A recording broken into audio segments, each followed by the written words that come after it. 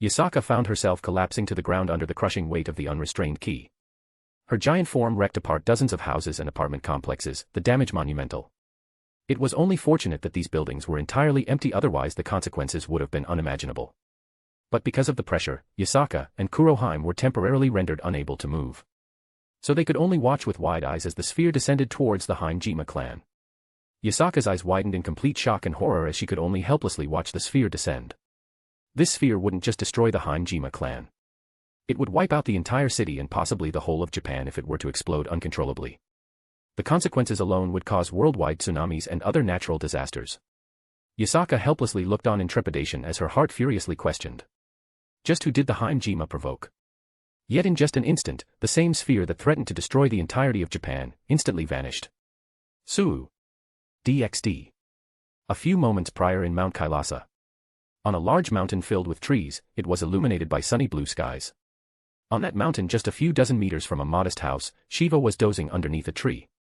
It was his favorite pastime that involved enjoying the cooling breeze after enjoying a delicious breakfast made by his wife, Parvati.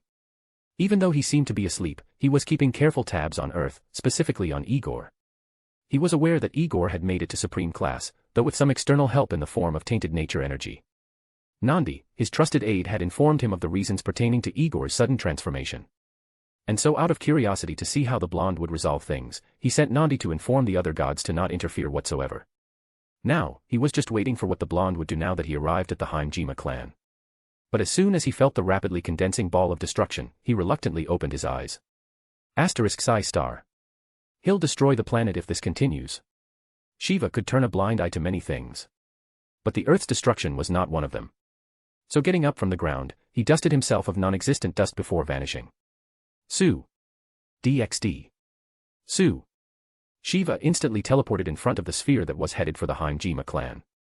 Even though it was right in front of his face, he couldn't help but be impressed by the sphere itself. It was to the extent that a subtle smile formed on his face. Impressive. Combining the tainted nature energy with his key to create something like this. Truly, creativity is inspired by emotion. Unfortunately. Shiva extended a finger forward. I cannot allow this to continue. He touched the sphere with a finger and in an instant, it was destroyed. Fu. An. In the process, she began to transform into a giant fox over 100 meters tall, *. Explanations: originally, Yasaka was an ultimate class and was said to be 10 meters tall in her fox form. But due to evolving in the war and reaching god class, her strength and size increased, though the number of tails remained the same. Furthermore, if you're interested in reading ahead, here's the link, patreon.com/holygambler. Chapter 76, Chapter 76. Impressive. Combining the tainted nature energy with his key to create something like this. Truly, creativity is inspired by emotion. Unfortunately. Shiva extended a finger forward. I cannot allow this to continue. He touched the sphere with a finger and in an instant, it was destroyed.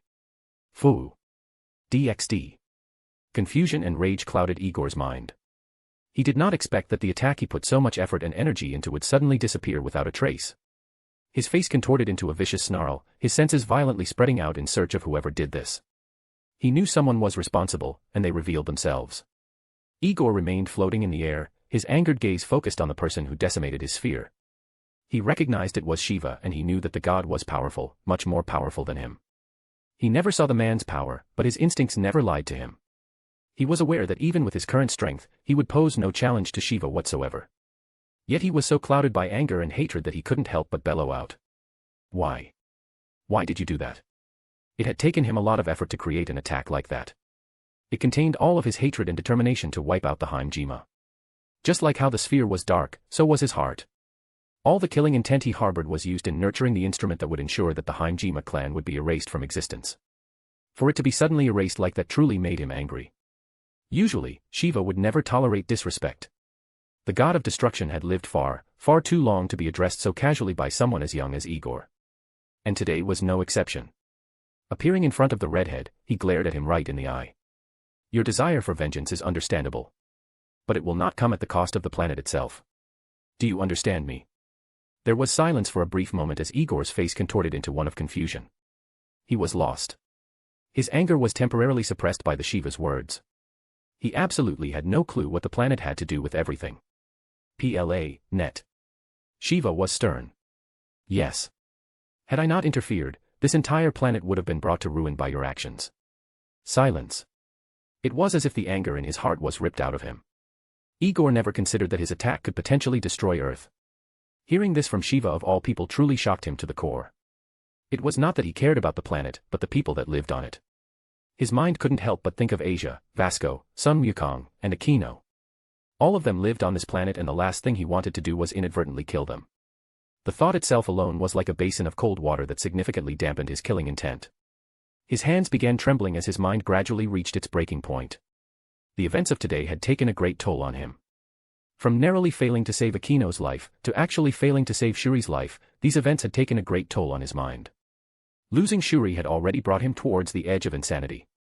But the fact that his actions brought about by rage could have killed everyone he cared about threatened to topple him over the edge. No. No, no, no, no, no. I didn't mean to, it wasn't my intention. He appeared to be talking to himself more than trying to justify himself to Shiva. All the emotions he felt in such a short time frame were wreaking havoc on his mentality. The fact that he was so close to killing the very few people he cared for traumatized him to the core. It slowly occurred to him that he was so blinded by anger and hatred that his seemingly justifiable action of vengeance would have ended in his heart being completely crushed. He would never be able to live with himself if he found out that his actions had caused everyone he knew and cared about to die. His mind gradually began descending into a downward spiral of possible outcomes that could have happened, the cataclysmic events that could have resulted had Shiva not been there. The faces of Vasco, Sun Wukong, Aquino, and Asia played through his mind. HAAA, HAAA, HAAA, HAAA. His breath started getting heavy as he descended into a panic attack. He didn't know how to process all of this. His mind was working far too fast for him to bring himself under control. His aura was fluctuating with his breaths, his mind gradually descending into slap. Shiva gave the blonde a good one before speaking. The fact that you realize the potential consequences of your actions make me believe there is still some hope for you. So, let me offer you some advice. He then grabbed Igor by the shoulder. Vengeance is not wrong. However, do not let it cloud your mind. The act of revenge is not for the hot-blooded, but for the cold-hearted. Shiva looked down at the Hinjima clan. He could see the panic down there as various members of the clan ran in many directions. He discreetly set up a barrier that would prevent them from leaving for no other reason than he felt like it. He then looked up again, his hand still on Igor's shoulder. Do not pursue vengeance for satisfaction, but for equality. You may not have experienced this, but revenge rarely brings satisfaction. At times, it may bring closure. But oftentimes, it leaves you empty. They. He pointed down to the clan with one hand. Have taken from you what is important. Therefore you must do the same. But do not do it in the pursuit of satisfaction, but of resolving the status quo. He let go of Igor's shoulder and gave him some space. However. He smiled lightly. It is up to you to decide how many lives will be worth the one you lost. It is said that the value of a life is within the eye of the beholder. Igor looked down as well and his heart gradually began to surge with calm, cold anger. Shiva's words had the effect of calming him down and letting him see the bigger picture. This time, he didn't let himself go crazy after sensing their energy signatures. Instead, his gaze turned cold yet his mind stayed focused like all the times it did during his time on the battlefield. His heart retained the desire for vengeance yet was no longer clouded nor dominated by it. He kept his gaze on the clan, his power gradually surging. Thank you, Lord Shiva. Igor had a newfound respect for the god that came from deep within his heart. Shuri Hinjima was a person I considered dear to me. Their lives aren't even worth a single finger on her hand. But. Su. I will still exterminate them all. Su. Like lightning, he descended down upon the Hinjima clan and his landing was not light. Boom. A massive plume of dust and rubble rose up following his landing. Yet while the dust cloud hid his figure, it did very little to hide the immense pressure and killing intent he was releasing. Fuushh. There was absolute silence. The Hinjima members who were running around like headless chickens stood still in that very moment. It was so quiet that their collective heartbeats were loud enough to be heard. There were thousands of men in the massive compound, yet all of them had lost their will to fight. Soon, the dust cloud gradually cleared to reveal the fiery figure of Igor with his blazing aura. With a head full of red and tanned skin, no one would be wrong to call him a delinquent. It was especially the case with his unbuttoned navy coat exposing his chest and his casual way of dressing with long pants and sandals. But they couldn't ignore the dried blood on his body. They couldn't ignore the enlarged muscles on his body. The bulging veins all over his body were coursing with anger-fueled power that just a moment ago created a large enough attack to end the entire bloodline on the spot. Yet looking into those pupilless eyes oozing with cold killing intent, the very few that were able to think couldn't help but wish the former had happened. Anything, absolutely anything was better than looking at those eyes. Igor looked at each member of the Hinjima clan with a seemingly uninterested gaze. But that was because he was screening them for the leader. He did not want to kill all of them, yet. His pride demanded that he do more than just kill them. It demanded that he crush their hearts and bring them to despair, just like how his heart was crushed and his mind brought into despair. And the best way to do that was to find the leader. Leaders were the light of followers, and the same is true for the opposite. He wanted to find the leader, to find the patriarch, and then make them watch as he slaughters his followers in front of him. Not only would the subdued leader bring the followers into despair, the leader would also be brought closer to the realm of insanity. At this point in time, he was able to pick out who was the leader from experience. After 3 years of fighting, he could tell that a leader necessarily isn't the strongest person. It's the one who everyone unconsciously flickers their eyes to. It's the one who naturally bears the resemblance of a leader, the one with the straightest back. The one with the deepest gaze. Found you. Shying, Pucci, In an instant, Igor released a long aura blade from his finger and pierced the elderly man he instantly identified as the patriarch. The elderly male had tried to be somewhat discreet, but he couldn't hide from the redhead. Igor calmly gazed into the man's eyes and asked one simple question. You are Hinjima. Hinjima, an elderly man who had witnessed 2 major world wars, defiantly gazed at Igor, even with his stomach pierced. Yes. I am the patriarch of the Hinjima clan, Hinjima Gru. As calm as Igor tried to be, he couldn't stop his power from fluctuating in anger. His face morphed into a barely restrained snarl that threatened to release the beast within. Sua's arrogant introduction roused Igor's rampant desire to raise his hand by a few centimeters and bisect the man in half. But he didn't want to, not yet. Killing Sua this quickly wouldn't do. He calmed his heart and his aura followed suit. I see. Even if all of Igor's vitals were visible, none of the Hinjima dared to take the chance. They didn't even dare utter a peep, such was the sheer difference in power. As loyal as they were to Sua, they all had witnessed the power Igor possessed. They had evacuated the women and children into underground bunkers in order to fight. Yet their will vanished the moment that giant sphere came crashing down on them. Any illusions of resistance had disappeared the moment that soul-crushing pressure descended upon their clan. Ideals and loyalty would never trump instinct, and right now, their instincts were telling them to not even move despite their leader suffering fatal damage in front of them. So Igor was unhindered even as he walked forward towards Sua. Clack clack clack clack clack. He casually walked on the cobblestone while the rest of the men backed even further away, not daring to make eye contact. Like a school of fish parting before a shark, Igor walked unimpeded towards his target. The length of the aura blade shrunk with the closing of the distance between the two of them, yet Sua could not move because the blade had severed his spine. Whether it was intentional or not, Igor had lengthened the blade just long enough that it would pierce through his spine, yet not even damage the back of his skin. It was a miracle how the Sua could keep his composure despite being crippled on the spot by such a casual action. But he had to. Sua knew he was the pillar that could not break. He could not afford to lose composure in front of the members of his clan. And so he didn't avert his eyes from Igor. Igor walked forward uncaringly and eventually stood right in front of Sua. His gaze was dark, his pupil-less eyes appearing like a white abyss into nothingness. Even without pupils, his killing intent could not be hidden. The only difference now from before was it was cold, extremely cold. Sua would shiver if he could. A trace of sweat appeared on his face, his will crumbling in front of the coldness he felt. The longer he stared, the more his resolve weakened. The instinct to panic was gradually becoming harder and harder to suppress. The only reason he wasn't flinging fireballs out of desperation was because Igor's ki had spread throughout his body and paralyzed his ability to draw upon the power of fire. Sua was angry about this and he wished to burn Igor right down to cinders. But the next lines Igor delivered would make him regret his every action. Sua Hinjima.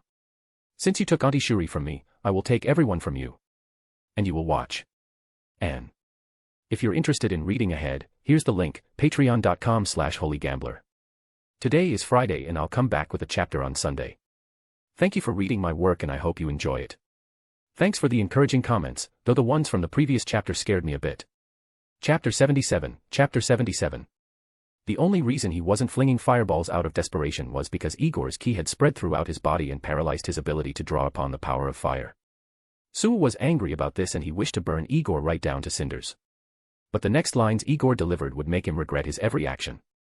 Sua Hinjima. Since you took Auntie Shuri from me, I will take everyone from you. And you will watch. DxD. Dread. That was all Sua felt in that very moment as Igor uttered those words. I will take everyone from you. Those words echoed continuously in his head.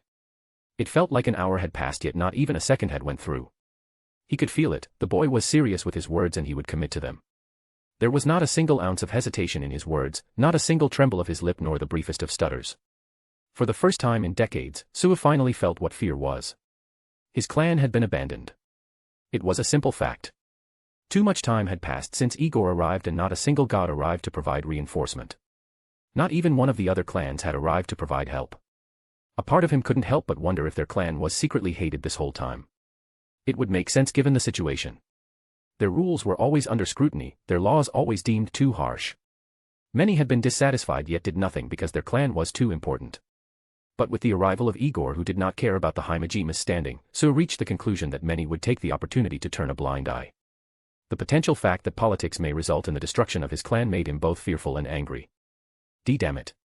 The Hinjima clan as it was in danger. Faced with this redhead who was willing to eradicate them, he couldn't help but regret. He could see it in Igor's eyes. The boy had the will and the capability to do so. And all this happened because of one simple order he gave. If only I didn't. He loved his niece, Shuri, and a part of him loved Akino. But before being an uncle, he was the patriarch.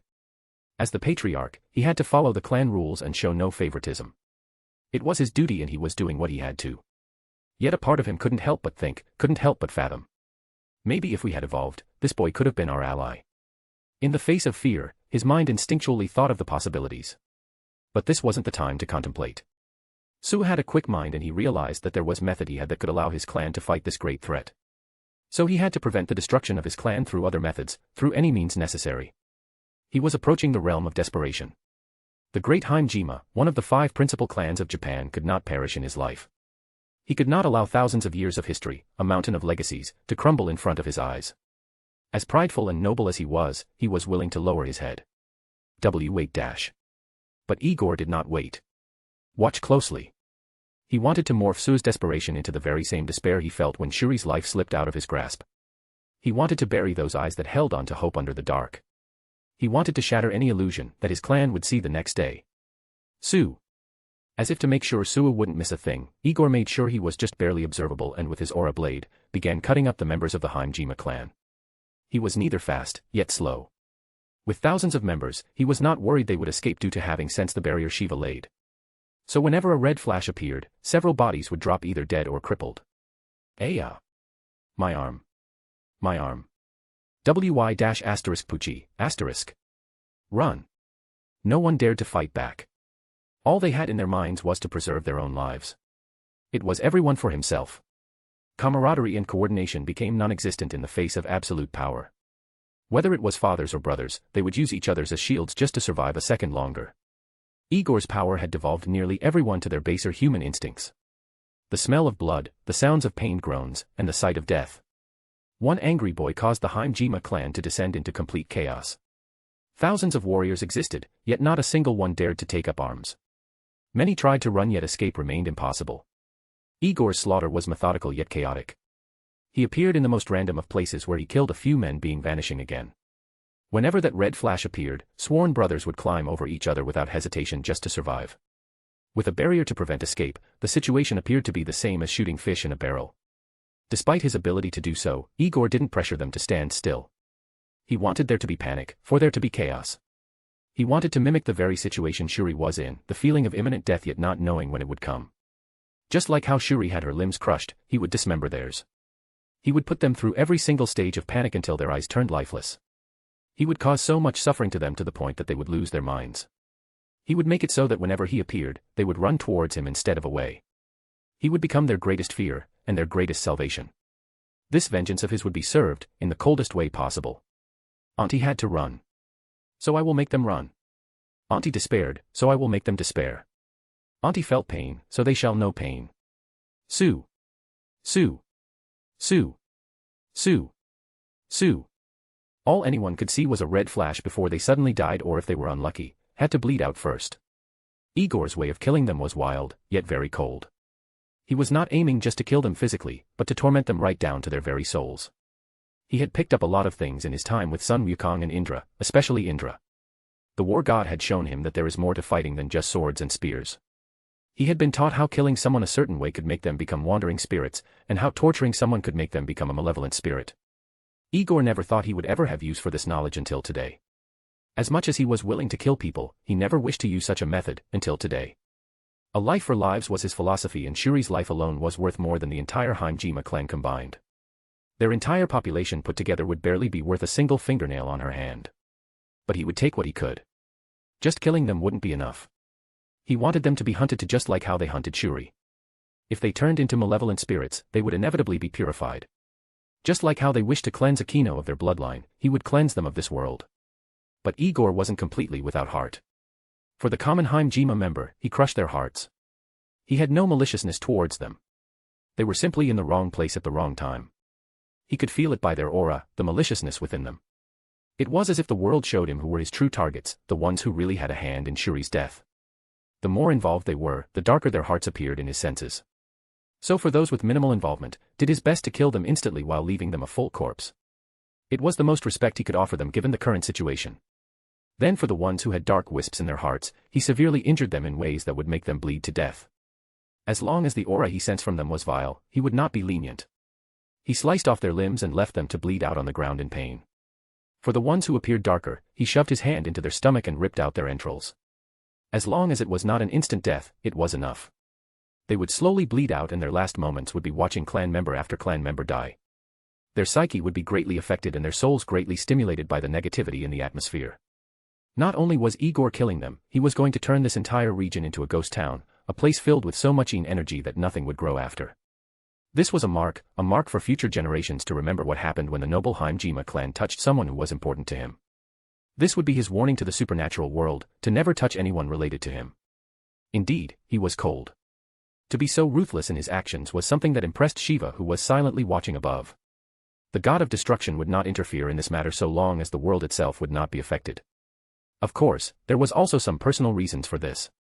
He had come to quite like the boy over the past few years. Although this was the first interaction he had with him, Shiva considered himself a great judge of character. Furthermore, Igor had fulfilled his requirement of reaching the realm of supreme class within 100 years. At the beginning, this requirement would only be enough for him to consider taking him in. This was because he did not want another Indra that would stagnate after reaching a certain level of strength. Yet throughout this 3 years, he had come to quite like Igor's character. He was always training constantly without rest. Unless it was sleeping or eating, it was training. After having satisfied his requirements for character and strength, Shiva now considered Igor to be his somewhat nominal disciple. And that was very important because he was the only thing standing between him and the gods of the Shinto, Hindu, and Chinese pantheons. The boy had angered all these pantheons with his actions up until now. From blatantly releasing his senses to suddenly attacking a principal clan, all of this was more than enough reason for numerous gods to attack. Though Shiva found it quite funny that as soon as the blonde transformed, they turned timid. He could still feel their gazes upon Igor, yet none of them stepping forward due to his presence and the redhead's power. Weaklings. And to save some time, I'll write a quick explanation here. I know some of you will probably wonder why the truly powerful gods aren't interfering. Well, we can see from a few chapters back that they don't really care. We saw from Amaterasu's words through Kurohime that she said, Shiva-tan is being mean again. My guess is all those truly powerful gods have lived for so disgustingly long that some brat running his senses or killing a clan isn't really enough to get them to act. That's my guess. If you're interested in reading ahead, here's the link, patreon.com/holygambler. Chapter 78, Chapter 78. The boy had angered all these pantheons with his actions up until now. From blatantly releasing his senses to suddenly attacking a principal clan, all of this was more than enough reason for numerous gods to attack. Though Shiva found it quite funny that as soon as the blonde transformed, they turned timid. He could still feel their gazes upon Igor, yet none of them stepping forward due to his presence and the redhead's power. Weaklings. DxD. Suwa couldn't take it anymore. His clan with over thousands upon thousands of strong warriors was being laid to waste in his generation. Their corpses littered the tiles and the roofs and blood splurted out of those with severed stumps like a fountain. Yet he could do nothing to help. His legs were useless and he couldn't use the power of the vermilion bird. It was as if something was blocking the connection he needed to fully utilize the power. It served as further proof to him that his clan was left to die in the hands of the redhead. But he could still use his normal fire manipulation. Futile as it may be, he didn't know what else to do. So out of desperation, he futilely began firing fireballs at the red flash. His voice was hoarse, tears of pain rushing down his eyes. Stop. Stop it. Please. His dignified appearance had crumbled down in the face of reality. The very scenario he was afraid would happen was being executed right in front of his eyes. His eyes trembled with every thud of a corpse and his heart bled with every scream he heard. His mind was reaching his limits, his breaking point approaching. Yet Igor did not stop. He continued killing and crippling his way through every single clan member until there were only a few dozen left. Few dared to fight back, none left to scratch. With only a single crimson aura blade laced with the darkness of the world, he tore his way through the army of fire-wielding men. Suo could only watch as hundreds of years of history was gradually snuffed out right in front of his eyes. It was a horrifying sight that was burnt into his brain. For the last few minutes, his mind was on the brink of losing sanity, but his strong will held him together. Yet, he was gradually approaching his limits. And that limit was reached when right in front of his eyes, Igor punctured the heart of his firstborn son. "No. My son. You killed my son." Suo had already long guessed that two of his children, Kazuhiko and Takami, had died in Kuo. He beared through that. Despite it hurting, he remained strong. But his heart could not bear to see the heart of his child punctured right in front of his eyes. Witnessing and speculating were two very different things. And right now, he was witnessing. Die. Die. Die. Die. Die. Die. Die. Tears were flowing out of his eyes as he unleashed fireball after fireball in fatherly rage. Igor paid little attention to his rage and continued doing what he was doing. Su su su su. Puchi, Puchi, Puchi, Puchi. His next kills were the average men of the Hinjima clan. But they were not his targets. He had a good memory and a keen ability to sense auras. He did not expect that his last kill would be Su's son, but it gave him an idea. The redhead was not ignorant. He was very knowledgeable that leaders of clans will never have just one son. There must always be more, and he will find them all. In order for Su to feel the most pain, he spread his senses in order to find the person with the most similar aura to him or the other son he killed. Su su su su. He continued killing while Su crawled over towards his son with a heavy heart. The elderly man appeared to have lost any connection with the world. All he did was mutter, "My son. My son," over and over again with tears in his eyes. He loved his clan, but his own blood was lying dead on the ground. Cruelly killed in front of him, Su could only wallow in grief. On the other side, Igor had spread his senses until he heard someone shout. "You killed my brother." Turning around, he was able to spot a bare-chested middle-aged man carrying a sword in his hands. His body was trembling, his eyes teary. Yet his glare was filled with killing intent. In response to that, Igor gave a smile before appearing in front of the man and grabbed his throat. Su, who was grieving, noticed it and bellowed out. "Leave him. Leave him alone." He released a very powerful fireball with the intent to drive Igor away from his second-born, the last of his bloodline. But, in a twisted turn of events, Igor didn't jump out of the way. The redhead, without hesitation, tightened his grip on Su's son before placing the man on the path of the fireball. Su could only watch with a horror-filled gaze as Igor used his son like a human shield. He couldn't even hear his son scream in pain as the last thread of sanity in his mind finally snapped. Aawawaya. DxD. Igor silently watched as Su screamed like a madman. The elderly patriarch had finally lost his mind, the events of today having borne too much strain on his mental state. Igor could recognize that lost look on the man's face. It was the same as looking in the mirror, and only through seeing Su suffer did his anger lessen. Su valued his clan highly and placed the rules above all else. The Hinjima clan was his life, his pride, and his reason for existing. He placed the clan above even his own feelings. Under his care, the clan had been elevated to greatness and its strength had skyrocketed under his leadership. He had planned the clan's development for the next century and even trained all his sons into capable men that would aid his successor without fail. Yet all it took was one single order to shatter everything within a day. His clan, his legacy, everything was gone. He couldn't bear it anymore. He couldn't bear to see centuries of history decay in his hands. And his final breaking point was losing two of his children in front of him. Igor watched in silence as Su gripped his head and began bashing his skull on the ground. His eyes were empty without a trace of pity for the elderly man. He could imagine his pain because he felt it. He felt it when Shuri's life force vanished like a candle in the wind. He felt his pain when her head lifelessly tilted to the side. Su finally knew his pain, and his vengeance was complete. "You have taken from me, so I have taken from you." He dropped the burnt corpse of Su's second son before slowly walking over to the men, yet Su was not aware of Igor's approach. Blood covered his forehead like a curtain of red, his eyes blood red from the amount of grief he felt. But Igor remained unfazed. He conjured a very long aura blade that he swung around, bisecting any clan members that were trying to run away. With Su driven to insanity, there was no need to let any of them live any longer than necessary. All this time, his steps never faltered nor did his hand waver. Among the toppled bisected corpses were buildings that were also slashed apart. Buildings that were once the immense pride of the Hinjima now toppled to the ground. The dust from an impromptu demolition enveloped the entire clan like a dense mist, signifying an end to the prosperous Hinjima clan. He had accomplished his goal of driving Su beyond the brink. "What you are feeling now, what you are experiencing, you almost made me like that." His voice was devoid of any excitement, of any satisfaction. I have lost my aunt to you, someone I considered a mother in this world. You have lost your clan and your sons, the things you were a father to. I am no longer angry at you as we have both lost things we hold dear. From now on, we are equal. He stood right in front of Sue, who was a crippled mess in front of him. With his mind broken, he was no longer immune to Igor's oppressive aura. Although the redhead wasn't doing anything, just his presence alone was enough to arouse Sue's instincts to make himself seem as insignificant as possible. Right now, the elderly man was a pitiable mess. He was crippled, fated to never feel his lower half again. His mind was broken, the loss of his clan and his sons having sent him beyond the brink. He could never sire an heir again, and he was already old. From a normal standpoint, there was no point in killing him. But I hold no hatred for you anymore. But you must die. He grabbed Sue by the scruff of his robe and held him up. You must die because you are the patriarch.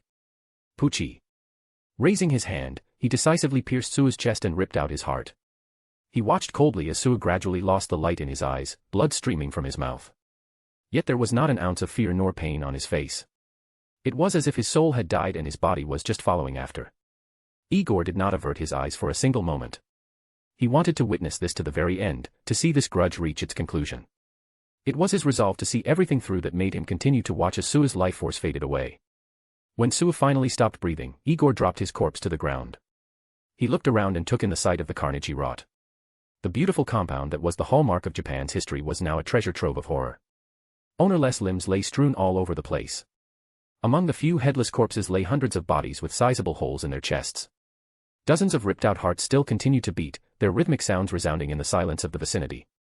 Hundreds had already pumped their last, the lack of fresh blood and oxygen having drained their vitality. Igor did not avert his eyes. He took in everything with an impassive expression. The walls were dyed with streaks of blood while the cobblestone pavements had turned into a sea of blood. It was a crimson nightmare filled with the groans of dying men. He could feel the dwindling life force of those whose limbs he ripped off. Out of the hundreds he maimed, less than 10 were still breathing. Yet in the following minute, all of them died one by one. Everyone had died. He turned to look at Sue's corpse, his expression hollow. I will leave you a full corpse. Consider it my last mercy to you. His aura was calm like a gentle flame. That fiery aura that threatened to unleash untold damnation was now like a simple wood fire. His gaze was calm as he looked at Sue's corpse. The elderly man died with his eyes open, the expression on his face contorted in fear. Igor only paid brief attention to Sue before turned to look far off into the distance. Just a few kilometers away, he could feel the energy signatures of several thousand more Hinjima clan members. He already guessed that they were the women and children of the clan. He stood still without moving, his senses still on them. He could see how all of them were huddled up together, their individual auras fluctuating in distress. He wouldn't let them go. Tsui. DxD. Igor appeared above a forested region. He could feel the clustered energy signatures hidden underground. The signatures were lighter, less tainted with darkness. There were also numerous smaller life signatures he could sense. They were the women and children of the clan, the lifeblood that could rejuvenate the Hinjima name. His hand trembled slightly, his resolve wavering in the face of having to slaughter innocent lives. It was a heavy burden in his heart, a battle between his ideals and the desire to prevent future enemies. As much as he wanted to let them go, he could not afford not to. With a trembling heart, Igor raised a hand to the sky. Forgive me. Shiva appeared next to Igor and grabbed his hand. That's enough, Demori. But I said that's enough. You have already reached your limits. It was true. His had gone through too much in a single day and everything had taken a toll on his mind. If you continue, you will lose everything. Shiva couldn't let Igor continue any further. He knew that if he let him continue with his actions, it would kickstart a downward spiral into insanity. He did not want that to happen to someone as promising as Igor. The moment you hesitated was your mind, your soul telling you to stop. Igor clenched his fists, his frustrations making themselves evident. He did not want to do this, but he felt it was necessary. If he did not kill off all the Hinjima, then it would be the same as giving them a chance to seek vengeance. It was why even in the face of his heart refusing, he relented. But I can't. I can't leave things to chance. I don't want to leave here, only for the sons of those I've killed to seek revenge. I have slaughtered husbands and fathers. I've destroyed their homes. They will want revenge. His body began trembling. Even if the consequences involves losing my mind, I cannot let threats to those I care about remain alive. I've already lost Auntie. I don't want to lose anyone else. Shiva sympathized with Igor, for only a brief moment. Slap. An. If you're interested in reading ahead, here's the link, patreon.com/holygambler. Chapter 79, Chapter 79. But I can't. I can't leave things to chance. I don't want to leave here, only for the sons of those I've killed to seek revenge. I have slaughtered husbands and fathers. I've destroyed their homes. They will want revenge. His body began trembling. Even if the consequences involves losing my mind, I cannot let threats to those I care about remain alive. I've already lost Auntie. I don't want to lose anyone else. Shiva sympathized with Igor, for only a brief moment. Slap. DxD. Listen here, Demori. I am not asking you. I am not suggesting. I am telling you to stop. You do not have the capacity to kill innocents. Shiva looked at Igor right in the eye as he spoke those words. The last thing he needed after investing this much effort was the boy to gradually descend into insanity simply because he did something that was far beyond what he could handle. Igor stayed silent because everything Shiva said was true. A killer he may be, but the thought of killing innocent women and children caused a tremor within his soul. The action of spilling the blood of a mother protecting her child made his body tremble because it made him draw parallels to Shuri's situation. It was not to say that there were no innocents among the men either. However, his definition of innocence differed from the globally accepted definition. To him, anyone who supported Shuri's death didn't qualify as innocent. Whether they had killed or never killed before, it did not matter. He was able to tell just how guilty someone was by the darkness in their hearts. It was the sudden instinctual ability that came with his rapid absorption of malevolent nature energy. When he took in the energy of the world, all that was in his mind was to kill everyone responsible for Shuri's death. And gradually as he dominated the malevolent energy, the world seemed to acquiesce to his demands and showed him all those who actively had a hand or silently supported the death of Shuri and Aquino. But for some reason, none of the women had that spark of darkness in their heart. Their minds were as light as a feather and naturally, the children had absolutely no clue what was happening. It was why he was so hesitant in killing them. Because it wouldn't be just killing them anymore, it would be murder. Trash was killed. Nothing more, nothing less. But his mind wavered at killing innocents. Just like Shiva said, he did not have the capacity to do so. Despite this concerning the future, he found this action more difficult than anything else. It wouldn't even take long. A moderately sized key blast and everything would be finished. But he still showed signs of hesitation. Yet he couldn't understand why someone like Shiva would stop him. As the god of destruction, it was extremely peculiar that he would take time out of his day to help him like this. In fact, it seemed more natural for the god to be nonchalant at the lives of mortals. But Shiva stopped him not out of a sense of preserving morality, but of preserving his sanity. So Igor turned to face the god. Why? Why help me? Shiva looked at Igor meaningfully. He could tell that the redhead wanted a proper reason. The official reason is balance. You are the Adam of this era. If you reproduce, humanity will ascend in status within 1,000 years, placing it amongst the ranks of dragons or at the very least, yokai. Keeping you alive would be paramount in gradually restoring the balance of power. But, my personal reason is simple. I want to see how far you can grow. Asterisk. Shiva began flying around Igor with his head held up. I've lived for millions of years. Among the gods that exist, I am the most powerful. With one word from me, I can make sure that no god ever dares attack you. Many are watching us, yet none dare act because of my presence. He then turned towards Igor with a slight smirk. I mean, truly. Did you expect that you could waltz into the heart of the Shinto pantheon and murder off one of the principal clans without repercussions? Just from Igor's silence, Shiva could tell that the boy was so blinded by rage that he didn't even consider the consequences. Yet given the circumstances, it was understandable. Having lost someone important to him, it would have been more suspicious if he didn't set out for revenge. Though, a normal person wouldn't have been this blatant about it. Regardless, Shiva could feel that Igor's power was quite something. Of course, I recon that even without my presence, you could have still exacted vengeance, though not this simply. Regardless, all the gods have stagnated and my position has grown unchallenged for years. He did not elaborate any further and chose let Igor have his own interpretations. However, don't you think it appropriate that you cancel your technique? You are using up quite a bit of lifespan maintaining it. Oh, right. Boasting such a powerful power level, it did not come without a price. To maintain this much power had required Igor to pay up in lifespan. Despite only 20 minutes having passed, 10 years of lifespan had been used to maintain his recent transformation. Because his body had far surpassed the brink of the Kaioken multiplier it could handle, only the pure healing power of life force could aid in making sure that he did not suddenly explode into a mess of blood and gore. Although his total lifespan had surpassed 500 years, further losing lifespan pointlessly was not something he could afford yet. With his Kaioken X2, he was only able to earn an average of 40 years of lifespan a year. Losing 10 years in less than an hour was a bit too much. So he started by cycling down his multipliers, his power visibly decreasing. His hair gradually reverted from its spiky red appearance to its original smooth blonde appearance. It fell down like a floppy, wet mop. Without the hairband to hold it back in a ponytail, it showed that his hair had grown longer over the years, with it reaching just beyond his shoulders. The bulging veins and inflated muscles gradually shrunk as well, while the malevolent nature energy he absorbed slowly dissipated. The dark energy evaporated from his body like mist under the sun. He powered down completely to his base state without the Kaioken. He appeared slightly drained, but that was all, which confused the Shiva. This matter of how Igor was still able to stand on 2 feet greatly interested him. Oh! Could it be that the state he accessed wasn't just a simple multiplier, but a transformation? It would explain why the blonde wasn't down on the ground crying his lungs out. Just a few months ago in the heavenly realm, he had used Kaioken X50 to fight off a literal army of high god-class elites powered by blessings that boosted their powers. It was a good battle that the blonde eventually won. But the moment he exited the Kaioken, he collapsed on the ground in a crying mess. Logically, Shiva expected the same scenario to happen here. It seems that he managed to tap into some kind of state. Shiva narrowed his eyes and examined Igor's body in its entirety until he found what he was looking for. Ah. His strand of divine ki shows subtle traces of mutation. Did absorbing the malevolent energy of nature somehow allow him to attain a sort of demigod transformation? Truly intriguing. But Nandi should know more than me. However, while he was intrigued, it was evident that the blonde didn't notice any peculiarities.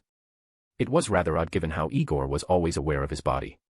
Rather, his mind was currently elsewhere. Shiva followed his gaze and saw that Igor was looking intently at the plot of forest on the ground. But it was not the forest itself that had his attention, but the bunker underneath it. Shiva could tell that the blonde was still worried about leaving potential trouble, yet did not have the desire nor resolve to kill people who were still innocent. It was a massive internal battle that had Igor still clenching his fists, an expression of worry filled on his face. Those serene blue eyes that had never once faltered, were now filled with hesitation and indecision. To kill everyone and prevent any cases of revenge, or let them live, and he lives on with a clear heart. It was a situation that had him unable to calm his heart. But, Shiva grabbed the blonde's shoulder. It seems you underestimate just how much destruction you have caused to the Hinjima. Do not worry about their revenge. It will not happen, not when they witnessed your power. Those words were true. Just the massive sphere he conjured would silence any dissenters, and his power which would only continue to grow, would dissuade any vengeful hearts. If that wasn't enough, the reasons for his actions would place him in a positive light, and the world would support his actions given how terrible the reputation of the Hinjima were. But Igor wasn't one for thinking of politics like this. He looked down on the ground. He could see their closely huddled bodies, the crying babies and the confused children. He could see the worried mothers pacing about and other women huddled in prayer. There was only one elderly male that he sensed, but he didn't feel dark like the ones he killed. Now that he truly took the time to feel each and every one of them, he now more than ever didn't want to kill them. So he looked at Shiva, his eyes pleading for confirmation. Can I really leave them alive? Shiva did not hesitate. Yes. In an instant, it was as if a heavy weight on his shoulders had been lifted. He was not overly familiar with Shiva, but he had enough conversations with Sun Wukong to know the god was honorable, meaning his words could be trusted. The blonde took a few deep breaths before looking at Shiva again with clear gratitude in his eyes. Those very same eyes that had dulled in color had regained a semblance of their normal ocean blue. His smile was sincere as he looked at Shiva. Thank you. Shiva waved him off. Go now. Settle things properly. Igor smiled sadly. He knew what Shiva meant, and he would get to it as soon as possible. Shuri was still lying on that cold forest floor. He had not buried her because he could not do so with a heart clouded by vengeance. But now that he had killed those responsible for the hunt, he could now bury her, the grudge, and his grief. He could bury her with peace of mind in knowing that he sent thousands of men to serve as her footstools in the afterlife and left the truly treacherous ones a fate worse than death. Just the thought alone made him feel a sense of peace. Yes. I will go now. So giving Shiva a respectful bow, he vanished. Tsui. DxD. Igor did not expect many things when he teleported back to the forest of Kuo. His only goal was to take Shuri back to her house and wash her body of all the blood and dirt it had. Then he would dress her in the finest clothes and steal the finest coffin for her before finally bringing Aquino to grieve and say her farewells. As for Barakiel, he did not even entertain the thought. Igor was angry at the fallen not because he wasn't present, but because he had warned him of the Hinjima 3 years ago. Yet he spouted nonsensical reasons that led to him not taking action. There was no way Igor could tolerate his presence at this moment. But, he never expected that when he appeared, he would find Shuri sitting upright as if she had just woken up from a nap. Her face and neck were still covered in Masaru's dried blood that she got from tearing open an artery in his throat. Her nightdress was still in tatters and it teasingly exposed her beautiful body. Her limbs, which had been horrendously broken, were now straightened from the tips of her fingers right down to her feet. Her long hair flowed down her back like a curtain. Even with it being dirted, it significantly enhanced her beauty. With the destroyed landscape of the forest acting as a backdrop, Shuri appeared like a lioness that just had its first kill. Igor was mesmerized not by her beauty, but by the bright life force he could sense from her. This wasn't the life force of a dying person. This life force was vibrant, equating to a completely healthy body. Badump. His heartbeat quickened when he felt it was her and not something else possessing his body. The life force wasn't different in the slightest. Her aura was the same signature he was used to. Yet even with all this proof in front of him, proof that Shuri was alive, his mind couldn't help but dread the possibility that all of this was an elaborate prank or a joke. He feared that this was some sort of illusion. He couldn't bear it if this was some trick that was being played on him. Igor feared that his mind would really break if all of this was some sort of joke. But when Shuri spoke, "Era, where am I?"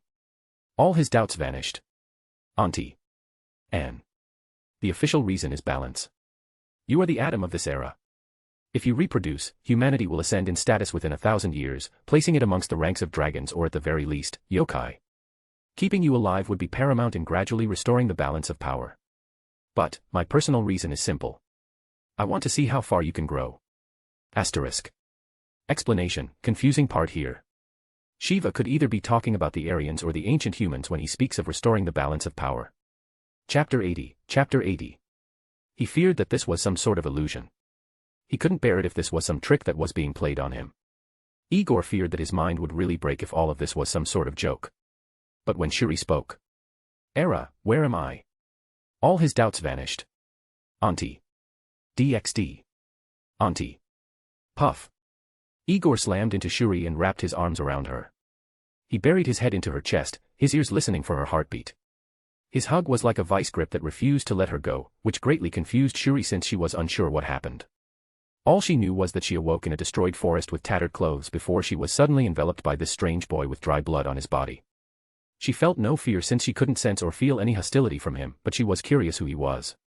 So gently patting his head, she asked, "Who are you, handsome boy?" Igor lifted his head and stared intently into Shuri's eyes. He could see the genuine confusion in her gaze. "You don't recognize me, Auntie." Shuri squinted her eyes slightly as she tried to remember who he was. It hurt the blonde a bit that she didn't remember him, but he would choose to have her being an amnesiac rather than a corpse. With that thought in mind, he gently pushed himself off her with a cheery smile. "It doesn't matter. As long as you're alive, Auntie." Shuri frowned. "Era, how do we know each other?" Igor placed a hand on his chin in contemplation. How much do you remember, Auntie?" Shuri remained silent. It wasn't because she didn't want to answer, but because she couldn't. When Shuri searched her head for any memories, she could find nothing. "I remember nothing." Then suddenly, a voice came out of nowhere. "Fufu. I think I can help with that." A teenage girl with long black hair in a Heim cut and black eyes appeared. She wore a long black dress and a pair of leggings that, even though she dressed modestly, did very little to hide her beauty. She was standing just a few meters away from the duo with a kind smile on her face. However, her sudden appearance was not taken well by the blonde. Grew. On instinct, Igor immediately entered Kaioken X30 and placed Shuri behind him. His eyes glared menacingly at the strange woman who suddenly appeared out of nowhere. As calm as the blonde was, he was still reeling from Shuri's loss and he was in a very, very overprotective state. The woman lightly laughed at Igor's sudden display of aggression before introducing herself. "Fufu. No need for alarm, Demori-kun. I come here in peace. You can call me Amaterasu, the dash." Grew. Without delay, Igor instantly boosted himself to Kaioken X50. He brought Shuri into his arm and placed 2 fingers to his head. For all rights, Igor was not the brightest in the room, but he was not ignorant. And he was not ignorant of the chief goddess of the Shinto pantheon. Having investigated all the major gods after Barakiel's excuses for not dealing with the Hinjima clan, he was made aware by Sun Wukong that she was very, very strong. It was why he didn't even get into a stance. With his Kaioken active, his reaction time had soared and if she made even the slightest move, he would teleport away with Shuri. The blonde watched Amaterasu like a hawk, his eyes betraying the anxiousness in his heart. "Are you here to avenge the Hinjima?" Igor could only imagine one reason why the chief goddess of the Shinto pantheon would appear so suddenly. With his recent massacre on the Hinjima, he did expect that there would be retaliation. But not this soon. With Shuri here, his anxiousness was because he was afraid of implicating her. He was very confident in his survival abilities. With his instant transmission and his time chamber, he could evade any vengeance seekers and train until he was strong enough to face them. But all of that would be pointless if Shuri died again. Amaterasu smiled at Igor's display of aggression. She did expect to face hostility, but not to this extent. She could feel Igor's entire focus was on her, waiting for even the slightest move. She found his actions quite cute, but scaring a blonde wasn't on her agenda. So she lifted up her arms in false surrender. Relax, Demori-kun. I'm just here to see if you like your gift. Igor's brows furrowed in confusion, apparently taken aback by the goddess' continued lack of hostility. Gift? He looked at Amaterasu in complete cluelessness until the goddess gave a quick glance to Shuri. Igor looked at Shuri once or twice before his eyes turned back to Amaterasu. You revived her. Yes. Are you happy? Igor looked at Amaterasu meaningfully before dropping his kaioken. Thoughts of her lying to him would make no sense given her power and standing. And with her power, reviving Shuri wasn't something beyond her capabilities. Thoughts like why Shuri doesn't remember anything were something he pushed to the side. He was just grateful that he didn't have to bury a loved one. So responding to her earlier question, he clasped his hands together respectfully. Thank you. I am very happy. His words were sincere without his usual boisterousness. It was to the extent that Amaterasu couldn't help but draw parallels between the vicious boy who destroyed a clan of one of her most devout worshippers and the respectful boy in front of her. Amaterasu looked at Igor right in the eye before giggling. I like you, Igor-chan. But don't you want to know why she doesn't remember anything? All this time, Amaterasu looked at Igor right in the eye as she awaited his answer. She was interested in what kind of answer the one Shiva chose would give. And he did not disappoint. Not once did Igor's pupils waver. As long as Auntie breathes, other things do not matter. He remained steadfast in his words. With Shuri standing behind him, he took comfort in the fact that her life force was abundant and that her heart was beating. To hear her breathe again was already an immense luxury that he would never question. It intrigued Amaterasu that he was serious with his words. Kia. He's so cute when he makes such a straight face. Shiva-tan was right. Igor-chan is interesting. She restrained her urges to glom him and instead, faced Shuri, who had been quiet this whole time. I can see you're confused, Shuri-chan. Want to know what happened? Shuri lowered her head respectfully. As blank as her head might be, she still retained her knowledge and skill sets. And she definitely knew that if the presence of the woman in front of her was enough to make the blonde suddenly power up, then it was best she showed respect. And also because she was indeed confused. Yes, Amaterasu-sama. Amaterasu clapped her hands together. All right. You are Hinjima Shuri from the great Hinjima clan. Well, former. You have a 9-year-old daughter with a fallen angel named Barakiel, and until recently, you were hunted and killed by your clan for giving birth to a hybrid. Igor-chan here was not happy that you died, and so he killed off many people from your clan in revenge. Does that explain it? Shuri was quiet with a slightly confused expression on her face. It was abundantly clear that Amaterasu's words did not explain the situation. And the goddess clearly noticed that. Hee hee. It'll be too long and confusing if I explain it in detail. So I'll show you Igor-chan's memories. When Igor was about to groan at being called Igor-chan again, his body froze when he finally processed the whole sentence. Memo dash. In an instant, Amaterasu appeared in front of him and placed her hand on his forehead. At the same time, she placed her other hand on Shuri's forehead. Your body can't handle everything yet, Shuri-chan. So I'll only show you just enough to understand what's going on. And, done. It was a quick process that barely lasted a second. Igor touched his forehead and scanned his body multiple times. Upon finding nothing, he frowned even more. What did you do? Amaterasu didn't say anything but motioned towards Shuri, who was fervently looking at him with him. Auntie. DxD. Shuri could see snippets of everything. From the first moment she met Igor up until recently. Scenes of the loving family she had were all shown from his perspective. She could feel how calm and happy he was when he spent time with them. Their moments during dinner to the funny moment when he watched an anime with Barakiel. She appeared in these memories like a spectral spectator, a ghost that could not interact or interfere. But her heart warmed when she watched these wondrous scenes. She even looked at her former herself, who was standing in the hallway watching the two boys gush with a light smile on her face.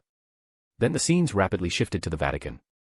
The happy and harmonious moment from before fell apart to reveal an atmosphere of urgency and fear. Shuri could feel the deep anger and trepidation Igor went through when he received news of the Hinjima attack. She watched his desperate efforts to find them, felt the different emotions he went through when his efforts showed hope only to crash. She almost fell to her knees as she felt his ki quite literally flow through her like a shockwave. It had the effect of making her gasp as if she was suddenly thrown off a high building. Then the scene rapidly shifted to Japan when he first sensed Akino. The change was sudden as she was still reeling from the previous sensation. Puchi. Shuri was suddenly rendered aware to a sound she could keenly identify as a chest being pierced. When she opened her eyes, she bore witness to the swift visage of Igor as he slaughtered every single hunter with a heart full of anger. She was not fearful, but rather curious as to why he had went on a rampage like this. It didn't make sense to her until she suddenly saw him approach a little girl who looked just like her. Her heart bled when she saw him comfort the little girl who leaped into his embrace. She smiled when she saw Akino cling onto him and Igor providing her with the reassurance she needed. The emotions of relief and care were overwhelming that she thought everything was over. Then suddenly, the scene shifted to another part of the forest. What? A deep, overwhelming feeling of sadness and rage bombarded Shuri. It was so heavy that even as a spectral form, she found herself gasping for breath. She couldn't figure out what was causing Igor to feel such heart-wrenching emotions until she finally saw the cause. That's me. She saw herself lying on the ground, her mangled body resting only a few meters from another man. But that wasn't her focus. It was the dialogue between her former herself and the blonde that caught her attention. She endured the heavy feelings that he was going through, the sense of helplessness, the unquenchable rage, and the endless sadness. She looked on intently at what was going on. She listened, observed, and felt. I love you, Auntie.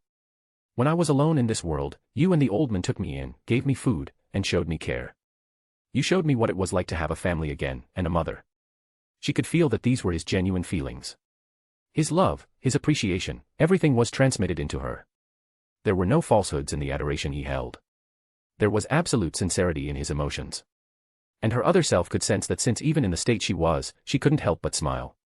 Thank you, son. Those were her last words, and Igor knew it. Yet he couldn't accept it. Auntie, Aunty. Tears streamed down Shuri's cheeks as she watched Igor scream her in pain. The absolute anguish and despair as he shook her corpse made Shuri rush over to comfort him, to tell him she was still alive. That she was there with him. Demori-kun. But her phantom self couldn't touch him. She knew it was a memory. She had just seen the blonde not long ago. Yet she never comprehended that her death would cause him so much pain. She watched him grieve, watched the tears stream endlessly. All the while, she felt the deep pit of regret and helplessness he was feeling. Shuri knelt next to him and tried to hug him. But she couldn't touch, couldn't hold him, couldn't comfort him. With tears flowing down her cheeks, it made her wish with every single fiber of her being that she could hold him. And she tried. She tried to hold him in her embrace. Although she couldn't feel his skin, she kept her arms around him and offered as much silent comfort as she could. But then, Igor began to stand up. The emotions of sadness were being replaced by absolute rage and fury. She could feel his power level silently creep up as he stared at the corpse of her former self. But like a switch, that absolute rage and sadness vanished like a candle in the wind. She could feel no emotions from him, almost as if a part of him had died in that moment. There was absolutely nothing she could feel from him. When she touched his face, he appeared like a statue with a gaze as dark as the depths of the ocean. For a good 10 seconds, his mind was completely hollow, his eyes empty. Then, Hayamita Jimawaya. All that rage, anger, and desire for vengeance came rushing back. She collapsed to the ground, her mind overwhelmed by these dense emotions that threatened to crush her. Haa. She couldn't handle it. His overwhelming rage was like a mountain that pressed down on her back. Shuri felt like she truly going to die in that moment. The emotions she was feeling from him threatened to drown her entirely. But thankfully, the scene changed again to the destroyed forest. She could see herself now, sitting up and looking around in confusion. Unlike before where she was watching from a third-person perspective, she was now in her body and watching from a first-person view. She was still reeling from the intense waves of emotions from the previous scene, so it took quite a while for her to recover. When she finally did, she looked around and noticed the empty forest. She was wondering where Igor was when the blonde suddenly appeared in the clearing. His eyes were empty and all she could feel from him was a sense of resignment. There was some amount of dried blood on his person and his eyes appeared listless and lost. Those muscles and abs that she admired a moment before were no longer her focus. Instead, it was those eyes that seemed to have no life in them. But that changed when he finally looked up, when he finally saw her. She could instantly feel his senses instantly roam over her entire body, not a nook or cranny left unchecked. She could feel his ki run through her mind in deep search for anything that dared to occupy her body. From top to bottom, she was awash with the warm feeling of his ki desperately searching for any illusions. When Igor felt nothing was amiss, Shuri bore hope to the sudden sparkle in his eye, the deep sense of trepidation gradually being overwhelmed by hope. She wanted to beckon him over, to offer her embrace when she found she couldn't control her body. Before she could panic, she suddenly found herself speaking. "Era, where am I?" And that was when the scene ended. Her vision gradually shifted towards reality. The first thing she saw was Igor looking at her with eyes full of concern. Those same eyes that she found cute just a few minutes prior now held a higher profound meaning. She understood what those eyes had seen and had been forced to endure. She couldn't hold it anymore. Demorikuin. When she thought of all the things Igor did for her, felt for her, her heart couldn't help but melt. With misty eyes, she wrapped her arms around him. "Thank you, Anne. If you're interested in reading ahead, here's the link, patreon.com/holygambler. Chapter 81, Chapter 81. Those same eyes that she found cute just a few minutes prior now held a higher profound meaning. She understood what those eyes had seen and had been forced to endure. She couldn't hold it anymore. Demorikuin. When she thought of all the things Igor did for her, felt for her, her heart couldn't help but melt. With misty eyes, she wrapped her arms around him. "Thank you, DxD. Igor was surprised at Shuri's sudden show of affection for him. It was unexpected due to how just a few moments ago, they were more or less like strangers. For her to suddenly initiate such an intimate act briefly stunned him. But eventually, he raised his head from her chest and looked into her eyes. "Auntie." Shuri pulled back a bit from him and placed a finger on his lips. "Shush. Let me hold you a bit longer." She then pulled him back into her embrace like before. It was warm and for a moment, his mind felt true peace. Auntie is still Auntie. With his head buried in her chest, the blonde also returned the hug. His growth spurt wouldn't come in for the next few years, so he was still just slightly shorter than her. But feeling her touch, his lips stretched into a joyous smile. So instead of remaining still, he picked Shuri up and spun around with her. "Ah." Shuri was rightfully surprised, but her eyes then caught sight of Igor's cheery smile. It was bright and wide like the sun itself. His smile was infectious and she gradually found herself descending into a fit of giggles. Foo. Igor on the other hand was very happy. He did not know what Shuri saw in his memories that made her suddenly act like this, and he didn't care. Overthinking things was not his forte. All he had in his mind was to enjoy this brief moment of respite. He laughed along with her and enjoyed this sweet reunion with her. This continued for a few seconds before he slowed down. Gently putting Shuri down, he looked at her right in the eye, his hands on her waist. "I am very happy today." Without his eyes wavering in the slightest, he told her how he truly felt from the bottom of his heart with a smile. Badump. Shuri was momentarily enraptured by that pure and innocent gaze. She could feel he was genuine and it touched her heart. All it took was her existing to make him smile like this. Her mind briefly flashed back to how much anger was in those eyes, how much power he wielded and the killing intent he released compared to now. She could still remember how menacing he was to the hunters, how merciless he was as he slaughtered them. It was wondrous how the very same boy who slaughtered men without batting an eye could release such a warm smile that made her body tingle all over, how a simple sentence made her eyes cloudy, and how those eyes as deep as the ocean could penetrate into her heart. Amaterasu watched with a smile at the interaction between the two of them. However, her eyes were a little weird. "Am I witnessing what is it called again? A green dash?" She was suddenly interrupted by Igor's enthusiastic yell. "All right. We gotta go to Akino. I'm sure she'll be very happy to see you, Auntie." The blonde grabbed Shuri by the waist, eliciting a yelp from the woman, before placing 2 fingers on his forehead. "Thanks, Amaterasu." Having locked onto Akino's energy signature, he was about to vanish when Amaterasu called out. "Wait, Demorikuin. You can't leave yet. There are some things you have to understand about your beloved Auntie. She casted a teasing glance at the boy, yet she was only met with his stern visage. The moment it concerned Shuri, he delivered his utmost attention. He did not wish for there to be any complications with her. "I'm listening." The sudden change in his attitude caught Amaterasu off guard for a moment before she recovered. "First of all, it is highly unlikely that Shuri-chan will ever recover her memories. I want to say impossible, but you never know in our world. Why I say this is because her soul had already been cleansed when I went to retrieve it. So it isn't a lie to say she is an entirely different person. Lies." He looked at Amaterasu without flinching in the slightest. "Auntie still feels the same. She still speaks the same. Her smile is still the same. Those eyes are still the same. Everything about her is the same. Her memories are gone, but who she is as a person is still there. He said all those words without stutter, his sincerity is paramount as the tallest mountain. Igor said all these words because they were true. His senses were very enhanced, and the moment he touched Shuri, there was no doubt in his mind that it was her. Even without her memories, her presence and how she felt were all the same. Amaterasu wasn't angry that Igor cut her off. Rather, she was amused that he didn't ask her about Shuri's memories or showed any signs of being anxious or dissatisfied. The fact that he was simply grateful for Shuri's revival was more than enough for Amaterasu to view the blonde in a good light. However, she still felt it was best he understood what happened. Wait for me to finish speaking first, Demori-kun. Your words are not false when you speak of her character at heart. However, memories do affect individuals to a certain extent. To you, she may be the same. But to others, Shuri-chan may be an entirely different person from their memories of her. She let those words sink in as she watched the blonde's face intently for any change in his expression. Unfortunately, she was going to be disappointed. With a shoulder shrug, he replied. Doesn't matter. Auntie is still auntie. Eh? But dash.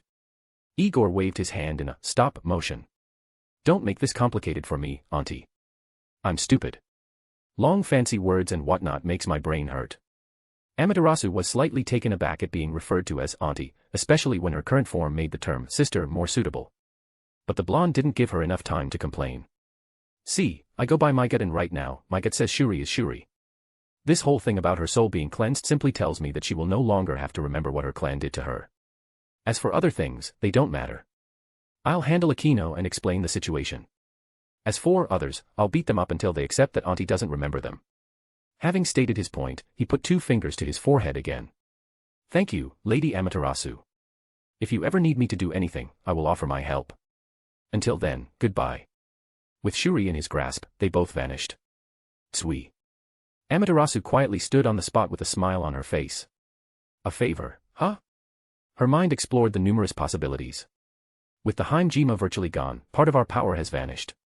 He won't accept coming under our pantheon, but... A coy smile suddenly spread its way on her face. I wonder. As a woman and a mother, Amaterasu recognized the look Shuri gave the blonde. It was full of admiration, but it can always change. Any further musings were cut off when a hand suddenly touched her shoulder. When she turned her head, she came face to face with a pair of glowing purple eyes. When she saw him, she suddenly felt a pressure that made her shiver. But that wasn't all. When she heard his commanding voice, her knees almost buckled. Amaterasu. Are we scheming again? She could feel his breath on her neck, which nearly caused her body to nearly convulse on the spot. But with a grace befitting that of a goddess, Amaterasu controlled herself. Freeing herself from his grasp, she turned around to face him with an expression of grievance. Mao, Shiva-tan. Why do you always appear out of nowhere like that? The purple glow in Shiva's eyes faded to reveal their usual dull black. But unlike before when he took on the form of a middle school boy, he appeared to be a stunning young man with an athletic figure hidden behind those gray trousers and jacket. Even in such a casual attire, Shiva's authority was still there even as he delivered a casual sentence. Regardless, how do you find him, Amaterasu dash? Ama. Call me Ama. And add Chan at the end, Shiva-tan. Shiva proceeded to look at her with a blank gaze before speaking. Amaterasu dash. Ama-chan. Amadi dash. Ama-chan. Amaterasu was unyielding. Unless Shiva acquiesced to her demands, she would make sure this conversation would lead nowhere. Both god and goddess looked each other in the eye. But while one pair exuded hope, the other pair grew increasingly dull. As much as Shiva was interested in hearing her opinion on the blonde, he was not that interested. Acquiescing to Amaterasu's demands was just not something he would do. Su. Like the wind, the god of destruction vanished without a trace, leaving Amaterasu alone under the dark clouds of the destroyed forest. The winds blew her locks of hair as she stood in place with a blank expression. One could almost guess that Shiva's act of disappearing on the goddess made her sad. But on the contrary. Haaa, Haaa, Haaa, Haaa. Amaterasu collapsed to the ground with a dangerous smile on her face. Shiva-tan was so mean again. As the chief goddess of the Shinto pantheon, Amaterasu had long since gotten used to giving orders. Even her brother Susanoo would eventually listen to her words if she was forceful enough. Men and women alike were not immune to her charms, and many had fallen for her beauty. For hundreds of thousands of years, this had remained true until she met Shiva, the only god she met who never fell for her charms. A simple global diplomatic meeting following the extinction of the Aryans had changed her life forever. What started as a simple interest eventually spiraled into an obsession that lasted for decades. Now. She didn't know when it started, but his simple presence made her knees feel weak every time. But today was the first time he touched her directly. Drip drip. And she couldn't control her body's reactions. And today is Friday, so, until Sunday. If you're interested in reading ahead, here's the link, patreon.com/holygambler. Chapter 82, Chapter 82. Ha, ha. She didn't know when it started, but his simple presence made her knees feel weak every time. But today was the first time he touched her directly. Drip drip. And she couldn't control her body's reactions. DxD. Ruined Hinjima clan, Kyoto, a few minutes prior. Yasaka and Kuroheim walked through the bloodied remains of the Hinjima clan. The atmosphere was dark with grey clouds hanging above the clan. Numerous crows had already made themselves known and were casually plucking at the empty eye holes of the fallen. While Yasaka had a look of sympathy on her face, Kuroheim was impassive as she respectfully followed behind. The amount of gore shocked Yasaka, and until now, she couldn't understand why this happened. When she caught the sight of a crow fleeing with a ripped-out eye in its beak, she sighed. This is horrible. This was a truly horrible ending that would scar the land for years to come. Yasaka could clearly sense the negative energy in the air fueled by the aggrieved souls of the dead. She could see it on the corpses that many were not instantly killed, but died slowly and in pain. As for Kuroheim, she quietly followed behind Yasaka with the grace of a barbarian. Without care or respect for the dead, she cared not if she stepped on her hand or crushed a rib. With absolute grace, Kuroheim maintained the same length of distance between her steps. On the other hand, Yasaka was different as she respectfully avoided stepping on the corpses. Kuroheim only silently watched as Yasaka showed visible concern on her face. Truly, you are kind, Yasaka-sama. Unfortunately, this one can never forgive them. It was a trait that Kuroheim admired because unlike the rest of the world, she knew firsthand just how truly treacherous the Hinjima clan was. The whole reason that a girl with such a foreign appearance like hers was in Japan is due to the Hinjima clan in the first place. Yasaka seemed to notice that Kuroheim was dragging behind. Her blonde aide seemed to be lost in thought, those blue eyes of hers appearing somewhat covered in a haze. Are you dash? It was then that she remembered where they were. I'm so sorry, Kuroheim. You can leave if you wish to. Kuroheim lowered her head in respect. This one will be all right, Yasaka-sama. But Yasaka wouldn't believe everything was fine. She was aware of how much pain the Hinjima had caused to her blonde aide. It was to the point that Yasaka wouldn't believe that Kuroheim was all right. So she stepped forward and brought her into her embrace. Tell me if it gets too hard, okay? Kuroheim couldn't reply. She had been able to keep her emotions in check. But because of Yasaka, the suppressed emotions were suddenly hard to hold back. Her fists were clenched, her body trembling in sadness. Her dam of emotions which had been well until now crumbled under Yasaka's embrace. Yasaka hugged her tightly in silent comfort, her love and care being conveyed in her warmth. She let Kuroheim silently cry on her chest, not caring in the slightest for her garment's wetting. She cradled her chin on top of Kuroheim's head, while she gently scratched her head. Let's go back. But suddenly, Kuroheim grabbed the hems of her clothes. No. This one. She looked up to Yasaka with red eyes. Yet instead of sadness, there was some semblance of desperation and anger. His corpse. This one has to see his corpse. Yasaka looked sadly at Kuroheim. All right.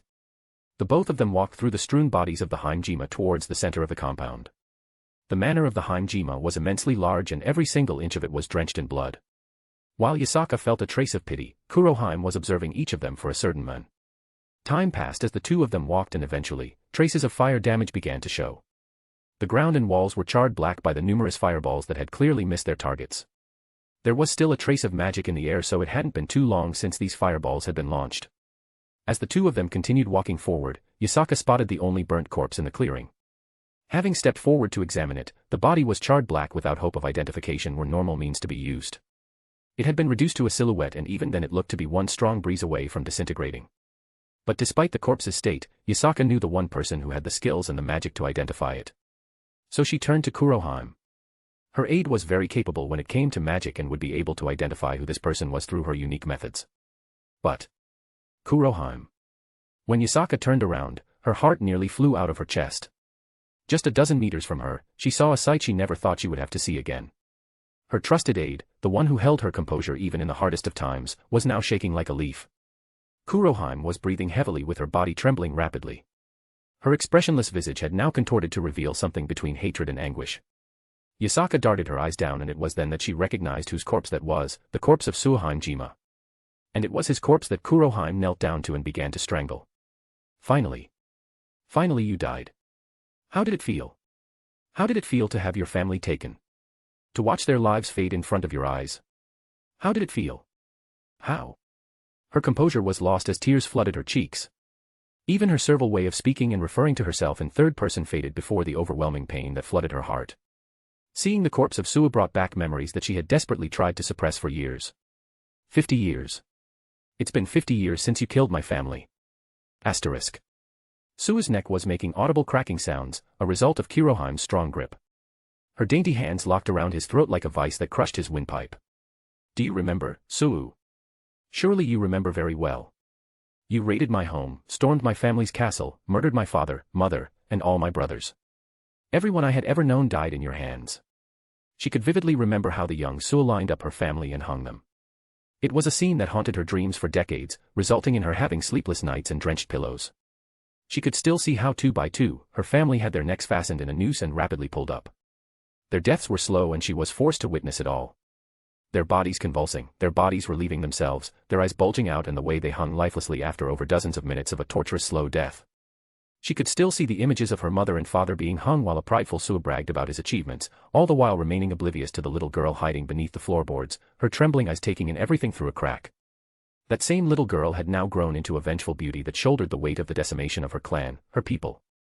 Just 2 more years. I only needed 2 more years and you would have died by my hands. I had planned everything and made all the preparations. Just why? Why did you die so soon? Her anger subsided in the place of her sadness which skyrocketed. My maid, my lifesaver, my only friend. For the sake of my life, she impersonated me, and she died by your hand. Grew. Her mana began to fluctuate along with her emotions. The pressure alone caused the air to become heavy with her emotions. Blue aura manifested around her as her power instantly soared into God class. Having been stuck in the peak of ultimate class for years, it was truly substantial just how much hatred she felt. The pure sadness and rage that Kuroheim had buried for all these years came out as she vented. Not once have I ever forgotten your face, Sue. Not once. I hope. She pulled Sue's corpse right to her face, her tone filled with pure venom. I hope you felt more pain than I did when you killed my family, burnt my home, and slaughtered my race. Kuroheim could never forget the day when her entire realm was invaded by a myriad of different races. She could never forget how everyone had been caught off guard. Access to their realm was sealed and most of their forces were guarding the Antarctic entrance, so when there was a sudden breach in the Italian entrance, it resulted in a complete slaughter. Numerous of her clansmen rallied to fight, yet they were suppressed by the invading alliance. Her family was powerful, but so were the attackers. With her father and brothers having been defeated, they retreated to the palace where they were suddenly ambushed by the Hinjima. In their heavily weakened and grievously wounded states, her father and brothers who were all in the God class or ultimate class were unable to combat the Hinjima with their artifacts, which made all of them exert the power of peak high class to ultimate class entities. It was only through the quick thinking of her maid that she was quickly hidden underneath the cupboards before the gruesome scene of the Hinjima's ambush happened. Having sat for hours in hiding, it was only through the dimension collapsing that she was spit. With her hair having turned white from the trauma, her Aryan heritage was hidden.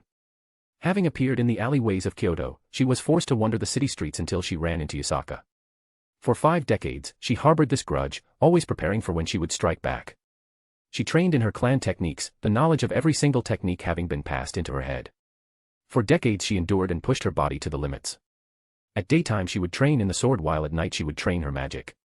All of this was so that when the time came, she would be strong enough to exact vengeance. But it appeared that her grudge no longer needed to be held. Looking at Sue's lifeless face, she dropped his corpse to the ground. I hope you never rest in peace. She looked at him like he was the scum of the earth.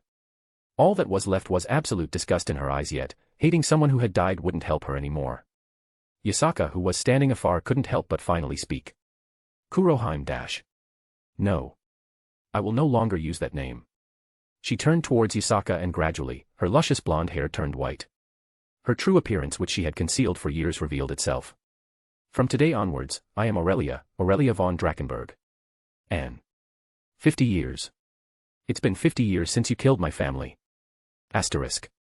Explanation, 50 years have passed yet she's still a beauty. It's those Aryan genes at work. In chapter 57, Shiva muses about how Aryans seem to naturally have long lifespans. To quote when he observed Igor in his Kaioken, his lifespan is increasing. Truly intriguing. Even the most powerful Aryans barely lived past their 3rd century, yet his range is nearing the 4th. Such a divine technique, I wonder how he chanced upon it. So from this, we can guess that at the very least, Aryans can live for 2 centuries. If you're interested in reading ahead, here's the link, patreon.com/holygambler. Chapter 83, Chapter 83. Kuroheim dash. No. I will no longer use that name. She turned towards Yasaka and gradually, her luscious blonde hair turned white. Her true appearance, which she had concealed for years, revealed itself. From today onwards, I am Aurelia, Aurelia von Drakenberg.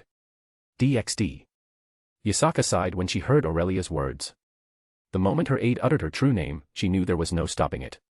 She could see it in her eyes that her decision was final, despite the dangers that came with her name. Aurelia von Drakenberg, a name which means the Golden One from the Mountain of Dragons. The Drakenbergs were the royal family of the Aryans, and their rule was solidified through their immense power.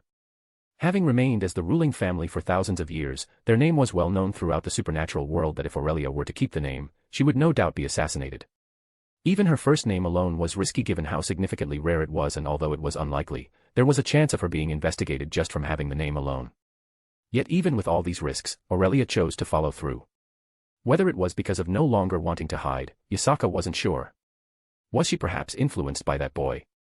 She still had a very strong impression of him and how he didn't falter in exacting his vengeance on the Hinjima.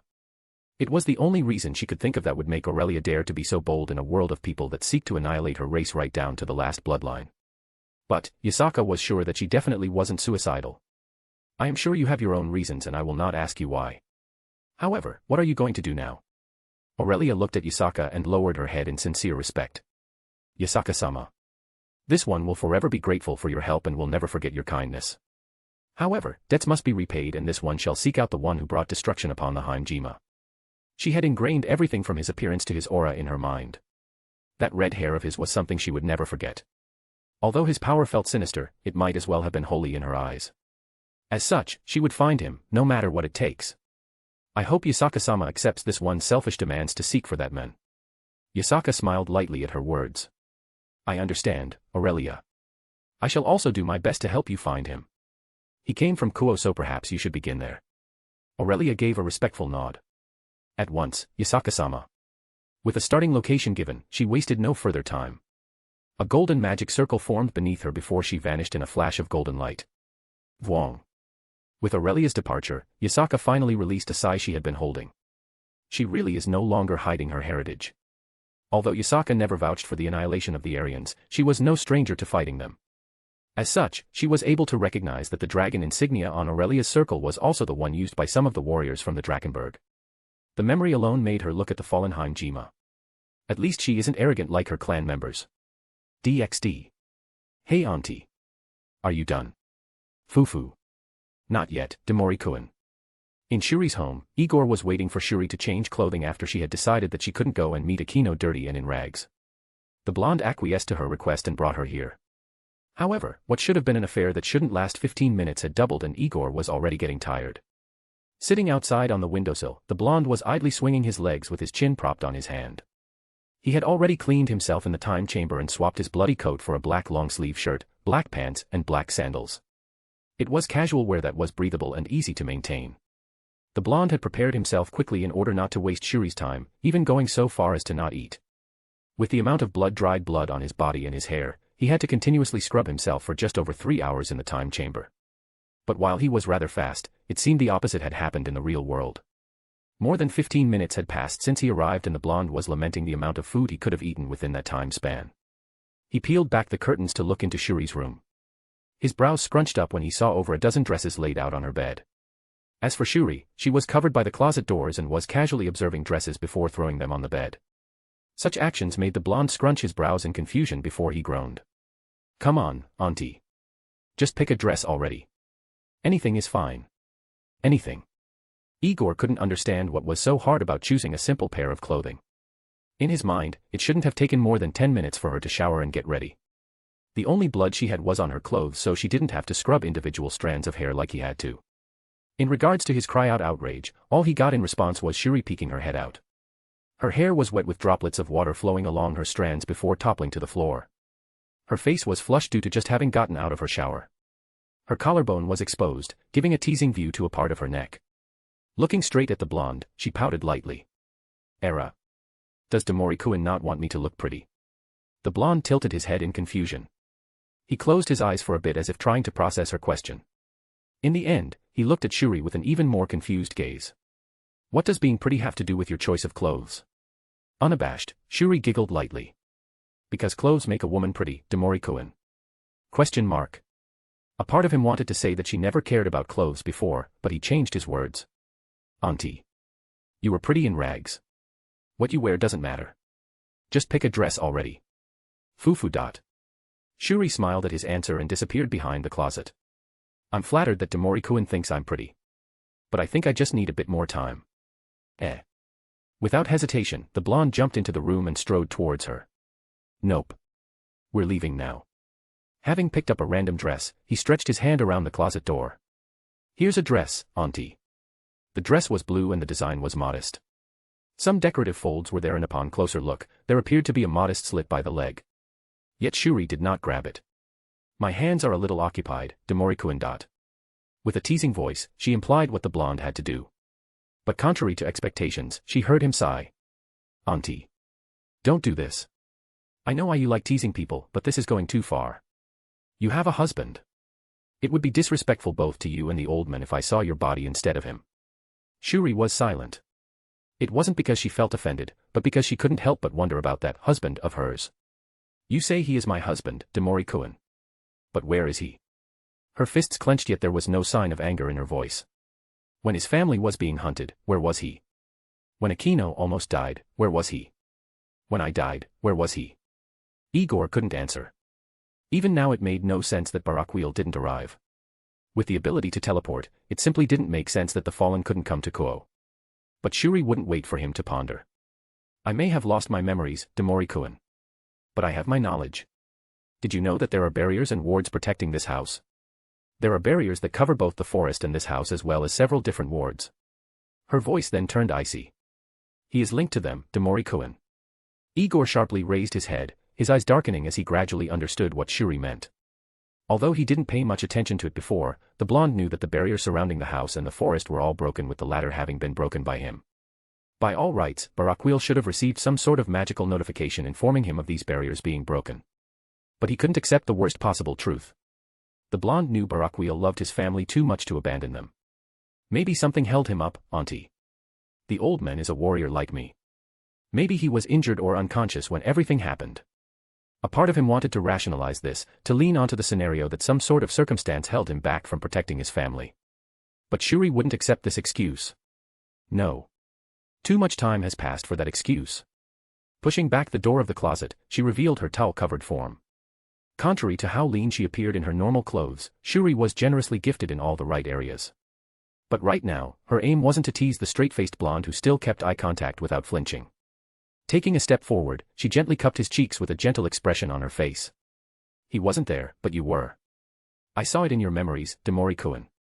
I saw how you tried to hard so find us. I saw everything and felt everything.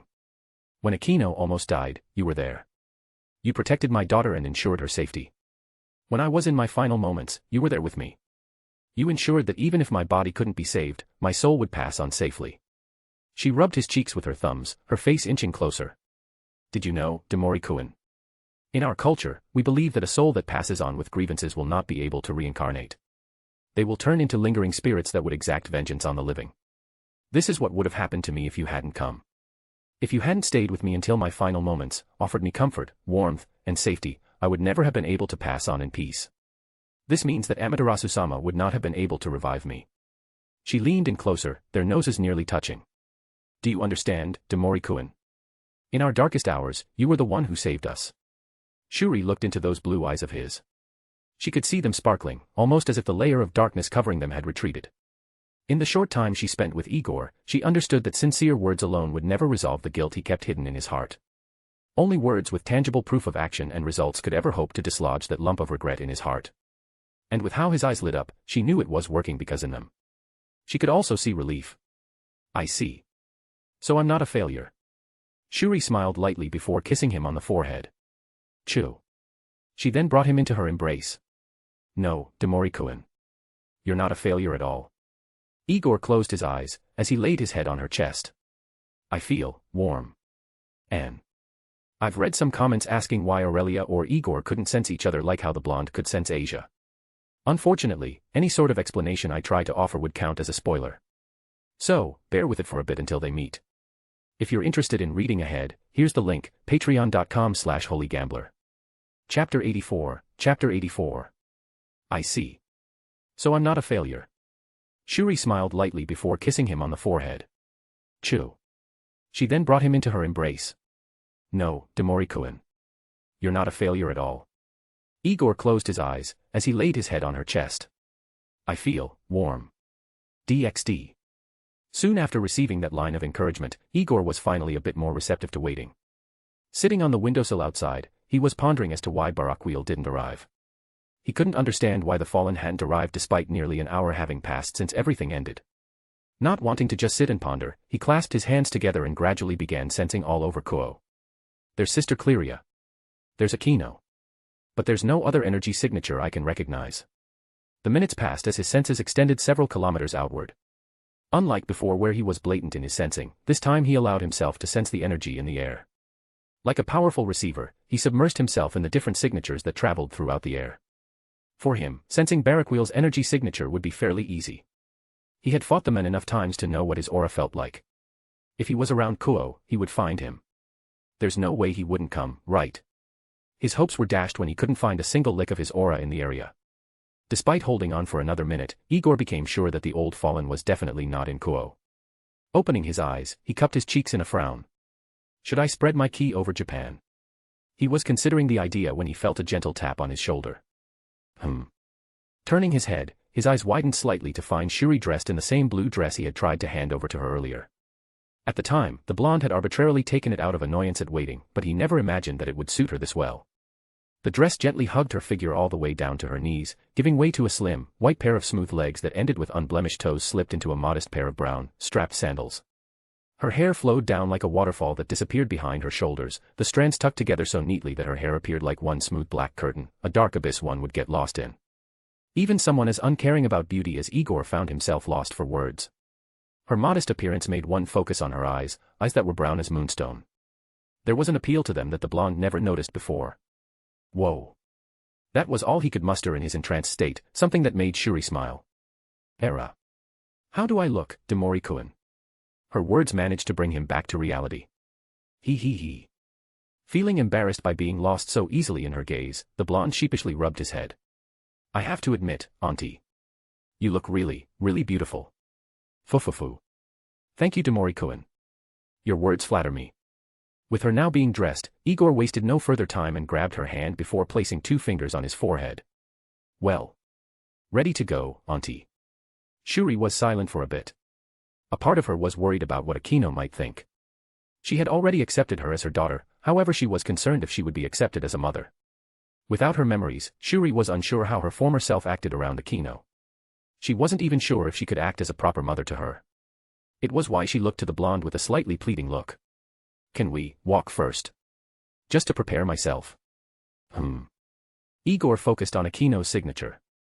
Having already locked onto it, he began analyzing it for a bit. Although he was a bit far from her, he could vaguely feel the current state of her body by gauging her aura fluctuations.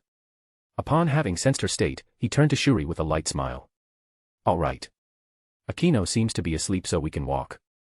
Shuri sighed in relief. Thank you. Although she wanted to meet her, Shuri couldn't do it so abruptly. First impressions mattered and she didn't want to fumble it by freezing up in front of Aquino. With their decision to walk resolved, Igor stood up on the windowsill. Well, I'll wait for you downstairs, Auntie. Flashing a thumbs up, he began falling backwards. Watching his form fall towards a 3-meter drop, Shuri felt her heart stop. Demori-kun. She hastily grabbed the ledge and leaned over just in time so see him backflip and land on his feet. It was then that her mind finally caught up. Palming her forehead, she sighed. Of course he can survive, Shuri. What am I thinking? Despite knowing so, her remaining hand on the ledge still trembled a bit. Hey, Auntie. Brought out of her dazed state by the blonde, she looked down to find him looking at her with concern. What's wrong, Auntie? I heard you call me. She shook her head lightly. No need to worry, Demori-kun. The blonde looked at her for a moment longer before shrugging. Okay, Auntie. DxD. The two began walking along the dusty road bordered by trees on both sides. The path was just barely wide enough for a car to drive through, and the both of them walked in the center. With the repetitive sound of their footsteps against gravel, Shuri calmed down. When she glanced towards the blonde, she found him to be walking with a carefree smile on his face. With his hands behind his head, he appeared to be as relaxed as can be. Shuri found herself drawn to his face. Despite having witnessed his power, she still couldn't picture that this boy who walking with such a carefree expression on his face was the very same boy who annihilated a clan just over an hour ago. But Shuri could never understand how her simple presence brought peace to Igor's mind. Grief. Apprehension. Anxiety. All of that disappeared the moment he locked eyes with her. Even now, he was listening to the rhythmic beating of her heart. Simple things satisfied Igor in life, and hearing someone he considered kin breathe was one of them. With the silent and relaxed atmosphere between them, everything seemed peaceful despite it being chaotic a few moments ago. So much had happened in a single day that few would believe the story. The soft whispers of the wind ruffling the trees and was proof that the world continued to rotate. And having such a peaceful opportunity to talk, Shuri decided to spark a conversation. Demori-kun. Can you tell me about yourself? Having some of his memories were one thing, but she was genuinely interested in hearing more about the blonde from his mouth. All right.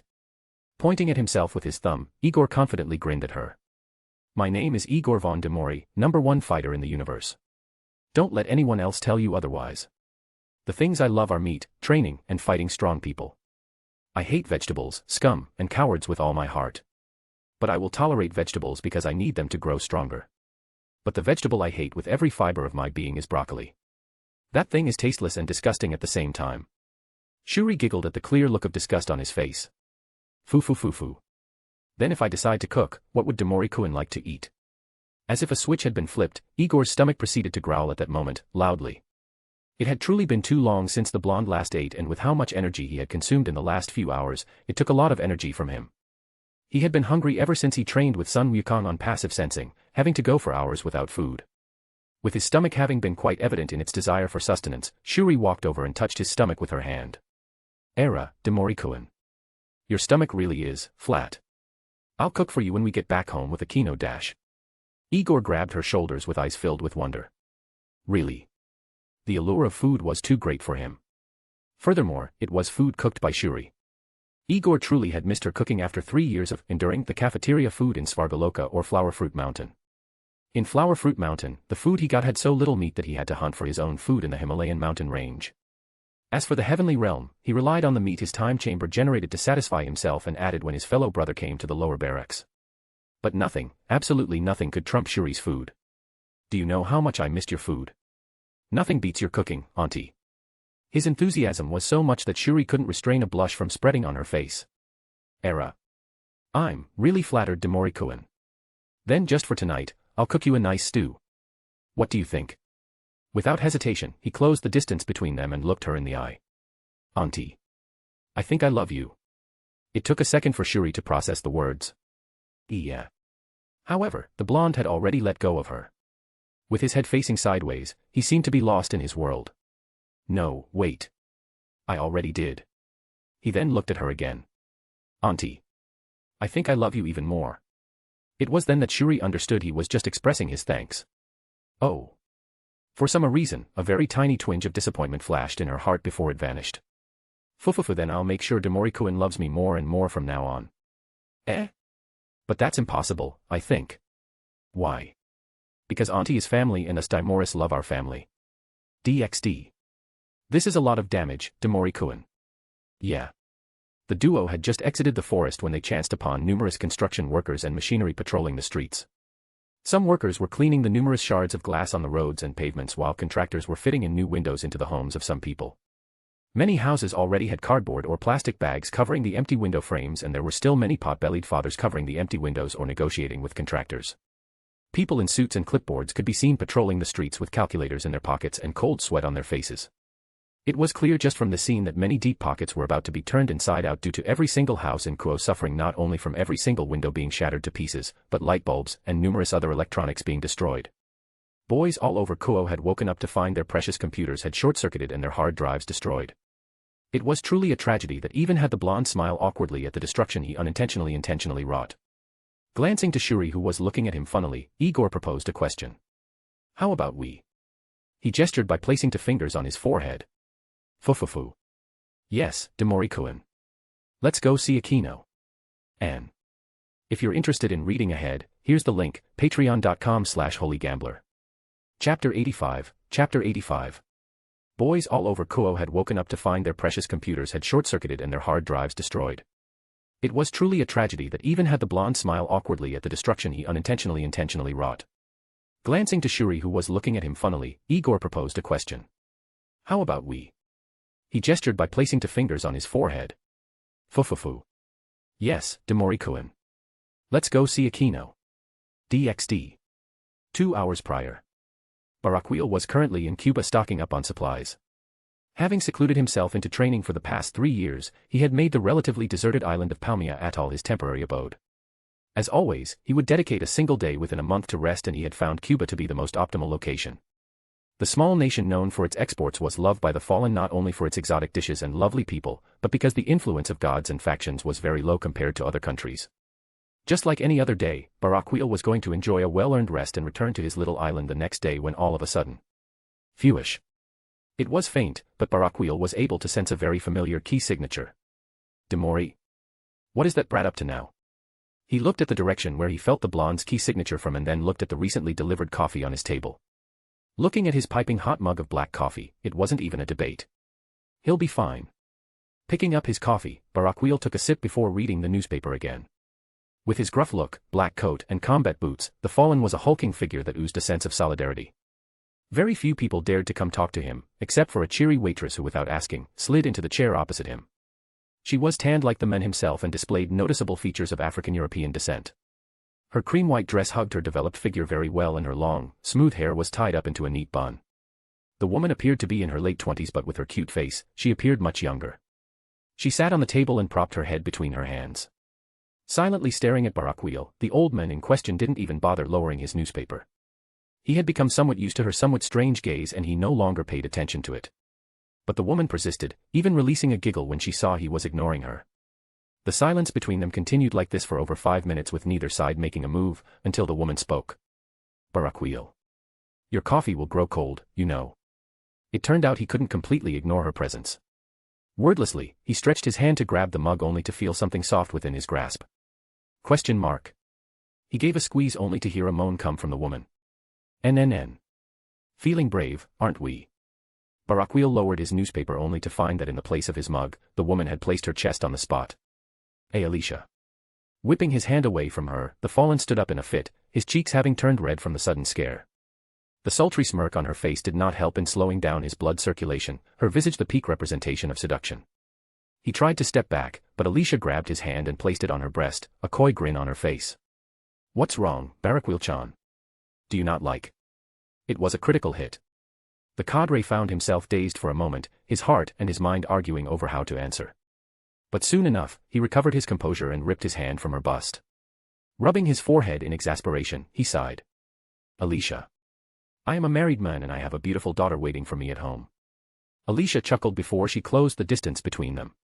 Placing her dainty hands on his chest, she began rubbing them all over before they lowered, clearly searching for something else rather than assess the coat's quality.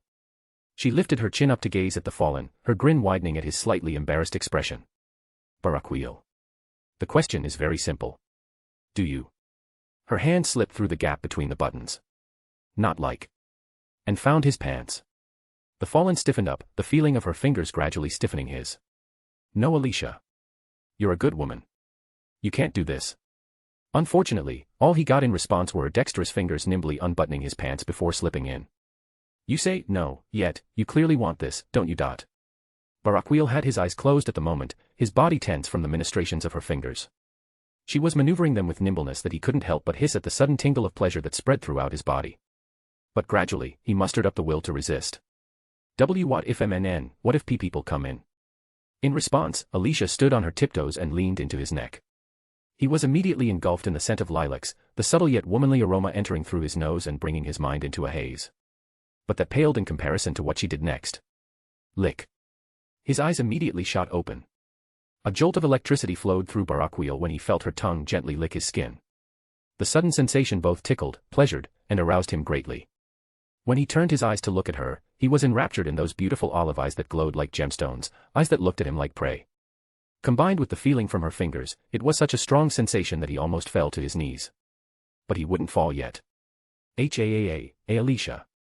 People.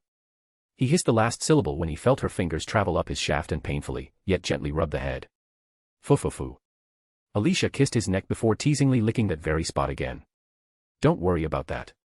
You see, today we are closed. Meaning, today is just you and, me. She continued to tease him, her hands moving gently between his pants. Her kisses were soft, her tongue sending shivers across his spine. Alicia was working him slowly, crumbling his resolve stroke by stroke, kiss by kiss, lick by lick. She looked into his eyes closed in embarrassment, a feeling of pride forming in her heart. Ah, finally. After 2 whole years, I've finally got him in my grasp. In that brief moment, her mind traveled back to the past. Alicia had just opened her restaurant for a year when some hooligans sought to take advantage of her. Given that her country was still facing economic shortages, hooligans seeking free meals were rather common, and given that she was a woman operating alone, she was a prime target. It was only because of Barakiel teaching those boys a proper lesson that they never dared to come back. Since then, Alicia began paying attention to this strange customer of hers. He only came once a month, ordered a coffee, and left. When he left, he would purchase goods in bulk from several businesses before finally disappearing into thin air. After asking around about him, she heard many praises from the stores and vendors about how kind he was and how much good he had done for them just by purchasing their wares. For the next few months, this habit of his persisted and her interest in him grew. In the end, Alicia decided to personally serve him whenever he came as a form of gratitude. But to her woe, the man was always silent and only ever gave curt responses. But Alicia was undeterred. The month stretched into a year and things seemed to be destined to be monotonous, until one special day. Her restaurant had started to do poorly due to bad rumors about her lack of sanitation. For over 2 months this persisted until on the 3rd, the rumors suddenly vanished. It wasn't until some digging and asking around from other business owners that she found out the reason. The same hooligans who had tried to take advantage of her a year prior used their connections to start bad rumors about her. Yet all of a sudden, they disappeared off the face of the earth. As for the ones responsible, all that was found was a single coat button. Alicia would have been saddened, were it not for seeing the same set of buttons on a very familiar coat worn by a very familiar man the following month. It was in that moment that her feelings gradually began to shift beyond just gratitude.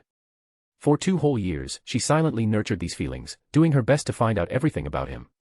She pried through that stone-cold front and got him to open up about some mundane facts about himself. It saddened her that he was already married and had a wife, but she wouldn't give up. At most, she would be the second, and that suited her fine. For the men she came to love, sharing him was a much better alternative than not having him. And so comes this moment. She was in his arms, his back against the wall. The curtains were drawn and they were all alone. Alicia was not willing to wait another month. For all she knew, he wouldn't come back again if she failed here. She has to foster an attachment to him soon, to ingrain herself into his heart, his mind, and his body. Swoo. Very quickly, she pulled her hand from his pants and nimbly unbuttoned his coat, exposing a piece of his chest hidden behind his formal shirt. She lunged for his collarbone and began sucking on it, her nether region gradually wetting at the sound of his mules. And no. You can't. But she could and she would. Grabbing his hand, she pulled it towards her nether. MNNN. She was momentarily surprised by how big and rough his hand felt through her panties, but she persisted. She felt him tense just slightly and she began struggling to keep his hand there. It was quite obvious that he was trying to pull away out of embarrassment. Pulling away from his collarbone, Alicia looked at Barakiel in the eye. Do you feel how what I am, how much I want you? She took his other hand and placed it on her chest. Feel my heart, Barakiel. Do you feel it? I am not some whore who just wants a good time. Barakiel was left stunned by her sudden actions. She could feel her heart beating wildly and her love juice dripping through her panties. For a man who had been starved of affection for 3 years, his desires were threatening to subdue his will. But Barakiel wouldn't cave in just yet. I can't, Alicia. Those words hurt her, especially because of how he said it with a clear mind. Alicia could feel tears prickling through her eyes, but she couldn't give up, not when she'd come this far. 2 years, Barakiel. I have loved you for 2 years. I tried staying away when you told me you had a wife, but I couldn't. Every time I see you, my heart jumps for joy, and every time you leave, my heart hurts. I find myself counting the number of days until you return, and every time, I wait for your arrival. Barakiel. She placed her arms around his neck, her head leaning closer to his. I know you have a loving family waiting for you. I understood that, and so I tried. I tried to stay away, to respect your wishes. But I cannot do it, not anymore, not when I have come to cherish your presence so much. Her words were sincere, her emotions inscribed into the words that pierced into the fallen's heart. He looked into her eyes, his will wavering in the face of no falsehoods. Her head was inching closer to his head remaining stationary, making no move to retreat or escape. Their lips had just touched when. Fuuushh. This time, Barakiel felt Igor's aura, it becoming much more intense than ever. He could feel the immense bloodlust emanating from it and the absolute force of power behind it. Instinctively, he whipped his head to the side, his brows turning serious. Aurelia widened her eyes at the sudden action. Her heart nearly shattered to pieces when she saw him look away. She was about to apologize and leave when she noticed the fallen had a rather grave expression on his face. Rather, it seemed he was looking at something she couldn't see. Barakiel. She was nervous now. The cadre seemed to be lost in thought until he turned towards her with a grave expression on his face. Aurelia. I sincerely apologize for leaving like this. But a serious matter that requires my attention has arose. He then turned his head to the side. I'll come back. Without waiting for her response, he vanished right in front of her. Sue. Anne. I would kindly like to ask every one of you not to jump to assumptions. Many things can happen and different things can change, or stay the same. I will leave it at that. If you're interested in reading ahead, here's the link, patreon.com/holygambler. Chapter 86, Chapter 86. Barakiel. She was nervous now. The men seemed to be lost in thought until he turned towards her with a grave expression on his face. Aurelia. I sincerely apologize for leaving like this. But a serious matter that requires my attention has arose. He then turned his head to the side. I'll come back. Without waiting for her response, he vanished right in front of her. Sue. DxD. Barakiel did not hope for much when he appeared. His only hope was that this malevolent energy he felt all the way from Cuba had nothing to do with his family. The fact that he felt such a burst of energy coming from Cuba was what made him leave Aurelia in the first place. But when he appeared outside his home, his heart tightened when he found the door left open. No. He could see the signs of the lock being tampered, the trampled grass indicating a group of people had been there. Far off in the distance, he could vaguely feel Igor's energy coming from Kuo, and it was terrifying. The fact that he could feel the blonde's anger served to make him tremble at the reasons why. Turning back to look at the open door, he desperately hoped his fears wouldn't come true. But it was also then that he noticed something that made his anxiousness shoot through the roof. The barrier. He could not sense the barrier around the house or the one around the forest. I should have received a notification. Barakiel frantically began rolling up his sleeves. If he indeed received a signal, then there would be a slight burn on either of his forearms. It was a more archaic method of linking a barrier to one's senses, but it was the most reliable. But he felt that reliability was false when he suddenly froze in his tracks. Right there on both his forearms, 2 blue lines had formed on his skin and appeared to have been tattooed there. His heart leaped to his throat when he realized the barriers had done their jobs. But unfortunately, Shuri. Aquino. He was in such a lust-induced haze that he did not feel the magic sear onto his flesh. Or rather, he confused the tingly feeling he felt all over his body for Alicia's ministrations. The fallen wanted to slap himself on the face for such a misdemeanor, a brief momentary haze that could potentially cost him the lives of his wife and daughter. Running into the house, he began scouring every single room. He was frantic with clear panic on his face. Every time he kicked down a door, he held hope that somehow, he would find his wife and child huddled together. But there was also a deeper fear that he would find their mutilated corpses. When he finally burst into Aquino's room, a small sigh of relief escaped his mouth when he found clear signs of them having escaped. Dashing forward, he peered out the window, and the destruction he saw made his eyes narrow into pinholes. A large part of the forest had been completely destroyed. Like a gaping wound, the once lush woodland had turned into scattered parts of uprooted lumber, torn branches, and rubble. Even more, Barakiel could feel the remnant malevolent energy coming from the vicinity. It was like a hazy mist that made him subconsciously tense, his instincts warning him to be wary. He gripped the windowsill, his instincts screaming at him not to get closer. Damn it. Jumping through the window, he spread his wings and flew towards the place. A trace of cold sweat covered his brows as the atmosphere grew dense. The remnant traces of killing intent, malevolent energy, and absolute power made Barakiel feel like he was flying through water. He was not sure what happened for there to be so much killing intent in the air, but as he got closer, he felt all those thoughts vanish without a trace when he saw what he never hoped to witness. His eyes widened in his disbelief as he increased his speed. No. It can't be. Sue. Like a bullet, he rushed forward and landed in the clearing with wavering steps, because right in front of his eyes was the corpse of his wife. Shuri. His heart lurched as he took a few steps forward. Shuri. He rushed towards her and collapsed on his knees, his arms reaching out to cradle her corpse. Shuri. He hugged her corpse and began giving faint taps on the cheek. Shuri, wake up. Wake up. He began shaking her vigorously, his anguished screams filling the clearing. Shuri, wake up. Please. But it was to no avail.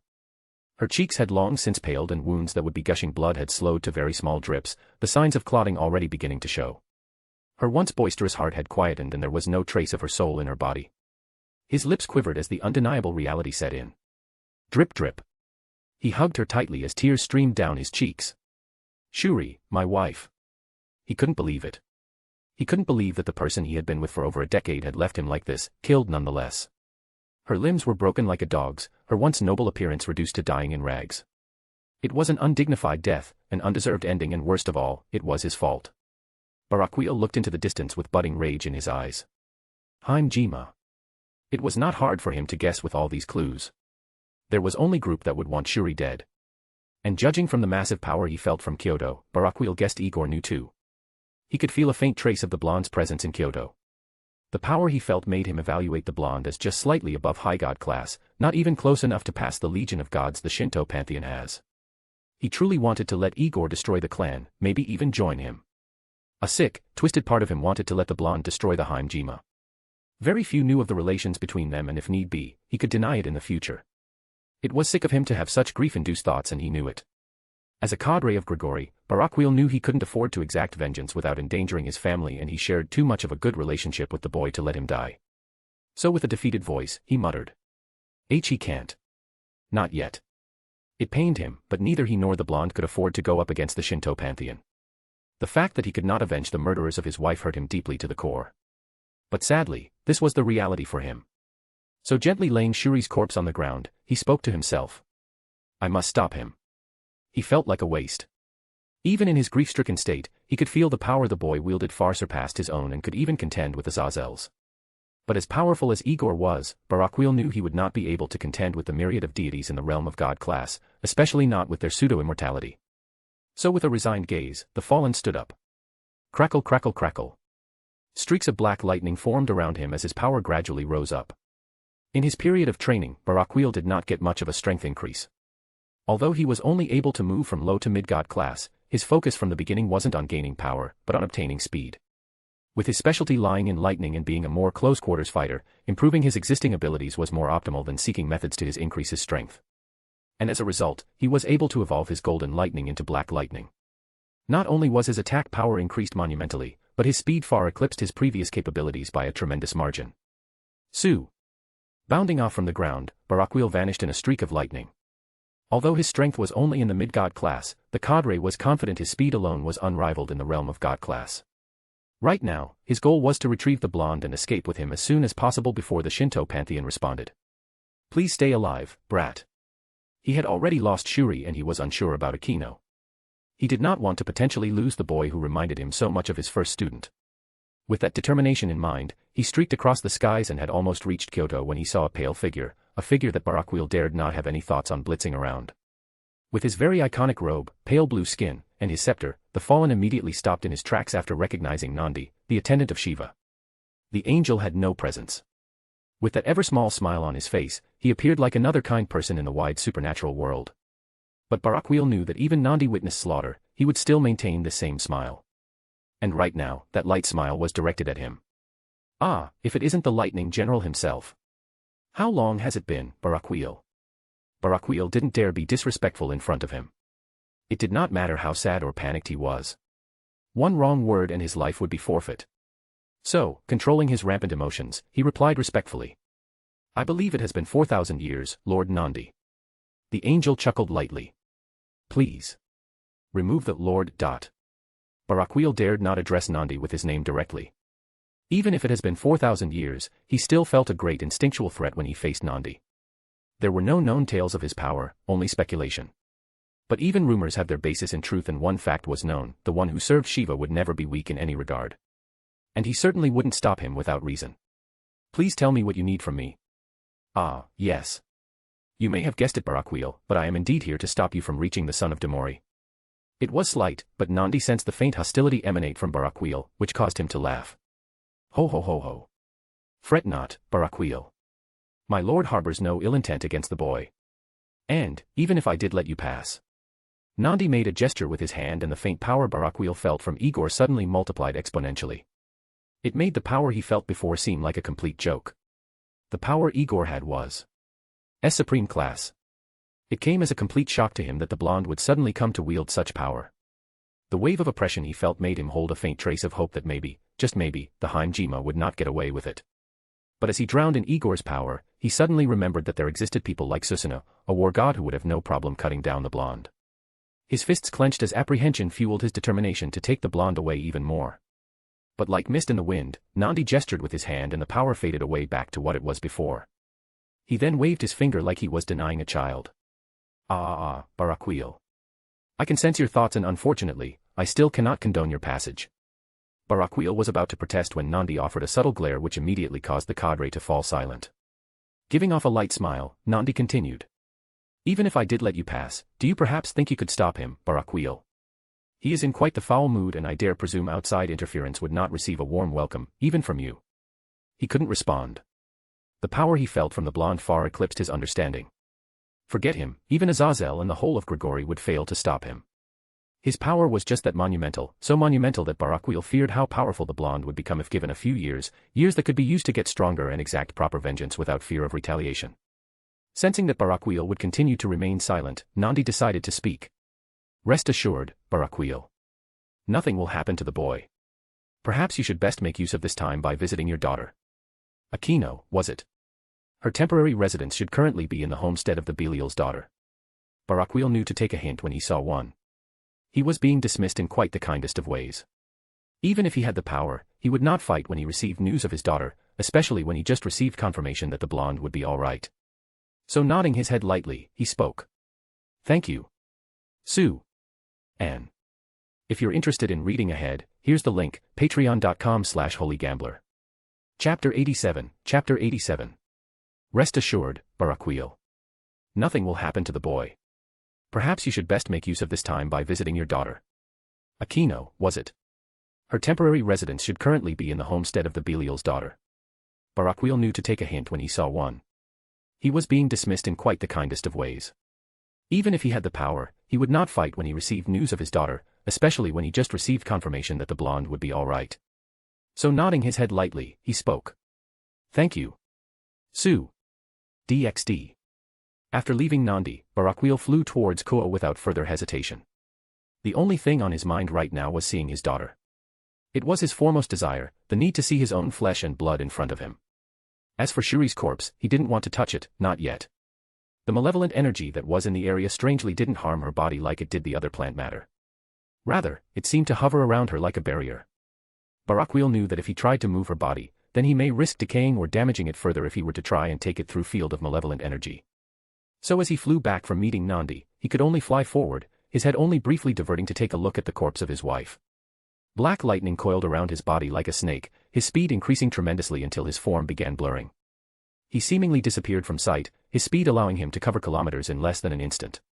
Having reached the outskirts of Kuo, anyone who looked into the sky wouldn't be able to see him. He flew over the town, not caring in the slightest for the damage he saw. It was chaotic down below, but order had begun to take place. Various trucks and vans now filled the streets as well as construction machinery that was brought in for the relatively high-standing buildings. Sweepers were roaming the streets with the equipment they used to get most of the glass shards off the roads and pave the way for vehicles. Although crime was relatively low in the town, police officers and troopers could be seen roaming the streets with their greatest focus being in the areas of commerce. With windows destroyed and electrical devices such as cameras down, it was up to them to stop any opportunistic civilian from trying to take advantage. At least for today, Kuo could be considered to have come to a crippling stop with numerous businesses having been forced to close for the day. Barakiel only had one destination in his mind and he would have to travel a bit further to reach it. Having slowed down his speed, the cadre maintained a high altitude as well as applied some obscuring magic. Upon reaching the richer neighborhoods of Kuo, he flew towards the prestigious houses that were built on the hills until finally, he spotted Cleria's house. It was a relatively small estate with 2 floors and pristine gardens surrounding it.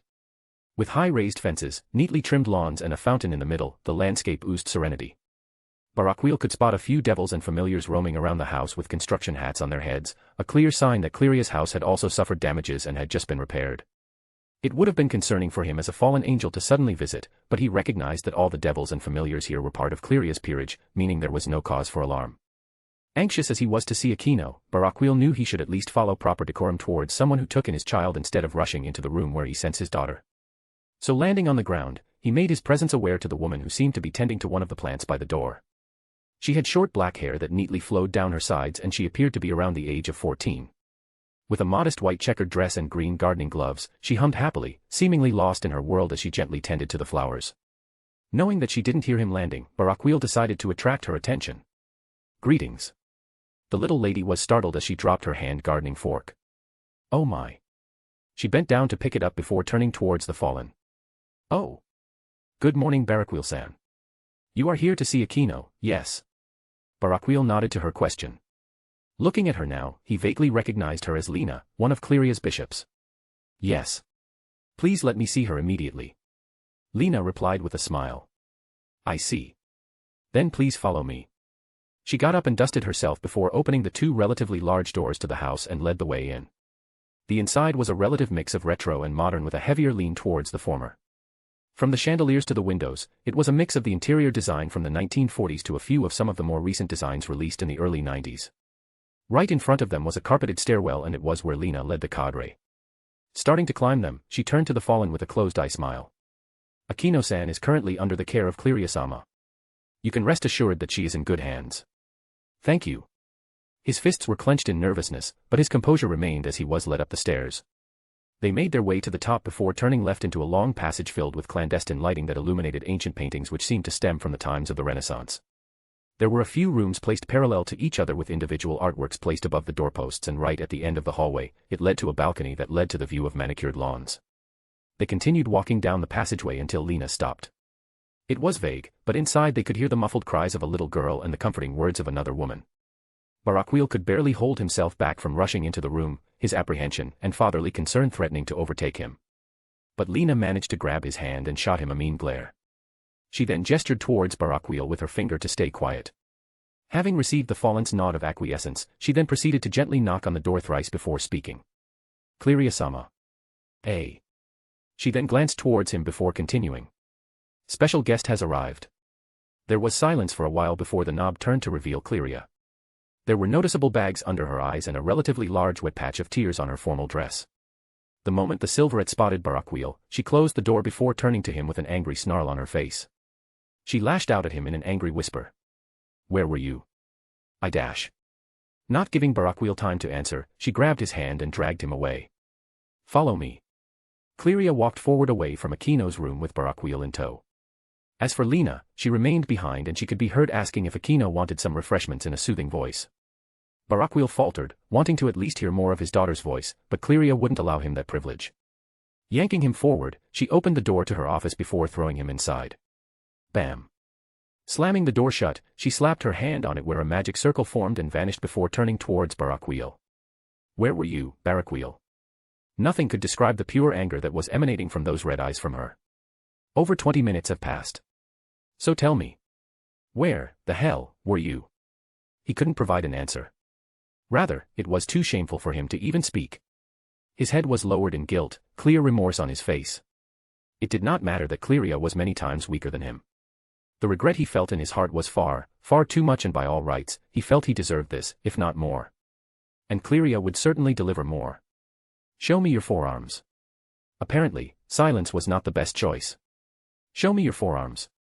Barakiel hesitated, but Cleria wasn't having it. "Show me." Silently, Barakiel rolled up the sleeves to reveal the very distinct blue marks engraved on his forearms. Upon seeing them, Cleria couldn't speak. Her eyes widened in shock to what she was seeing. The moment she saw the fallen, she noticed his clothes were not damaged in the slightest, meaning he wasn't in a fight that could potentially delay him from coming. The next option was if the magic notification failed to reach him, but clearly it did. She couldn't help but look at Barakiel, her eyes growing misty with each passing second. "Barakiel. My friend is lying dead on the forest floor. I have been here, comforting Aquino, who has repeatedly told me that she hates her fallen blood. Do you know what the Hinjima called her? They called her." A choked sob came out of her throat, her tears now falling in full force. Barakiel. Where were you? She asked softly, her voice pleading for him to answer. But again, the fallen couldn't reply, and that was enough to set her switch off. Damn it, Barakiel. She flew forward and grabbed him by the scruff of the clothes. Where were you? Where were you when your wife and daughter were? *sniff*. Her eyes widened as disbelief filled them. Her gaze became hollow as she looked at Barakiel like the biggest scum on earth. She took a few steps back as if being even a centimeter closer to him was unbearable. She looked at him, her heart beating wildly as rage-infused blood pumped through her body. A woman. You were with a woman. Anne. Sorry for the delay in updating. I was delayed on Friday, which eventually made me unable to update until today. I do however have 2 chapters and I hope you enjoyed this one and will enjoy the next. Chapter 88. Damn it, Barakiel. She flew forward and grabbed him by the scruff of the clothes. Where were you? Where were you when your wife and daughter were? *sniff*. Her eyes widened as disbelief filled them. Her gaze became hollow as she looked at Barakiel like the biggest scum on earth. A woman. You were with a woman. DxD. Cleria couldn't mistake the scent. The smell on Barakiel was definitely that of a woman. And judging by how strong the scent was, the contact between them wasn't brief. Her eyes were filled with horror and rage at the revelation, his guilty gaze serving to push her anger forward. But despite how angry she was, she couldn't muster the strength to lash out at him. Why? Tears were streaming down her face. She knew how much Shuri loved the man and how much he loved her, at least she thought so. Did you have fun? Barakiel. Was it fun? While you were out there, fornicating with a woman, your wife, my best friend was bleeding to death. I can't even get her corpse, Barakiel. Cleria had tried to recover Shuri's corpse, but the killing intent and malevolent energy in the area was so much that with her current strength, it was simply impossible. Even now, she couldn't get the image of Shuri's mangled body out of her head. The sight horrified her to the extent that the first time she saw it, she collapsed to her knees. If she compared the Shuri she saw to her finely dressed husband who reeked the stench of lilacs, the comparison made her want to lose her mind. But Cleria couldn't even get mad anymore. Everything had taken a massive toll on her body and mind. From having to deal with politics in the underworld, to almost losing Masaomi and to actually losing Shuri, the Silverette wasn't even given a chance to grieve. As the overseer of Kuo, she had to get the city back on its legs and keep the knowledge of the supernatural from the mundane. So much work had been stacked on her shoulders that she was just tired. She lifted her head, her ruby eyes having dulled due to her grief. They were lifeless, her gaze pained yet dry. She looked at Barakiel right in the eye, her question piercing the man in the heart. Was everything a joke to you? She looked at him tiredly, her eyes silently pleading for a simple answer. Her question stemmed not from logic, but from emotion. Grief-stricken as she was, Cleria could also see the sadness and regret in his eyes. But she wanted to hear it from his mouth, the confirmation that her best friend did not suffer and give birth to a child for a man who never cared about her in the first place. Ever since they had entered this room, not once had Barakiel fought back. His head remained lowered in shame, not even trying to refute her words or shift the blame. But he couldn't accept his feelings towards Shuri being questioned. In the face of Cleria's question, he lifted his head and looked at her with a slightly dark gaze. Cleria. Don't question my feelings about Shuri dash. But you were with another dash. Damn it, Cleria. I loved her. I loved Shuri. She. A single tear escaped his eye, his lips trembling with the pain he was barely suppressing. She was the best thing that had ever happened to me. This past decade was more meaningful to me than the past millennium I lived. His fists clenched, his anger rising at how Cleria dared to question his love for Shuri. My feelings for Shuri were never a joke. Do you think it doesn't hurt me? Do you think that my heart doesn't bleed? It does, Cleria. It does. A choked sob filled with the pain he was trying to suppress escaped his mouth. His eyes were red from grief and regret. Shuri was his lifeline, his only reason for trying to get so strong. No one knew how much pain he had to go through to evolve his lightning, the amount of times he, the lightning general himself, nearly electrocuted himself to death, and it was all for her and their family. A small part of him wanted to blame his non-arrival on Alicia. It would be very easy to pin everything on her. His consciousness would be eased since it is a fact that without her intervention, he would have felt the magic notification of the barrier being broken. If it weren't for Alicia, he would have been drinking his coffee and reading the newspaper before he felt a shock to his arms.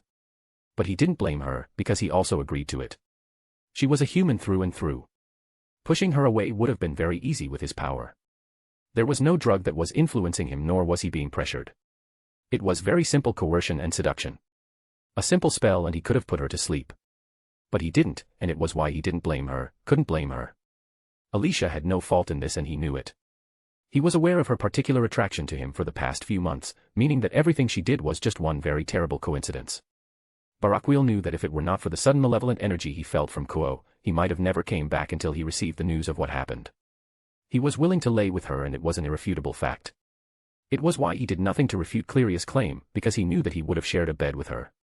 He knew it himself that just as Alicia had said, he liked it and wanted it. To blame his wife's death on her would only serve to erase the little dignity he had left. But he couldn't accept Cleria's words of claiming his love for Shuri was a joke. Shuri was the most important person in my heart. She was the love of my life. But because of me He knew it, but he couldn't say it. He acknowledged it, but he couldn't verbalize it. He couldn't put it into words that. She died because of you, Barakiel. He couldn't say it, but Cleria could. Her gaze was dry, her eyes dry from all the tears she released. She died, and you are responsible. Yes. He was aware of it as well as Cleria. Everything that had happened was because of him. If he had not fallen in love with Shuri or impregnated her, none of this would have happened. He failed as a man, a husband, and as a father. His job was to protect his family, and he failed in the most shameful of ways. While he bathed in another woman's warmth, his family was drowned in the cold embrace of death. The mistakes for his carelessness had manifested in the worst of ways, the result of his inaction finally revealing itself in the most inopportune of times. Nothing could wash away the shame he felt or erase his actions. And he had no one else to blame but himself. I have no way to atone for my mistake. Mistake? Do you think this is just a simple whoopsie? Please, Cleria. Cleria looked into his eyes and she saw that they were red and lifeless, the lifelessness that comes from immense grief, the very eyes that people on the verge of suicide tend to have. As much as she wanted to continue to berate him, to vent out all of her frustrations, anger, and sadness at him, she also realized that he truly did love Shuri, and it hurt him just as much to lose her. And it seemed it hurt him much, much more. Wiping her eyes, she decided to just briefly put the past behind. There was truly no point in blaming him any further. What's done has been done and every method she could think of had been tried. Even if she could resurrect Shuri with a peerage piece, her last one was used on Masaomi and none of her peerage were currently high class yet. So with Shuri truly gone, it was unfortunate, but life had to move on. With Igor having flew off to Kyoto for vengeance, Cleria had to consider the possible retaliation of the Shinto pantheon. As it stood, she had absolutely no hope that they would win and even more grave, was that she didn't fancy the blonde's chances of survival. It was sad, but as the overseer, this was the time for her to use logic instead of emotions. What will you do now? Demori-kun went off to Kyoto and we don't know if he will return. Cleria had felt the immense power he amassed. While it was more than enough to suppress or even eliminate the Hinjima clan, she was unsure if he could leave the territory of the Shinto after blatantly targeting one of their own like that. Mimicking Cleria, it seemed Barakiel had recovered to some extent, but it was very clear he was doing his utmost to keep his emotions in check. Nothing will happen to him. He has the protection of Shiva. Cleria widened her eyes, the news briefly triggering her curiosity. But given the current situation, she neither had the heart nor the will to investigate any further. Oh, that's good. All she could think of was that there wouldn't be another corpse that she needed to bury. It was only morning yet the day felt so long. She had to contact many people, perform large-scale memory wipes, and create alternate reasons as to why every single window shattered and every single appliance suffered from a power surge. She desperately wanted to rest, but between burying her friend and resolving everything in Kuo, she couldn't leave yet. There were many people she had to contact with some of them including Yasaka, Azazel, and Daihauser. This scope had stretched beyond what she could handle alone since if this matter was not mitigated or handled correctly, a war with the Shinto pantheon may possibly erupt. With the cadre here, it was somewhat convenient since she desperately needed the knowledge and experience of someone who has seen and survived some of the most gruesome wars in history. Barakiel. Does she know? Facing Barakiel's sudden interruption, it didn't take long for Cleria to realize he was referring to Aquino. No. I haven't told her yet. Left unsaid was that she couldn't. She was not in the right state of mind at the time to comfort the little girl who would desperately need a pillar of support after receiving news of her mother's death. Between dealing with political, economical, social, and emotional issues, it was hard enough maintaining her own state of mind. As for Barakiel, a twinge of fear and apprehension gripped him when Cleria told her she hadn't informed Aquino. He remained silent, his indecision threatening to throttle him. He was not there when his family was suffering under duress and now, he had to deliver the news of Shuri's death to Aquino. ****. There was nothing he could do except bite the bullet. Thank you, Cleria. The cadre then proceeded to walk past her, his steps slow and resigned. Having to inform a child, his own child nonetheless that her own mother had died was not an easy affair. His shoulders were slumped as if another invisible weight had been added on top of them. But it was his job as a father. He had failed his family once and the consequences were horrendous. He didn't want to fail them twice. He didn't want to fail the last remaining trace of the love between him and Shuri, his one and only daughter. Having reached the door, he was about to turn the knob when Cleria spoke with a soft voice. "She needs you, Barakiel.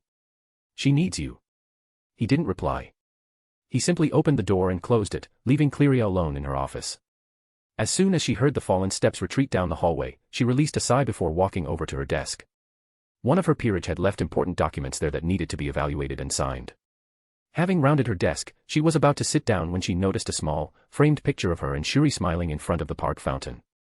Shuri appeared much younger here and she was dressed in a simple brown skirt and white t-shirt. While Cleria appeared very excited, Shuri had a reserved smile on her face with their fingers joined together to form a heart. That picture, one she always found herself smiling at, now awakened the barely suppressed emotions that she had tried so hard to withhold. Her lips trembled as she took the picture in her hands and looked at it. A fresh stream of tears flowed down her face, her chest heaving up and down as she desperately tried to hold back her woeful sobs. But she couldn't do it. She collapsed on her knees, the picture buried in her chest as she hugged the cherished memento of the first outing with her friend. Because right on the bottom was written, S&C. Best friends forever. August 7, 1981. Anne. If you're interested in reading ahead, here's the link, patreon.com/holygambler. Chapter 89, Chapter 89. Her lips trembled as she took the picture in her hands and looked at it. A fresh stream of tears flowed down her face, her chest heaving up and down as she desperately tried to hold back her woeful sobs. But she couldn't do it. She collapsed on her knees, the picture buried in her chest as she hugged the cherished memento of the first outing with her friend. Because right on the bottom was written, S&C. Best friends forever. August 7, 1981. DxD. Barakiel walked down the corridor with heavy steps. His emotions were a mix of relief and apprehension at having to see his daughter. He just wished he could have seen her under much better circumstances. He imagined a scene where once he came back the following year, he could truly start to teach her about her heritage for her 10th birthday. He had everything planned and would even start to slowly train her how to use her holy lightning. Unfortunately, things did not pan out like he truly wished. Shuri was dead and there was nothing he could do. A part of him just wanted to run, just disappear for a few decades and grieve. Few people could understand just how much Shuri meant to him, how much her presence impacted his life. For centuries, all Barakiel knew was doing missions for Grigori. He was not smart like Azazel or organized and logistical like Shemhazai. He was not politically smart like Kokabeel nor could garner followers like his crazed brother. All he had were his lightning and his fists and so he voluntarily decided to be the muscle for Grigori. Each brother had their roles and he did his perfectly. Decade after decade, century after century, and millennium after millennium, his life was to simply receive intel, infiltrate, and exterminate. He was content with being the brute force of his family until one fatal day, he got injured on a mission and with a hasty teleportation, landed in her path. Perhaps it was fate, perhaps it was manipulation. Or maybe it was sheer coincidence. But under her care, his heart that had turned to stone slowly crumbled under her radiance. His mind that only knew how to kill slowly began to yearn for her presence. For months, he kept contact with her. It did not matter in what dimension his missions took him. He would always pass through Kuo to see her before returning to Grigori. Sometimes he deliberately injured himself just to have an excuse to see her.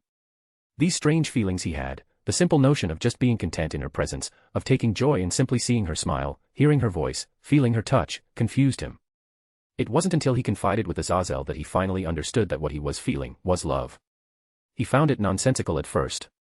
She was a human. How could he fall in love with a human? It made no sense in his mind. But as the months slowly turned into a year, his continued presence around her completely melted his preconceptions. He did not mince words. He was not poetical. As a quiet guy, he was relatively awkward with words, especially when it came to admitting what he felt to the woman who caused his heart to thrum with her very presence. But he did eventually confess. He did not know what to expect, but a kiss was certainly not one of them. And so began their relationship, one where he felt the most joy in his life. But none of it compared to the time when she gave birth to Aquino, his one and only daughter. It was the happiest he had ever been. She gave birth to a beautiful daughter for him and with the three of them, they became a family. 14 years had passed since he met her. He never imagined that he would lose her so soon. She was only in her early 30s, far too young for a woman of her caliber to die. But she did, and it was because of him, because of his presence. And now, he had to tell his daughter that she lost her mother, that she would never see her again. It pained him. It pained him truly to the point that he felt he would go insane. But as Cleria said, Aquino needed him. So reaching the door to her room, he knocked twice before entering. Dakang. Pushing the door open, he was subjected to the sight of Aquino sitting on the edge of the bed while swinging her little legs. At first notice, one would think she was bored.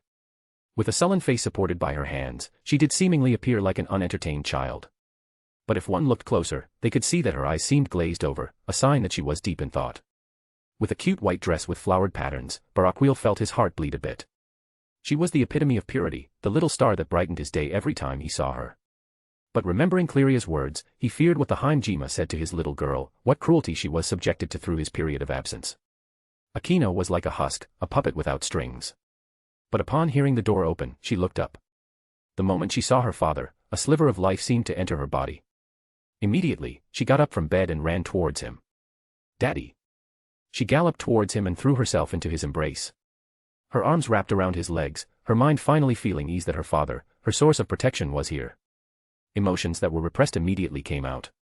Tears streamed out of her eyes as she tried to speak. I dash. I'm here now, Aquino. He picked her up and held her tightly in his arms, her warmth helping to ease his mind a bit. But her next question made his heart suddenly beat faster. Mom, where's Mom? The moment had come.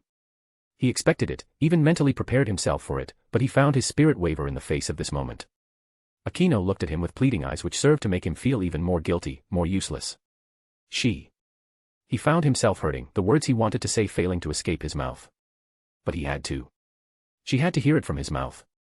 Your mother has left this world. He said it, but she didn't process it. What? Her words weren't from disbelief, but from confusion.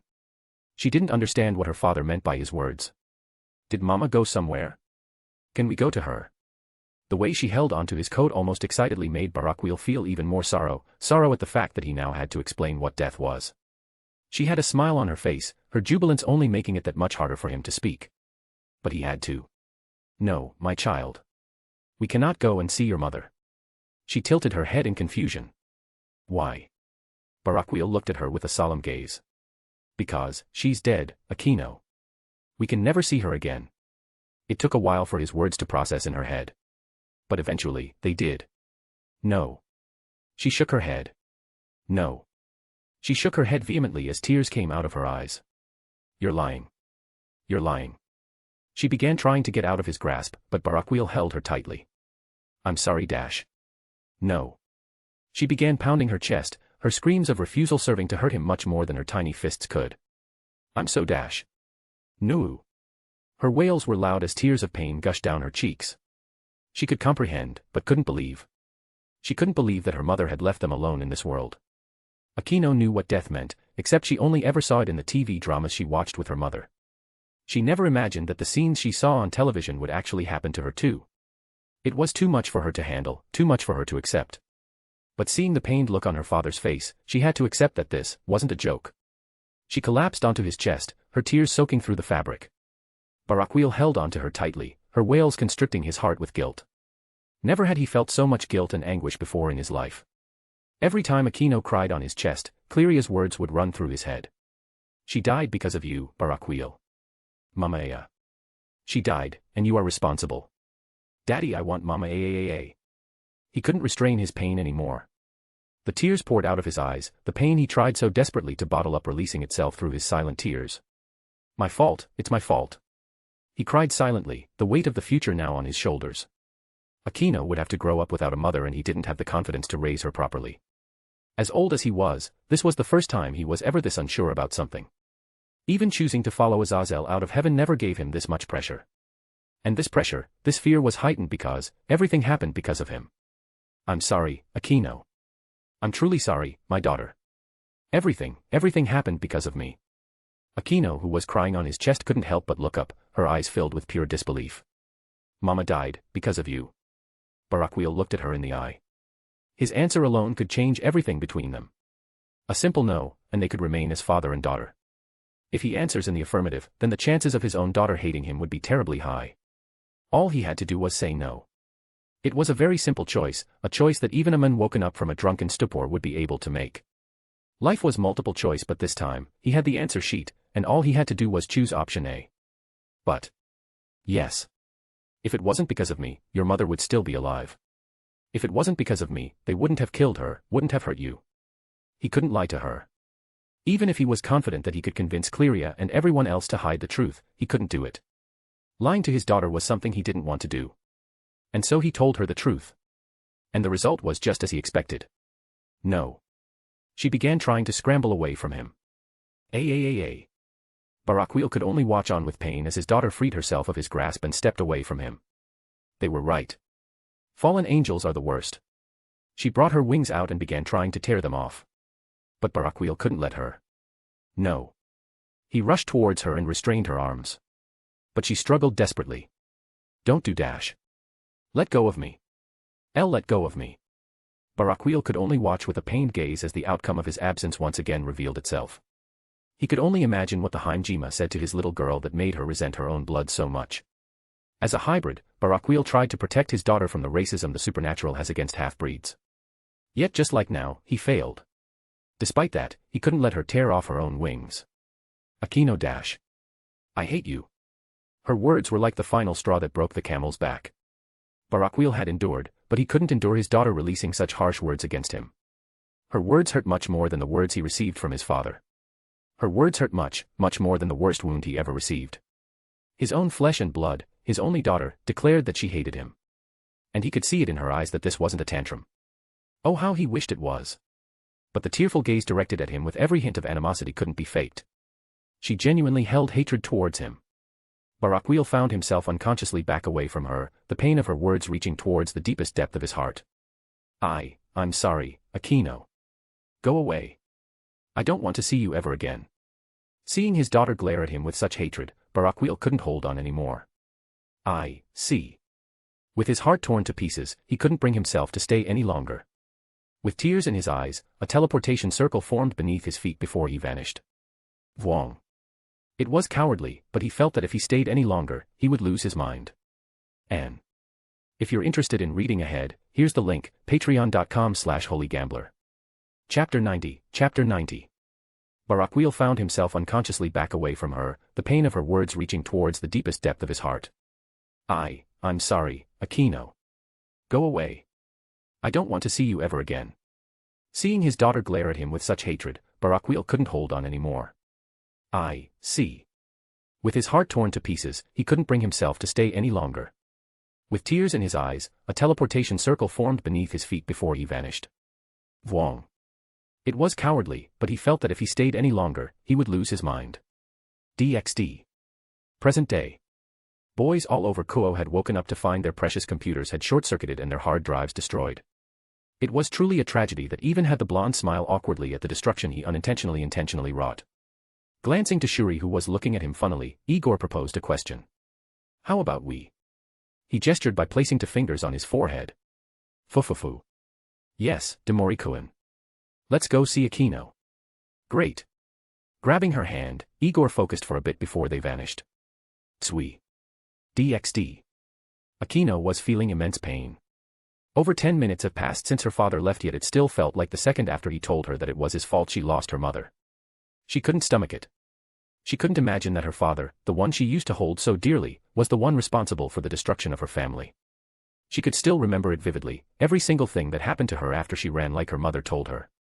She did try to fly towards Cleria's mansion, but it was unfortunate that she flew right into the path of her pursuers. It was the worst moment of her life, a moment she would never forget. She could remember the clear disgust some of them had in their eyes while others saw her as a toy to use before killing her. She could see it in their eyes. She was not reflected as a person in those pupils. She was a beast, a creature that must be exterminated, a failed existence that must be eviscerated, an entity that must cease to exist. To her family, she was Akino. To them, she was a beast that must be put down. We found the demon. Quickly surround her. Don't kill her too quickly. I still want to play with her. Play with her. With an abomination of all things. She did not understand what their words meant, but she knew she had to run. And run away she did. They relentlessly chased her across the forest, their cackles and mocking laughter sounding closer with each flap of her wings. They were toying with her like a dog. They wanted her to feel fear, to descend into despair, to collapse into the hole of hopelessness. She desperately tried to escape their pursuit, yet she couldn't make it far before their attacks damaged her wing. Akino could never forget how helpless she felt when she had to hide from their search, how much she had to scurry just to escape their relentless pursuit. The vastness of the trees had served to temporarily hide her, but the Hinjima knew she was in the vicinity. Their constant mocking and the derogatory terms they shouted out during their search made her wish to not have inherited her fallen heritage. Being called a demon, an abomination, and scum that shouldn't exist were all words she had to listen to as she hid. Even recalling that memory made her feel the worst of pains, the complete feeling of being worthless. It was a memory she didn't want to recall, but it surfaced to her mind just soon after her father left. To her, it was the fact that he was a fallen that resulted in her mother being hunted. To her, it was because she had his heritage that her mother died. The pain she felt that the bloodline she inherited was the reason for her mother's death magnified the pain she felt. Akino couldn't help but collapse to the ground, tears streaming down her cheeks as her anger subsided in a place of sadness. She didn't try to restrain them. She was angry at Barakiel, but also sad that he was gone. A deep part of her knew that he was not truly responsible for her mother's death. Despite that, she couldn't bring herself to forgive him, because he wasn't there when they needed him the most. When she was on the brink of despair, he wasn't there. When her mother died, he wasn't there. It was all because he wasn't there that made her feel so frustrated, so angry, so sad. Having sat on her knees, her hands were placed on her thighs with her head lowered. In such a big room, she appeared irrefutably small. Despite the gentle morning rays of the sun peeking through the open windows, the atmosphere in the room was incomparably dark. The room was rich in classical paintings and decorations. The room itself could be said to be full of life with stylish furnishings that fully made use of the expansive space. But right now, items and trinkets that would have caused her to gaze in awe or childlike wonder held no place in her mind or heart. For a whole minute, Akino did not move.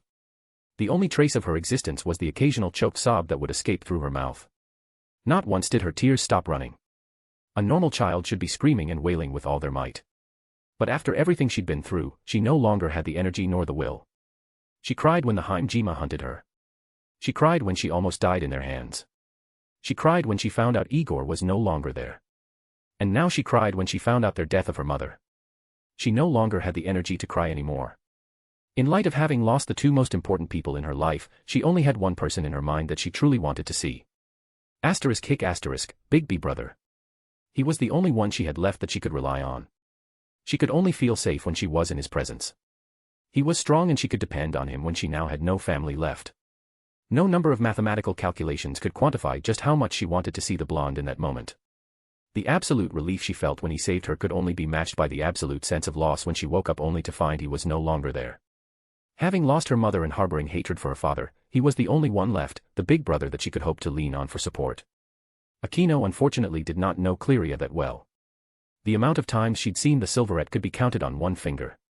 The same could be said for the blonde, but she knew him longer and spent more time with him than anyone else outside her family. She shared the same house and ate the same food as him for weeks. Having grown up alone due to the scars of being shunned, she never had any friends. The children that tried to befriend her were the same ones that called her monster when she revealed her wings before their memories got erased. Only Igor ever saw her wings without fearing them, and it was why in such a moment, she needed someone to tell her it's alright, to tell her that she was not a monster, to tell her that her heritage wasn't what caused her mother to die. In such a situation where she suddenly found herself alone, she was in desperate need of companionship. And it appeared that she would get it. Dakang.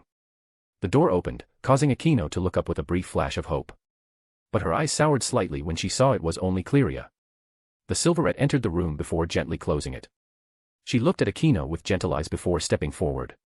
Akino. The little hermit wiped her tears and stood up to address Cleria's call. Yes, sister. Cleria could only sigh at how Akino tried to portray herself so calmly. She heard everything from behind the door and could naturally guess just how much the little girl was bottling up in her heart. In all honesty, she did not appreciate how Barakiel did things.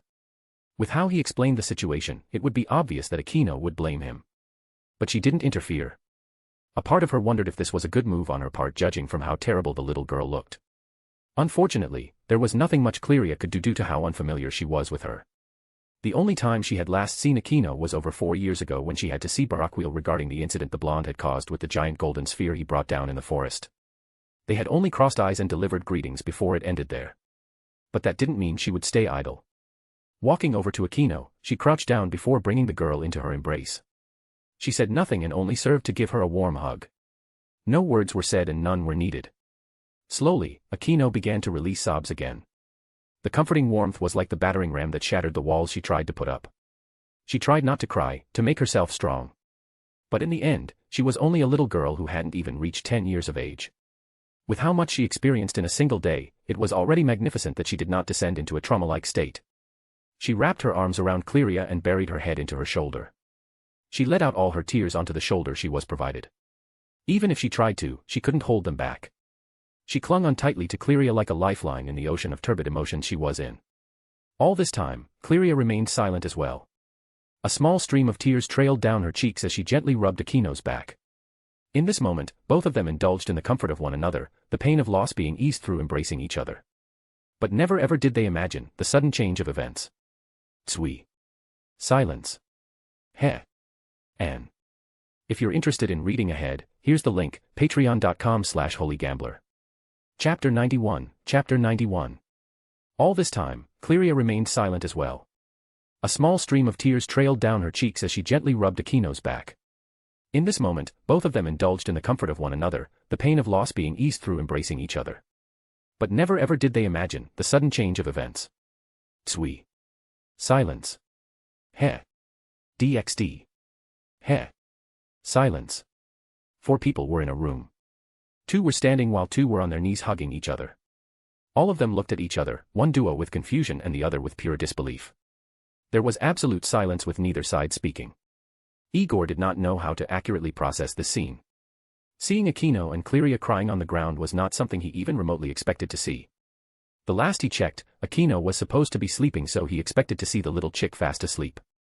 It was a fault on his part for making such a hasty teleportation out of embarrassment, but the last thing he expected upon arrival was to stumble into a rather awkward situation.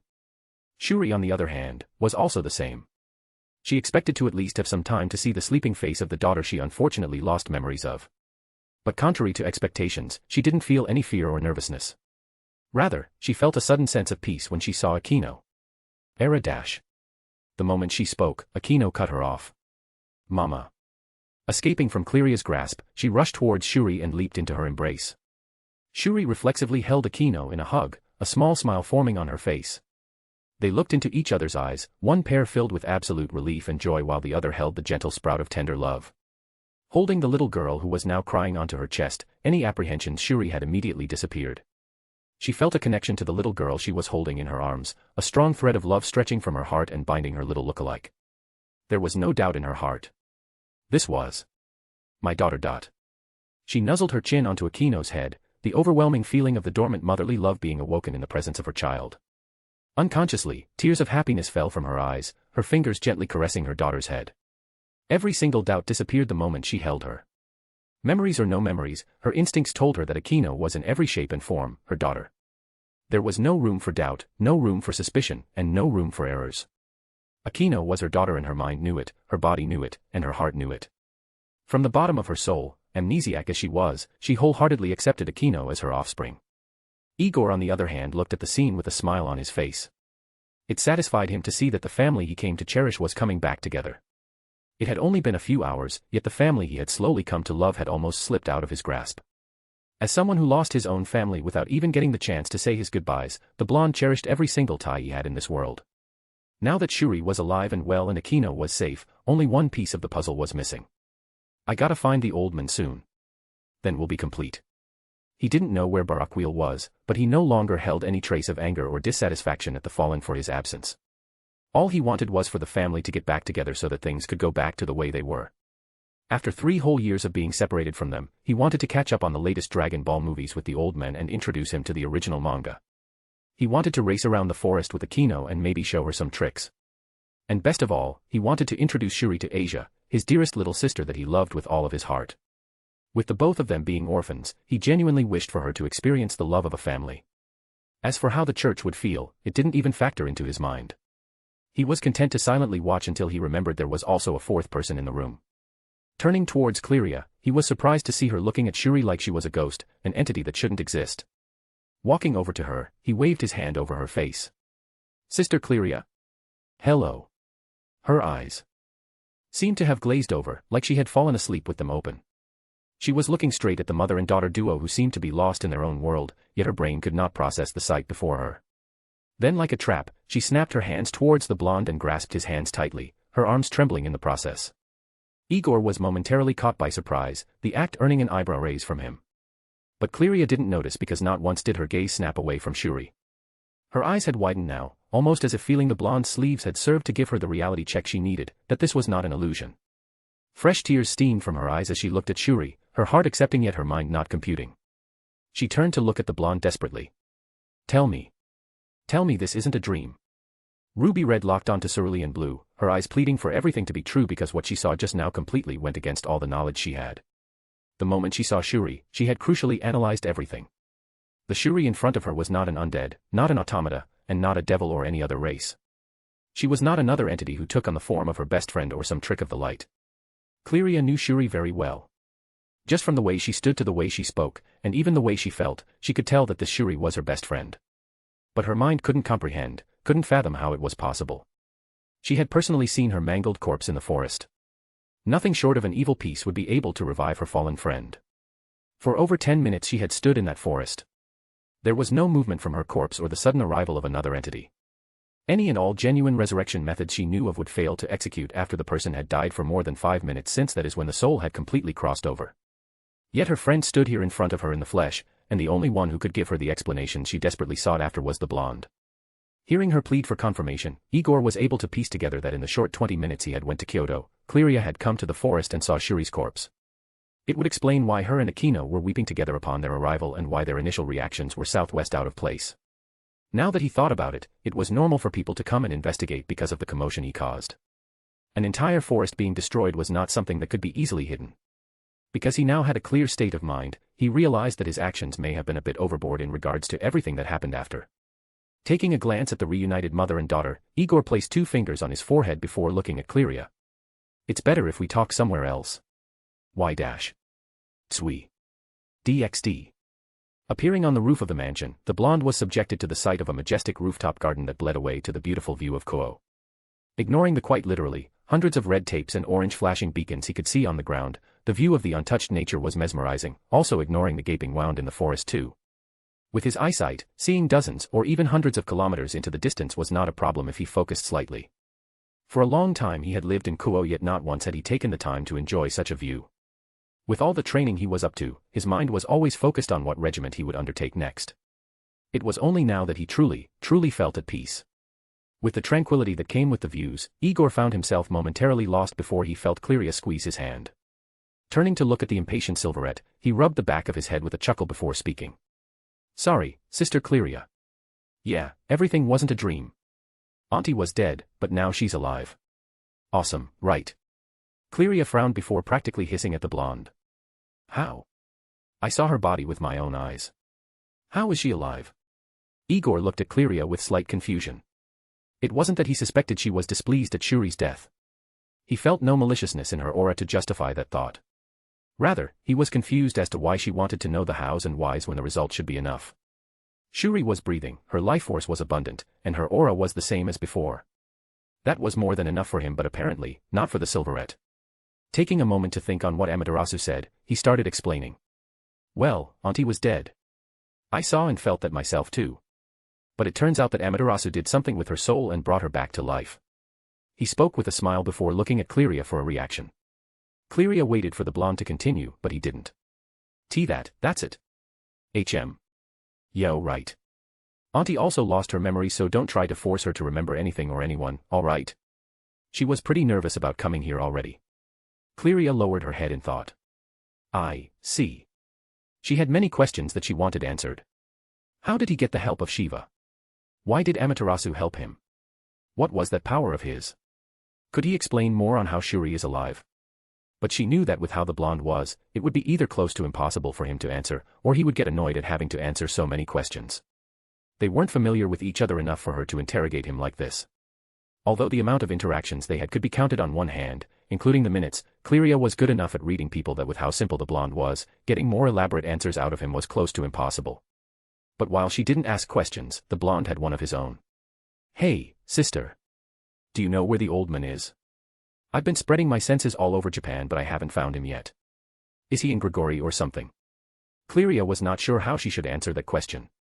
And if you're interested in reading ahead, here's the link, patreon.com/holygambler. Chapter 92. Hey, sister. Do you know where the old man is? I've been spreading my senses all over Kuo but I haven't found him. Is he in Grigori or something? Cleria was not sure how she should answer that question. DxD. Faced with the blonde's question, Cleria wasn't sure how she should answer. From their short interaction just now, she knew that he valued family a lot. If he possibly found out that the reason Barakiel didn't arrive was because of his mistress. She didn't even dare imagine the consequences. The blonde was powerful, very powerful. That energy she felt from him transcended anything she had ever felt. Given how volatile the situation is, she was not sure what his reaction would be if he knew the ugly truth.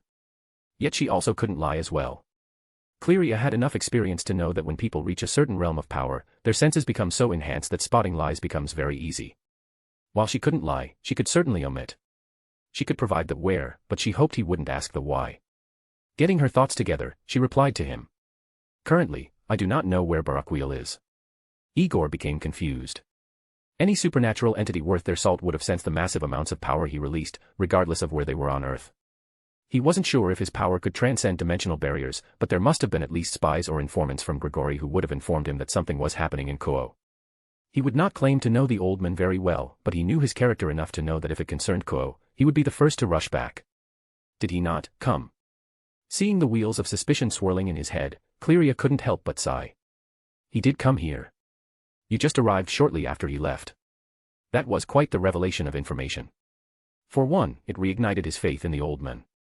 Knowing that he at least arrived reassured the blonde that his evaluation of him was not wrong. He remained quiet without any change in his expression. He was trying to figure out why the old man would leave if he had arrived.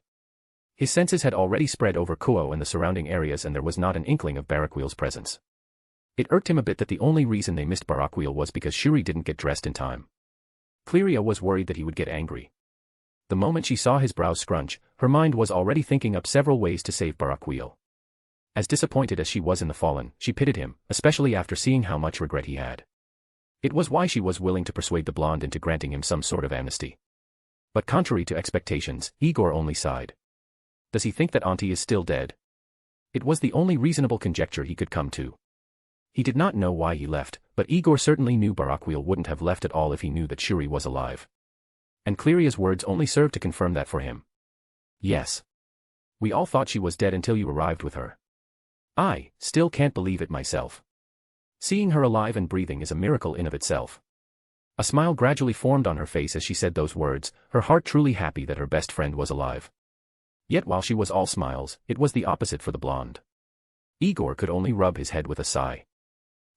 What to do? What to do? He kept looking into the sky in contemplation, his mind swirling with what he should first make his priority. There was still the issue of Asia being mistreated in the Vatican, something he hadn't forgotten. He also had to go back and thank Vasco for giving him the information of the happenings in Kuo because without him, he would have lost his loved ones and he wouldn't even know. It was also because of this scenario that he could relate to Barakiel who seemingly didn't know of what happened in Kuo until it was too late. He wasn't sure how the barriers and the magic notification worked, but he guessed that there was some sort of delay in the signal reaching him or some other type of issue. But something he was absolutely sure of was that he knew the old man loved his family and would be the first to charge and to defend them. His most pressing concern now was if he should leave for the Vatican or find a way into Grigori. Take Asia away from the people abusing her or find the grieving husband who still believed his wife was dead. Decisions. It was quite hard for him to decide what to do and more than half the time, he found himself locking onto Asia's energy signature. But his brotherly desires had to wait. Right now, he had to find Barakiel. Sister Cleria. Do you have a way to contact the old man or Uncle Azazel? Cleria sighed in relief, her heart at ease because he did not ask why Barakiel did not arrive in time. Unfortunately I cannot, Demori-san. Before everything happened, I was in the underworld and anything I had that could contact Azazel was handed over to the man himself. Igor furrowed his brows for a moment, wondering as to why she would cut off communication with the cadre. That was until he remembered. Oh, right.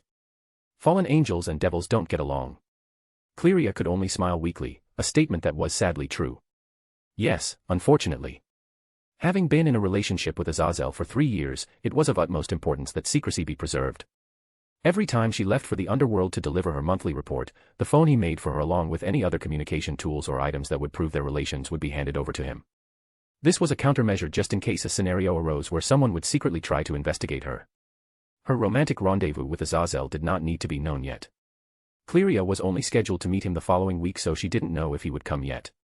But given the amount of commotion that happened, she hoped he would arrive soon. The last she heard from him was over 3 months ago when he informed her that he was close to discovering something new and that it would be a secret. In light of the current situation and her inability to communicate with either Fallen, Igor decided on his plan. Can you send me to Grigori then? I'm sure that someone there must know where the old man is. Maybe he's there himself. Who knows? Cleria hurriedly rebuked him. No. You cannot go there, Demori-san. They'll immediately kill you if you do. She was looking at him with pure panic on her face. The consequences of him going to the underworld were far more than what he could ever imagine. Eh? Is because I'm human? No. It's because you're Aryan. Question mark. Cleria could see the look of loss on his face. She had no choice but to explain to him. Heaving a sigh, she began. Look, Demori-san. I, Barakiel-san, Shamhazai-san, and Azazel-kun have all tried to keep your heritage a secret from the supernatural world for many years now. If you go to the underworld, everyone will immediately identify you as Aryan and will kill you on sight, be it fallen or devils. Igor wanted to say he could teleport away if need be, but he wasn't sure he could. He didn't know if the underworld was the same as the heavenly realm where his teleportation would be restricted, and he didn't want to try unnecessarily, at least not yet. But. Did you say all of them will try to fight me? A teeny-weeny tiny part of him couldn't help but salivate at the thought. It's been a few months since he had a proper fight and his withdrawal symptoms were showing. Having gotten used to fighting for 3 years in the heavenly realm, his love for battle had increased tremendously. Just the prospect of another fight had his hands clenching and his aura surging. A maniacal grin was forming on his face. His fantasy of fighting 10,000 people alone was soon about to be fulfilled. Unfortunately for Cleria, she had forgotten that Igor was someone who was looking for violence. Her sincere warning may have been the same as a green light to him. But she couldn't allow him to go to the underworld, and entertaining the thought was something she would not do. So she tried to plead with him again. Listen to me, Demori-san. You can't go to the underworld. It's dangerous there and dash. Dakang. The door to the rooftop opened to reveal Akino and Shuri walking together. As soon as the door opened, the little Fallen rushed towards Igor with all her might. Big brother. She lunged forward and clung onto him like a koala. She grabbed him by the shirt and looked at him with teary eyes. Don't leave. Please. It was a very tough decision to make. Igor really wanted to go and fight in the underworld. But he also really missed Akino. On one hand, he could have the best battle of his life. On the other, there was the little chick who refused to break eye contact with him.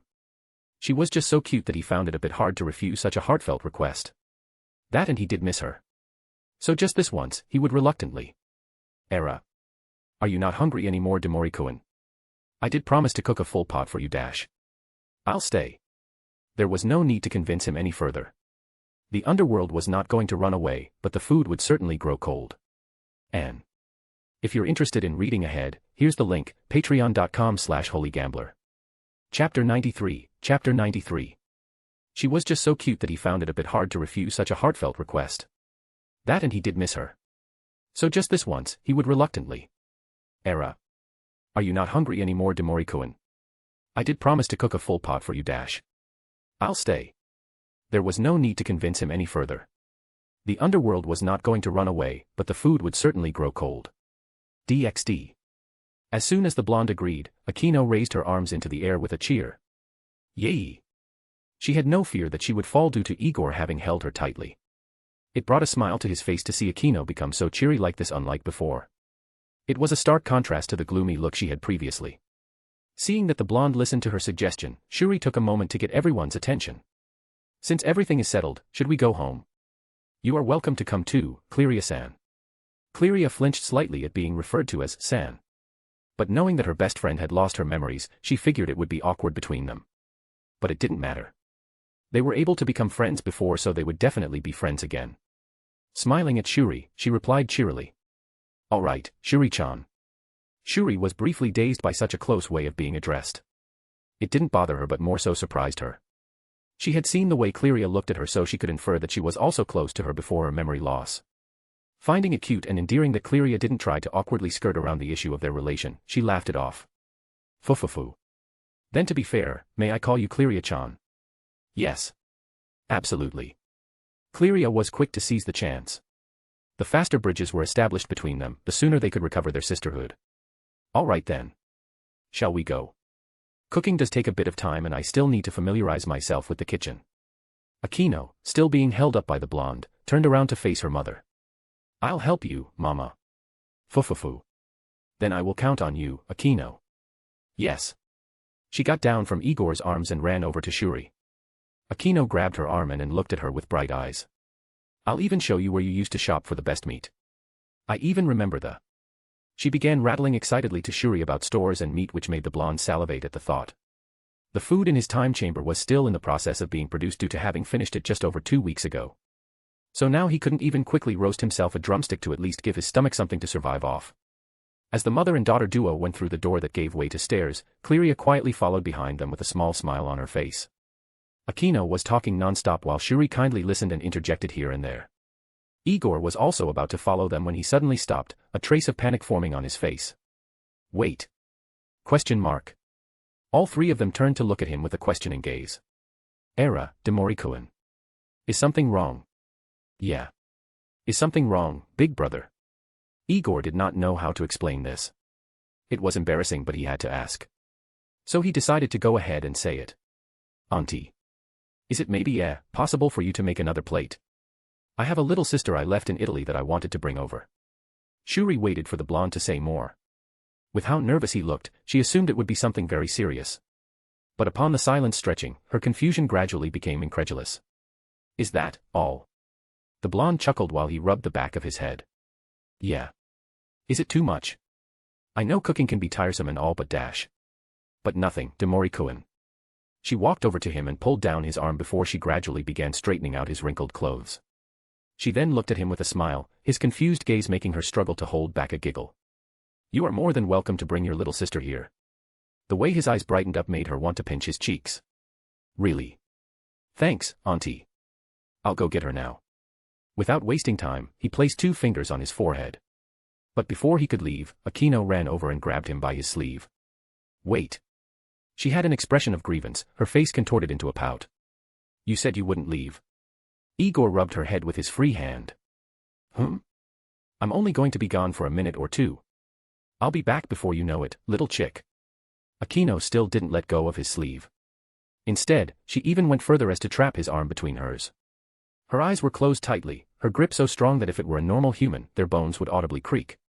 Shuri watched this scene with a smile. Then why don't you take her with you, Demorikuin? Heh. Mama. Shuri chuckled at how their confused gazes were so alike. Why don't you go with your big brother, Akino-chan? I can see you want to go and also. She turned to face Cleria. I have some things I have to talk about with Cleria-chan. The woman in question came out of the daze she was in when she heard her name. Yeah. Me. Fufufu. Of course I mean you, Cleria-chan. Shuri then walked over and hooked her arm beneath hers. You know where the house is, Demorikuin. Come back soon. The blonde was only dazed for a moment before a smile formed on his face. All right, Auntie. With Akino holding onto him, he didn't give the little fallen to process everything before they suddenly vanished. Tsui. As soon as they left, Cleria and Shuri heard footsteps ascending the stairs before Lena revealed herself. She stood in front of the 2 women before respectfully bowing her head. Angling her head towards Shuri, she first offered a greeting. Greetings, Shuri-sama. Without waiting for her to reply, Lena turned towards Cleria. Cleria-sama. An emissary sent by Yasaka-sama who goes by the name of Aurelia requests your audience. DxD. 1999/07/16, July 16, 1999, no change in date, Vatican, Italy. Tsui. Appearing outside Vasco's house, it was the same scenery as before. A modest house was in front of him and he could see the fenced garden stretching towards the boundaries of the wall. No other building was nearby, only a paved pathway that led towards the prestigious buildings of the Vatican. Akino looked around at these new surroundings with visible awe in her eyes. Having never been out of Kuo, all these massive buildings really widened her worldview. But she was snapped out of it the moment she felt her big brother suddenly start moving. Igor offered no trace of pleasantries as he marched forward. Asia. Big brother is here. He already treated the Vatican as a place he could come and go, and yelling out his greetings was something that had become normal. Right next to him, Akino remained glued to his side, her little legs shuffling quickly to keep up with his large strides. He did nothing to hide his presence or his voice. Compared to Japan where the sun had already risen, the moon was still up here in Italy. With it being the wee hours of morning, his sudden yell was more than enough to attract attention from the guards. But the moment they saw that golden hair and familiar face, they retreated. It did not matter that a fallen angel was hugging his arm. As elites that had been trained by Vasco himself, their brains had a bit more IQ than the general fanatical exorcist. Furthermore, it was a child. Fallen angel or not, it was still a child. As soon as they retreated, it did not take long for the doors of the house to gently open with an elderly male and a blonde little girl. Vasco was in a white robe laced with golden patterns. His physique was imposing, and with how his arms were crossed with a stern face, Aquino held on a bit more tightly to Igor's arms. As for Asia, she was adorned in a pink nightdress. She was barefoot and her eyes had bags under them. But the moment she saw Igor, any trace of sleepiness vanished. Like her older brother, she wasted no time with greetings. As soon as the door opened, she ran forward with all her might towards his open arms. Igor crouched down to receive her with a gentle smile on his face. "Come here, Asia." As soon as she got close, he scooped her up before pinching her cheek. Whereas she would normally fight, she instead buried her head into his shoulders. Igor expected her to playfully bite him when he suddenly felt her tears trickle down his neck.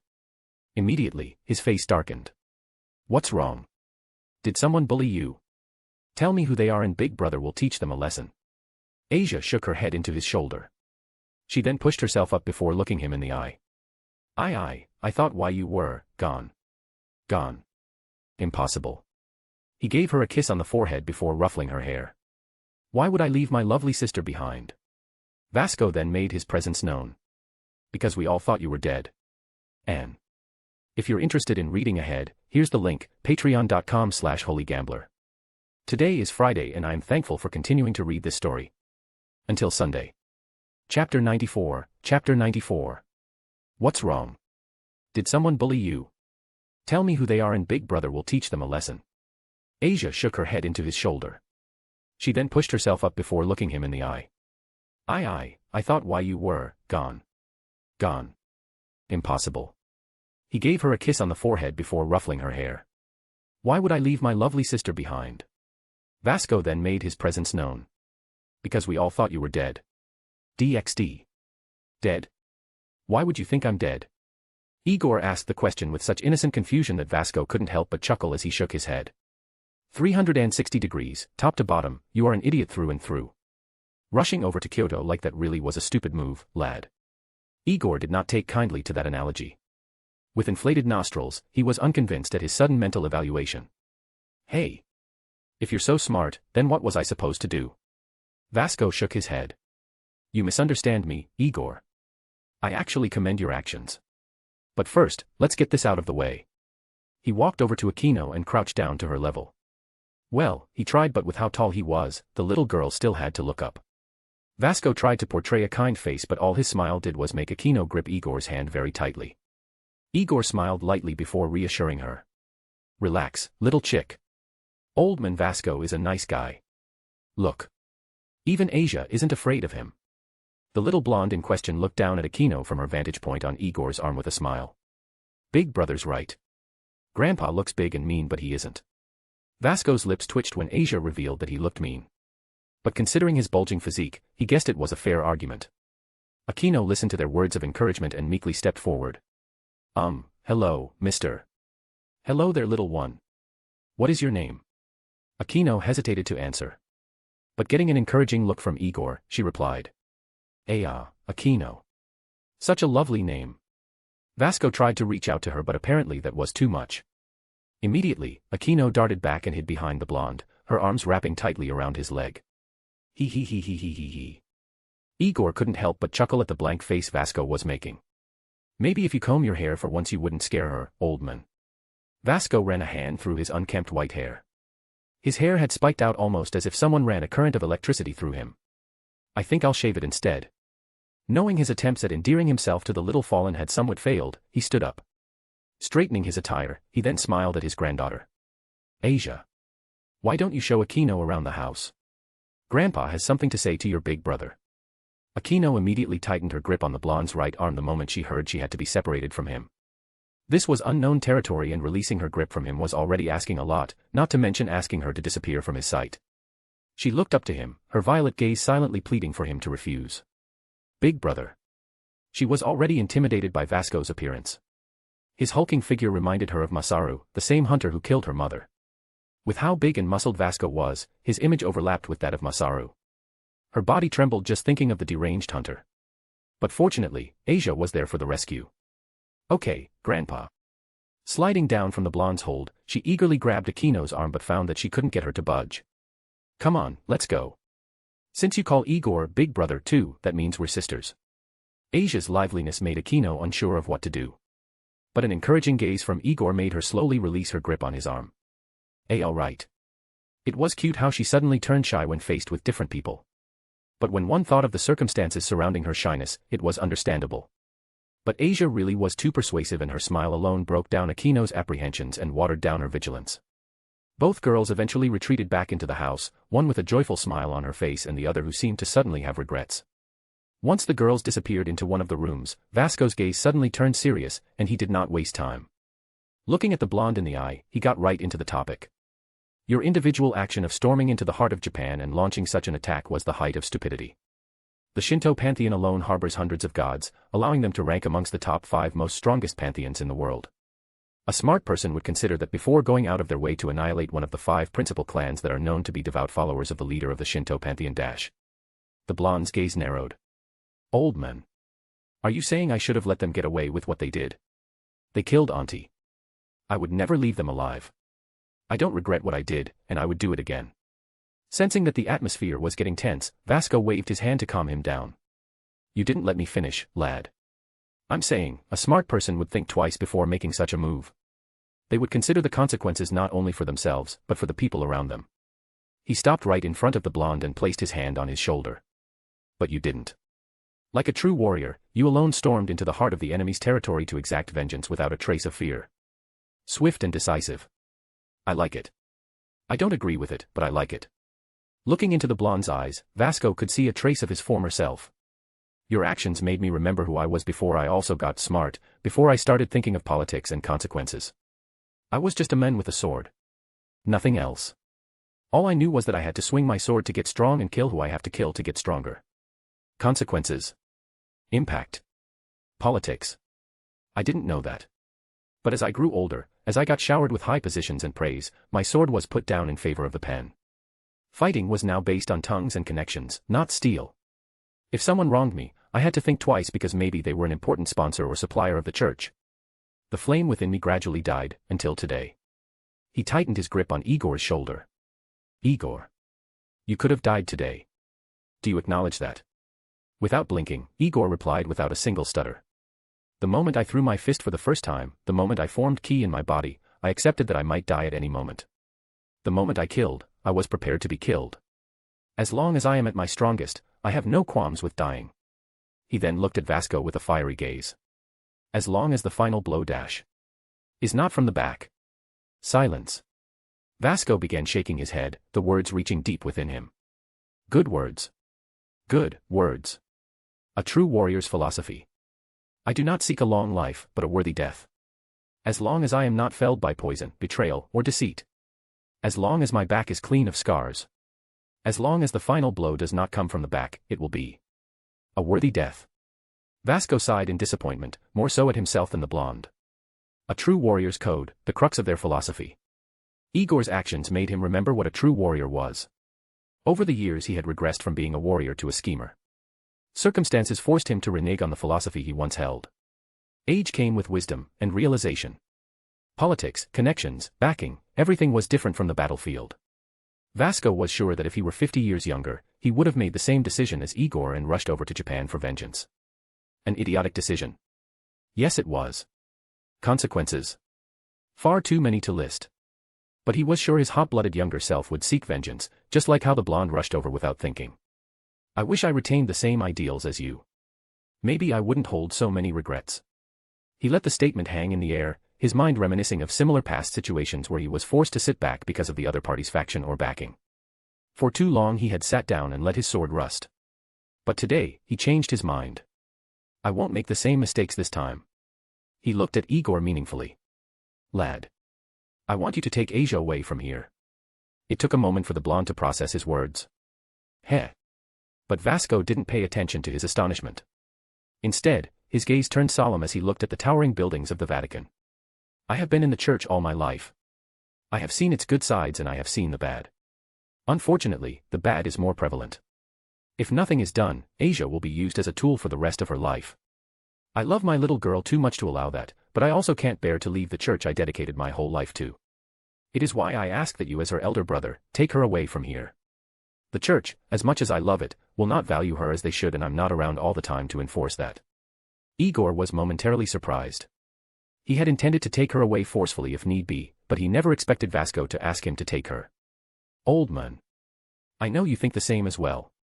I talked with Sister Miriam and I learned of the situation. This isn't a place where a child like Asia should grow up. Since I wasn't here, I expected the church to treat her as a family. I expected them to respect my name and my contributions. But it is clear that after a few measly decades, my name no longer carries weight. Vasco clenched his fist as anger threatened to take over. All this time he assumed that Asia was lonely. The little lass never told him about the troubles he was facing, and whenever he arrived, everyone hid their envy and loathing behind smiles and treated her with respect. He was immensely disappointed with the church when he learned of the truth from the old nun. All she is to them is a tool to bring in more believers. As long as she does her job and heals the patients, the church won't interfere with what the other people do. But I know that if she leaves with you, she will experience the feeling of growing up in a proper family. And his gaze darkened. It will soon become too dangerous for her to remain here. Igor processed his words in his mind. He could feel the subtle trace of killing intent emanating from the old man. He wanted to ask what he would do, but he felt it was not his place. So he could only agree to his request. All right. I will take Asia with me. And if you're interested in reading ahead, here's the link, patreon.com/holygambler. Chapter 95, Chapter 95. It will soon become too dangerous for her to remain here. Igor processed his words in his mind. He could feel the subtle trace of killing intent emanating from the old man. He wanted to ask what he would do, but he felt it was not his place. So he could only agree to his request. All right. I will take Asia with me. DxD. The moment Igor accepted Vasco's proposal, the old man released a tired smile. Thank you. It saddens me, but she will be happy with a normal life. For 3 years, Asia had worked for the church and brought untold benefits to them. The number of followers and believers she brought in for the church in 1 year was quite literally more than the church had brought in 50. Her twilight healing was quite literally a miracle, and not only did her healing ability fill the church halls, it also filled the vaults and coffers with billions in sponsorships and donations. Yet all she received as payment was scorn and empty titles. She wasn't even compensated for her services on the claims that she was far too young to wield the money responsibly. They were even audacious enough to use reasons such as, she is doing the work of the Lord, it is in the best interest of humanity, her gift is by the grace of God. She should use it for God's people, no, and many more such nonsensical reasons. She received no benefits and was always locked up for safety reasons. Unfortunately, Vasco could do nothing about it. Too many politics were at work, and as famous as he was, his political power was not much. The strongest exorcist was simply a glorified grunt in the eyes of the upper echelon. It did not matter how powerful he was because he was still under their hands. But now, political power did not matter. After sensing Igor's power and later hearing how the Hinjima were exterminated, he realized that in front of strength, things like politics, connections, and money were nonsense. Who you could call did not matter if you were already dead. Influence was nothing when you weren't stronger than your enemy. Money meant nothing when your adversary was already in front of you and ready to kill. And this realization made him come to a decision.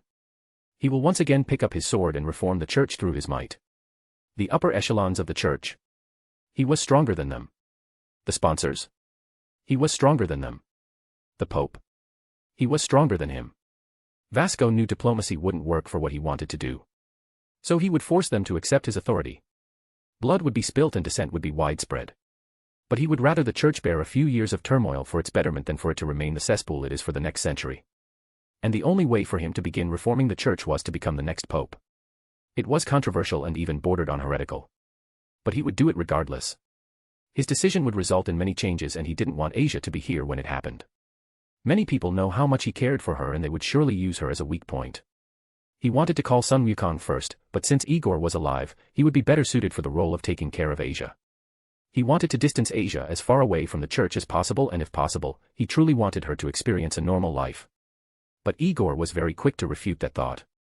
It's impossible for Asia to have a normal life, old man. We both know that. Vasco couldn't help but sigh. I know. Or at the very least, I hoped it wouldn't be the case. There was a faint hope that maybe it was possible, but Igor was right. As the wielder of the Twilight Healing Sacred Gear, a normal life for Asia was impossible. If it isn't the church, it will be either Grigori, the devils, or some other faction, organization, or pantheon that would take her, be it willingly, or forcefully. The twilight healing was far too valuable for any organization to let go, and the very, very slim chance that Asia could possibly live a normal life was taken away the moment she became a saintess. Everyone faction knew how she looked, and the moment it was revealed that she was no longer in the church's possession. They will hunt her. It was an irrefutable truth that Vasco had to come to terms with, something that caused the blonde to clench his fists in frustration. Yes. Those bastards will. Igor had learnt a lot from this incident with the Hinjima. It doesn't matter how powerful he gets. There will be instances where he will be too late. It doesn't matter how fast his instant transmission was. If knowledge of the situation was kept from him, it would border on impossible to rescue those close to him. And that will be the same for Asia, unless he did one thing. They will hunt her, but I will train her. Vasco looked up in surprise, but Igor continued. I've thought about this for a while, old man. When I got to Kuo, Auntie Shuri was already dead. I was too late, and I had to. Recalling the memory made his eyes moisten. I had to watch her die in front of me. I was powerless to do anything. I don't want that to happen again to me. I'm strong, old man, but not strong enough to go through that. Not again. I can't go through that pain again. I'm thankful that Amaterasu revived her, but still, it was too close, way too close. He then looked up to Vasco with a gaze full of resolve. It is why I've decided to train Asia, and them also. I'll see if I can convince No. I will make them train Shuri, Aquino, and Asia. Whether they want to or not, I will train them by force, especially Asia. I love my little sister, and I know she wouldn't want to hurt anyone, even if that person is attacking her. But I will force her to. I will fasten a weapon to her hand if it is the last thing I do. The world has shown me that it is not kind even to those who try to distance themselves from the supernatural. Even if you live in the middle of nowhere, as long as you have a treasure, someone will want to take it from you. Vasco nodded quietly, his mind recalling a proverb Sun Wukong once told him. It is a sin to carry jade, without the ability to protect it. What? Vasco sighed. It's some sort of Chinese saying. Although Asia wants no trouble and wouldn't hurt a fly, many people will come after her simply because she has twilight healing. Even if she tried to hide and never use it, it is impossible since the entire world knows her face. He clenched his fists, his mind coming to a decision. You are right, Igor. Asia must get strong. With how important her sacred gear is, many people will come after her in the future once she leaves the church. So I hope you will train her very well, lad. Because I'll depend on you to protect my granddaughter. The blonde smiled lightly. Don't worry, old man. My plan is to at the very least, get her to God class. It will be hard and maybe she'll hate me, but I'd rather she hate me and be alive than be a corpse. Igor had a good grasp of just how timid the little blonde was. In the first week they met, she felt sad that the person who kidnapped her had died. The memory was something he would never forget. He couldn't comprehend how she would feel pity for someone who tried to harm her. His philosophy was straightforward. Both good and bad, he would repay 100-fold. But she believed in the concept of every life being equal. Despite who the person was, their life was equal in value. She hadn't said it, but she showed it. Regardless of who it was who interacted with her, she treated them kindly even when they harbored malicious intent against her. It was somewhat endearing, and Igor was willing to let her maintain such pure thoughts. She was the light, and he would gladly eliminate the shadows that threatened to encroach on her radiance because her innocence was what made him more determined than ever to get stronger. Her kind nature was so rare in this world that he wanted to do his utmost to let it shine freely. He wanted to preserve it, to let that little beacon of purity shine in the dark and turbid world they lived in.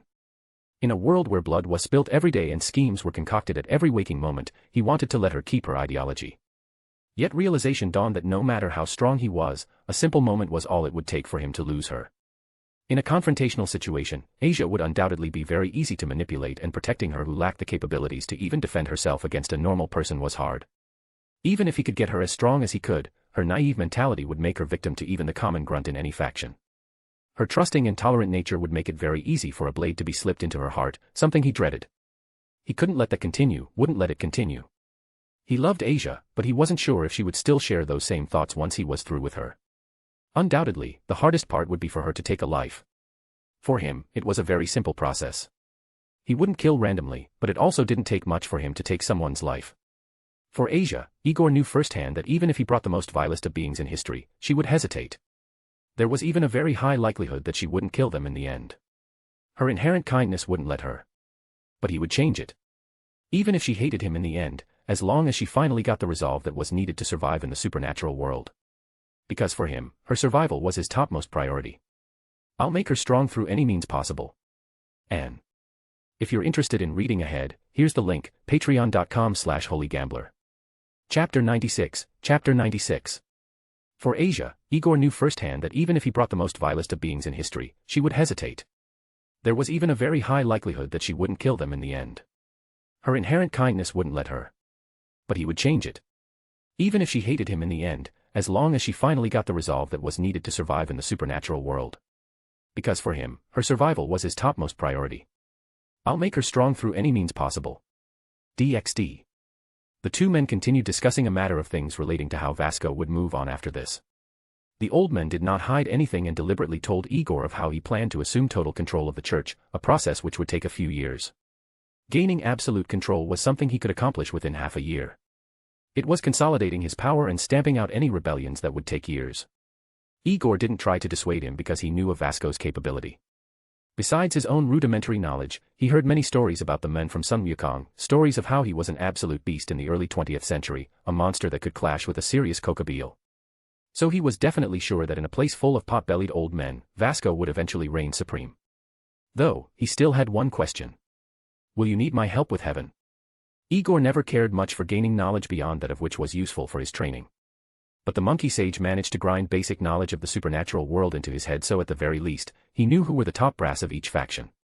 He was very interested in fighting Michael and the other seraphs. Their respective abilities and their years of fighting experience made him itch to test himself against them. Stories of their feats from the Bible and other various sources was something he wanted to see himself. But upon noticing the sparkling glint in the boy's eye, Vasco waved him off. Don't worry about them. A little internal strife won't make them act. As long as they get their prayers, nothing will happen. And he was right. Far worse things had happened in the church, but heaven never intervened. The angels always said it was to let them maintain free will, but he viewed it as incompetence. He knew of the secretly carried out experiments that would make even the most vilest of beings take notes, and the angels did nothing to circumvent them. Them ignoring every single dark thing implied their tacit agreement to their continuation. So it was why he was not worried about their intervention. A little sudden change in the church leadership wouldn't make them interfere as long as he was quick about it. On the other hand, he was curious about something. Enough about me. I want to hear it from your own mouth. How did you make it out Kyoto alive? And he leaned in closer. How is your auntie alive? Vasco didn't know that Shuri had died. He assumed that the blonde had gotten to Kuo in time and saved them. But to hear it from his mouth that she had died was something that got an eyebrow raise. It would also explain the blonde's sudden spike in power, since grief tends to act as a spark that allows one to supersede their current strength. He didn't want to inquire before, since he didn't want to possibly budge his nose in. But too many things were unanswered as to how the blonde could come and go in the heart of Japan as he pleased without consequence. And it seemed Igor was willing to answer. All right, old man. It happened like this. I went to Kyoto, killed the Hinjima, and left. When I came back to Kuo, I found that auntie was alive and well. It was then that Amaterasu appeared and told me it was her who resurrected auntie. After that, I took auntie home, and after a series of events, I came here. Silence. Vasco was not sure what to say. That's it. Yeah. I'm pretty sure I covered everything. Vasco couldn't help but palm his forehead. Covered everything, he says. This wasn't even qualified to be called a summary. Far too many things had been left out that it wasn't even funny. If Vasco didn't know the blonde as he did, he would have suspected that he was taking him for a fool. The only part Igor even tried to somewhat explain properly was Shuri's revival. Everything else was so lacking in context and information that it may as well be classified as nonsensical, not even enough to fill up the first page of a dossier. Sighing in exasperation, he decided to change his methods. Let's do it like this. I will ask you a question, and you will try to answer. Simple enough. Igor was not all right with how Vasco looked at him. He felt as if the old man was looking at him like an idiot, but he obliged anyway with his words. All right. Good. First off, what was that power of yours? That was more than your simple kaioken. The blonde scratched his head. To be honest, I don't know what it is. I didn't even notice I had that power until Shiva told me. Vasco took a moment to breathe before looking at the blonde. Shiva. Yep. The god of destruction. That's him. The third strongest entity. Soon to be number 4. But yeah, that's him. With how nonchalant the blonde was, Vasco suspected that he may be lying. The boy even had the gall to insinuate he would surpass Shiva soon. If it were that easy, then he wouldn't have remained the strongest god for as long as he did. It was even more unbelievable that the god amongst gods would actually take an interest in Igor. The gap between the two was just far, far too wide to even comprehend. It was even more absurd than comparing a normal human to Igor in his berserk Kaioken state. A normal human would break their arm trying to destroy a wall, yet the other already possessed the power to destroy the world. And the gap between Igor and Shiva was even more nonsensical than this comparison that Vasco couldn't figure out why Shiva would personally associate with this kid. But then he thought of how it suddenly made sense that Igor could come and go to Kyoto without consequence. Shiva was truly the one god who could silence all dissent against the blonde with his mere presence. And this also served to solve another question he had. That would explain why your power suddenly vanished from existence. Eh? My power. Vasco felt he should explain just what kind of a storm Igor caused with his actions. Listen, lad. Your power skyrocketed from god class to supreme class in less than a minute. Everyone felt it and everyone kept their senses trained on Japan. When you arrived in Kyoto, I felt your power skyrocket once again. That attack you were charging, it was more than enough to bring an end to all life on Earth as we knew it. But then all of a sudden, that extra power disappeared, and shortly after that, your power disappeared. As in, you seemed to have vanished from existence. Everyone thought you died in that moment. Igor tilted his head as he tried to piece the clues together. In all honesty, all he was concerned with in that moment was wiping out the clan from existence more than what Shiva was actually doing there.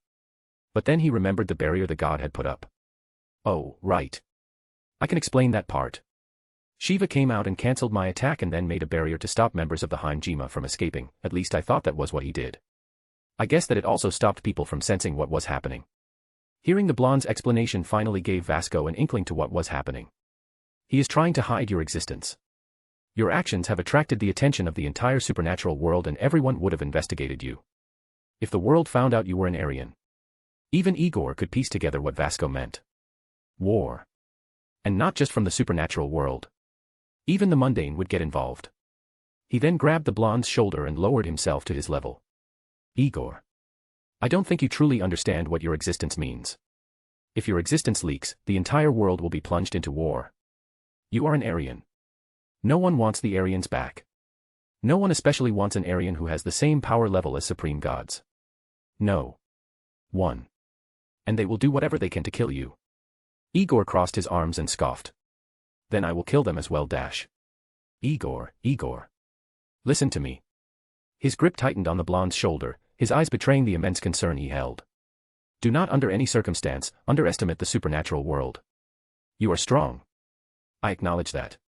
We give you a few more decades and with that time chamber you have, I have no doubts that you can enter the rankings of the top 10 most strongest. But, listen properly. But, there are many methods to defeat someone and unfortunately, many of those methods will not involve a fight. Igor looked down in frustration, shame, and realization. Just because he wanted a proper fight did not mean the world would give him one. Listen, son of Demori. Vasco placed his hand on the blonde's head. You are a warrior. But you are also the last of your bloodline. There's a reason why you are alive and possess the time chamber, the very artifact that upon the discovery of its existence, had the entire world launch an attack on your people. I can tell you from what I've seen, kid, not everything is without reason. His then smiled kindly as he began scratching Igor's head. Do this old man a favor, won't you, lad? The reason I am telling you all of this is because I want you to live. You are a warrior through and through. But the world is not filled with warriors. You want to fight and I can see it in your eyes. You desire a great battle, but the world doesn't. They will poison you. They will stab you. They may even brainwash the ones you love into betraying you. Trust me, lad. I know. His gaze then turned solemn. Because the same thing happened to me too. And if you're interested in reading ahead, here's the link, patreon.com/holygambler. Usually, I would upload 2 chapters to compensate for missed uploads, but I can't do that today. Yesterday was not an upload issue, but a write issue. I had to travel to another province, state, on short notice, making me unable to write at all. I will see however about making up for this in 2 days. Chapter 97. Do this old man a favor, won't you, lad?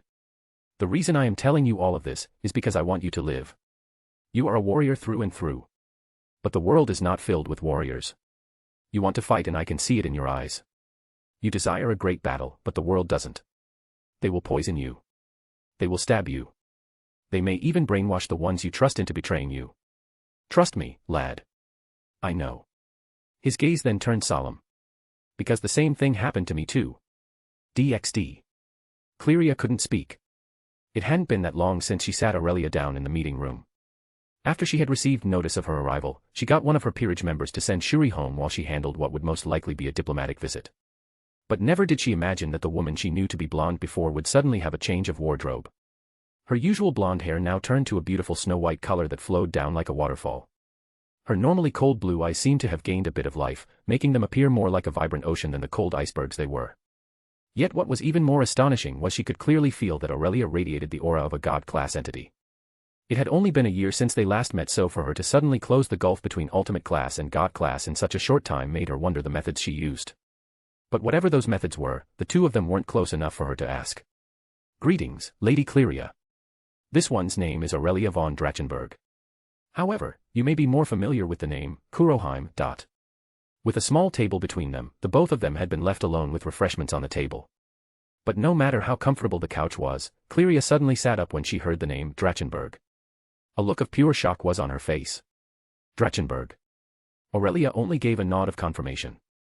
The Drachenbergs were the royalty of the Aryan race. They were known for their fierce warriors who could wrestle dragons in one-on-one combat and win. If normal Aryans were monsters, then the Drachenbergs were absolute behemoths on the likes of the protagonists from Chinese novels. Cleria could remember the saying, one Drachenberg at the low ultimate class could hold off 10 normal high ultimate class beings from other races and survive. It had been seen countless times in history. With their golden armor and fierce temperaments, they were unrivaled in wars, and many other races deigned to clash with them because of how fearsome their reputation and power was. And right now, a member of that family was seated right across her. Are you Trulian? She let the question hang in the air. Yes, Lady Cleria. This one does indeed hail from the Aryan bloodline. Aurelia took a sip of her coffee before smiling at her. Does it bother you, Lady Cleria? Cleria maintained her look of surprise for a moment longer before she eventually shook her head. No. I'm more interested in why you revealed this information to me. Surely you know that your kind will not be warmly received in both the mundane and the supernatural world. Aurelia only smiled. This one is aware, Lady Cleria.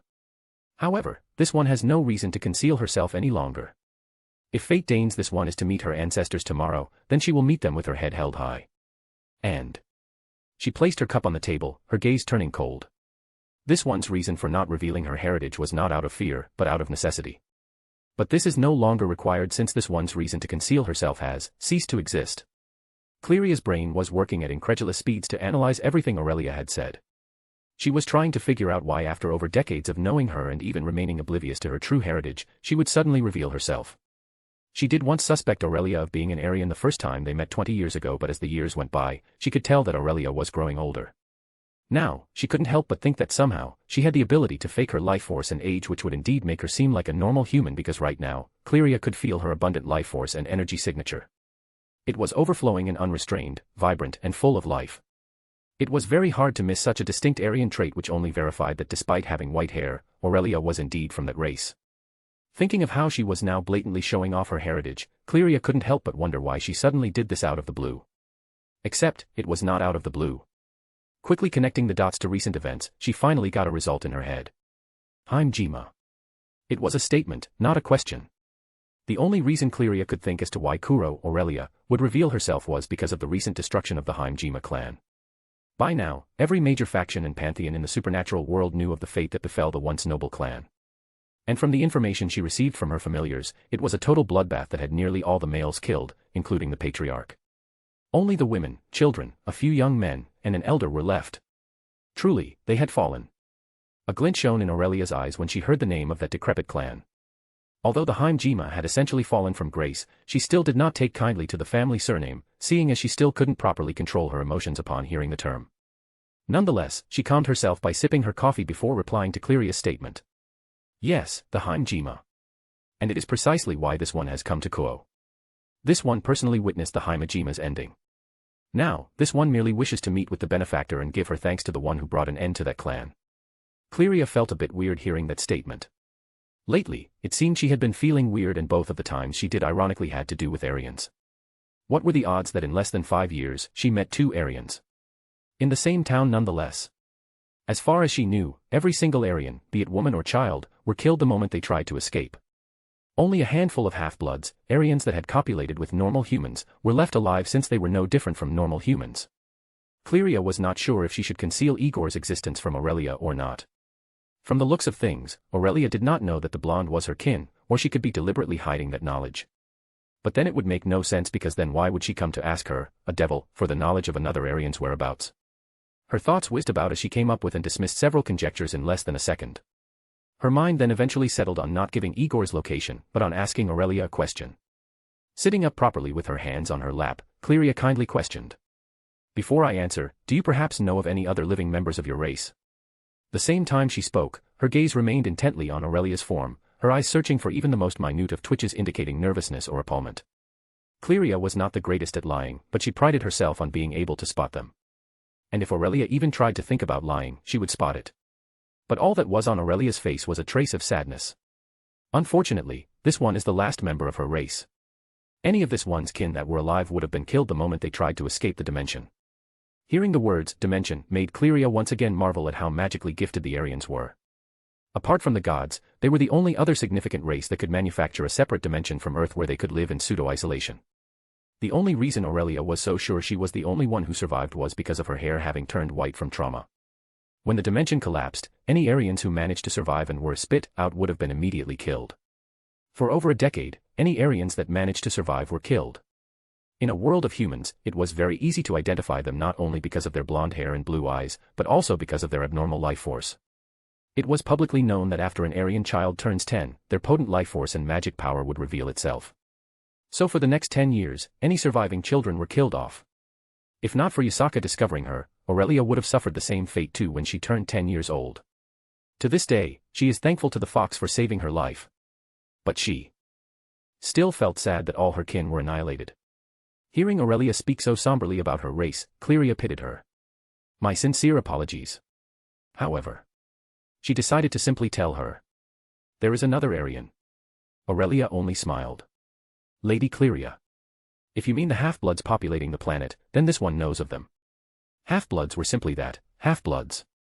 Aurelia had no prejudice against them, but it was too much to consider them her kin. As far as she was concerned, they were no different from normal humans. But Cleria shook her head. "No. I meant that there is another pure-blooded Aryan like you." Cleria was sure that Igor was not a half-blood for many reasons. One was that he had no traceable ancestry. No matter how much she scoured the records and sent someone to investigate, Igor did not exist. There wasn't a trace of his data on any system in the world or a family with the last name Demori. But the most important reason was that he possessed the Aryan's time chamber artifact. There was absolutely no chance that such an important artifact, the pinnacle of Aryan ingenuity, would be given to a half-blood. Those people prided themselves on their heritage and looked down on normal humans. An Aryan marrying a half-blood was simply taboo, and the moment a half-blood was born, they would be chased out. It was why Cleria was sure Igor was a pure-blood. He is the one who killed the Hinjima. Aurelia shot to her feet at the sudden revelations. She didn't expect that there was another pure-blooded Aryan in existence like her, never mind that he was also responsible for the Hinjima's death. It came as such a shock to her system that she lost her composure and any sense of modicum or courtesy. Placing her hands on the table, she leaned over to Cleria. "Do you know where he is? This one would sincerely want to meet him." Her voice contained a trace of agitation, and if one listened properly, they would know that Aurelia wouldn't take no for an answer. But it was understandable considering she suddenly had an opportunity to meet her kin after decades of believing everyone was dead. And Cleria was willing to oblige. "Of course. If you are willing to wait, then you will meet him shortly. Currently he's not here in Kuo, but he should be back within the hour." Aurelia was no longer focused on the fact that her benefactor was not here. Rather, she was more focused on the fact that the same overwhelming power she felt in Kyoto belonged to one of her kin. That same power that prompted the god of destruction himself to act was currently in the hands of her kin. She wasn't jealous. Not in the slightest. Rather, she was mad. Mad that a person with such a high power level was not present when her clan was being exterminated. She was extremely. But given his knack for causing trouble, I wouldn't be surprised if he took a whole week to come back. Question mark. Aurelia's emotions experienced a sudden stopgap. It wasn't Cleria's words that made her freeze, but the way she said them. The way she spoke of her benefactor wasn't as if he was talking about a fully fledged warrior, but a troublesome boy. So she asked. "Pardon me, but this one would like to ask. How old is he?"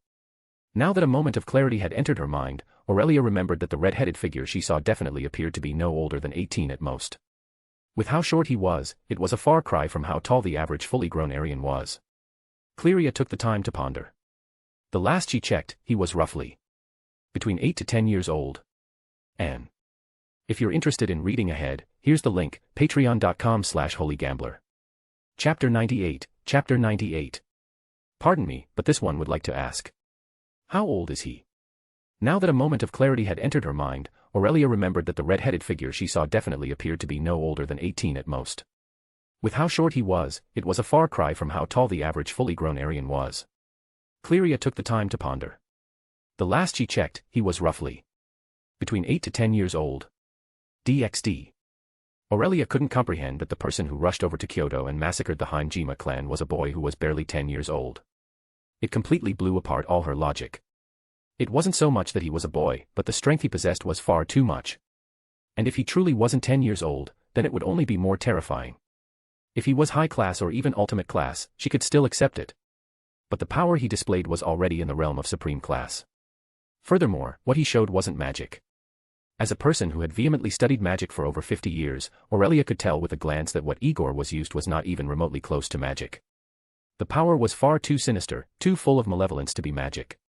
She could vividly remember his spiky red hair, making her draw a conclusion that what he tapped into was a sort of transformation. The copious amount of excess energy leaving through his hair and the change in color was a sign of that. Asterisk. Was his state a transformation in her bloodline that gave him that strength he wielded? She couldn't think of any other reason. His overwhelming power had been engraved into her bones. The scene of that massive sphere was something she could never forget. Aurelia was very confident in her skill set, but she knew her limits. She knew that no matter how much time she was given, constructing a barrier to stop an attack of that scale was impossible for the current her. She had worked countless hours to perfect her clan specialty which related to their own unique inscription and barrier magic. The knowledge of such magic came innately ingrained in their brains, and once they turned 10, they would gain the knowledge recorded by their ancestors. From magic to fighting, everything would become intrinsic like an instinct.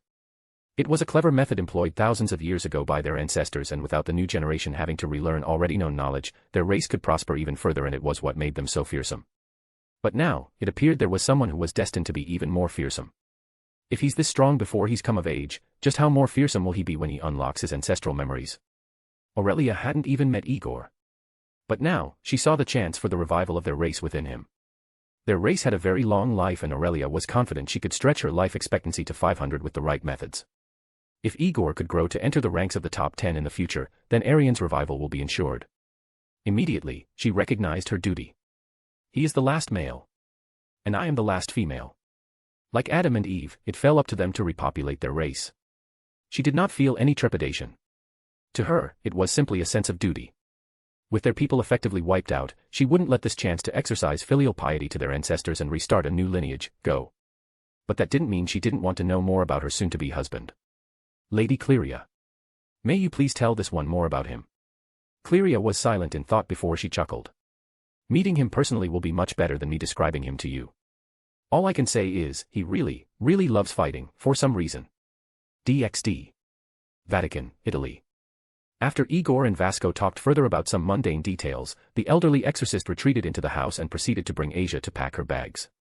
It was already a done decision that Asia would depart with them, something the old man deemed a necessity. Naturally, Aquino couldn't stay in the same room as Vasco without Igor, so she immediately ran out of the house towards him.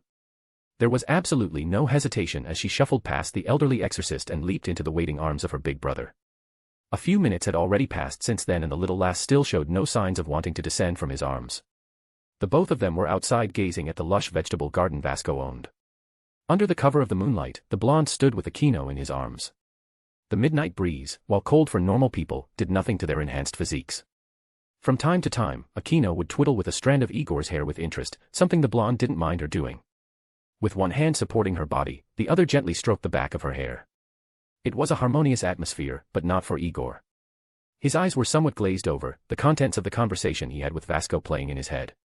His issue had more to do with what he should do with Shuri and Aquino. For Asia, she would train no matter what. There were no negotiations to be had there. His mind was set on getting her strong, both physically and mentally. But Shuri and Aquino were another thing entirely. By all means, he wanted the both of them to get strong, but Barakiel would know the how better. And therein lay the crux of the problem. The fallen was nowhere to be found, and even now, he wondered if he should ignore Cleria's warning and descend into the underworld. Delaying things was not his style, and were it up to him, boot camp would commence as early as tomorrow. But without Barakiel, he didn't know where to even start. His only hope was that upon returning to Kuo, he would be there. But hope wasn't something he liked to depend on. Hey Akino. The little fallen replied in a daze. It was only when she processed that she was being called that she raised her head from his chest. Big brother. Igor was looking at the line of drool stretching from her lips to his shirt. The little minx had fallen asleep, but he wouldn't fault her for such a little thing. Akino. Do you want to get stronger? This question he asked was a simple formality. Regardless of her answer or whether Barakiel arrived or not, he would throw her into the jaws of training. By fire or by force, tomorrow morning he would begin teaching her a few things along with Asia. It was an instant conclusion he arrived at when he saw just how scarred those violet eyes of hers were. She could try to hide it, but as someone who knows pain, she couldn't hide it from him. He could never erase the pain she felt, but he would damn well make sure she never had to experience it again. He would show her the basics of how to fight and leave advanced techniques like magic to Barakiel, once he finds him. But for now, he decided to listen to what Akino would say. He couldn't help but be interested in what her answer would be after everything she'd seen and experienced. He hoped she would say yes, but if for some reason she replied in the negative, he'll still wake her up at 5 in the morning tomorrow. But to say her answer intrigued him was an understatement. Yes. I want to get strong.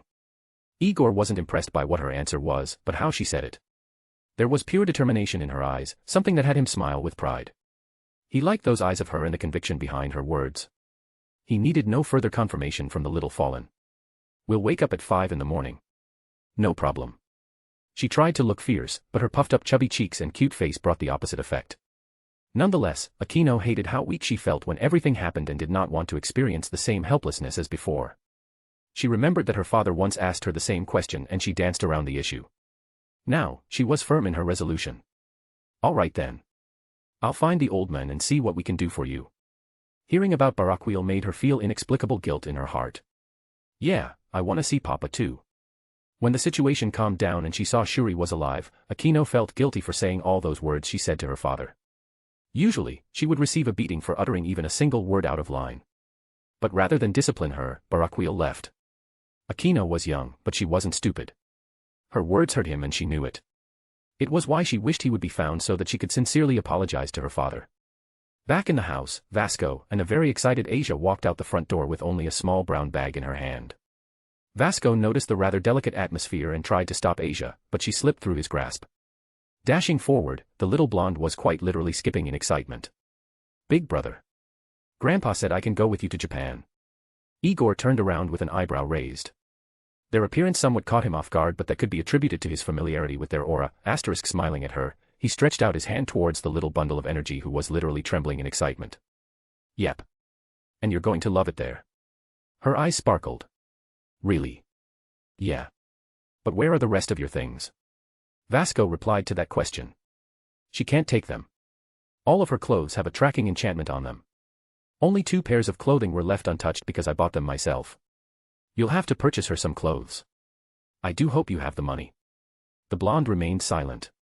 Money was such a foreign concept to him that he couldn't remember the last time he held it. Don't worry, old man. I'll make a plan. Vasco nodded condescendingly. Ah, yes. And funeral parlors are about to experience a big boom. He couldn't refute that statement. So he chose to bail. Well, time to go. Later, old man. Asia also chimed in. Bye, Grandpa.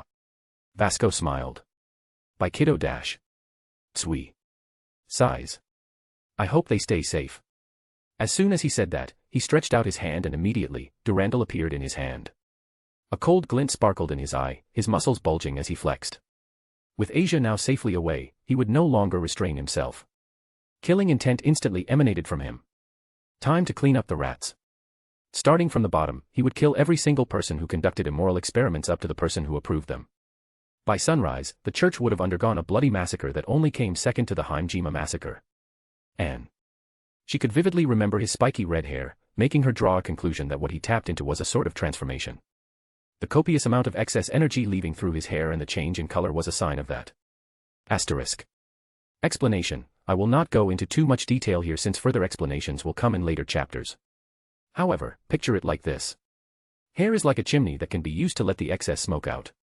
At the time, Igor had so much energy that any excess energy he had not only escaped through him via his skin in the form of aura, but also through his hair. Igor turned around with an eyebrow raised.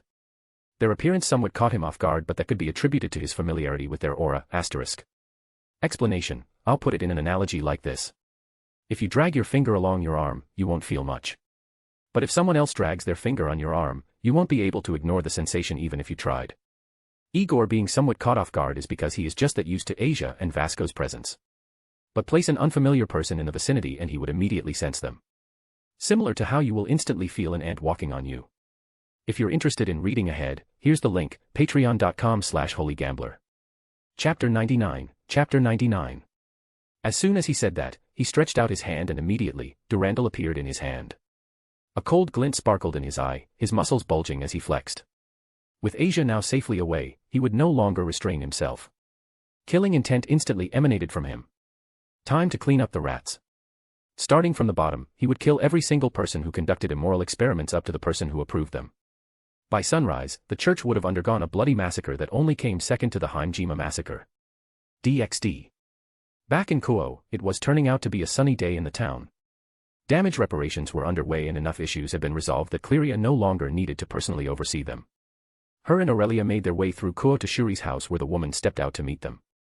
Having swapped her blue dress for a slightly worn-out brown one, Shuri was the exact definition of a housewife.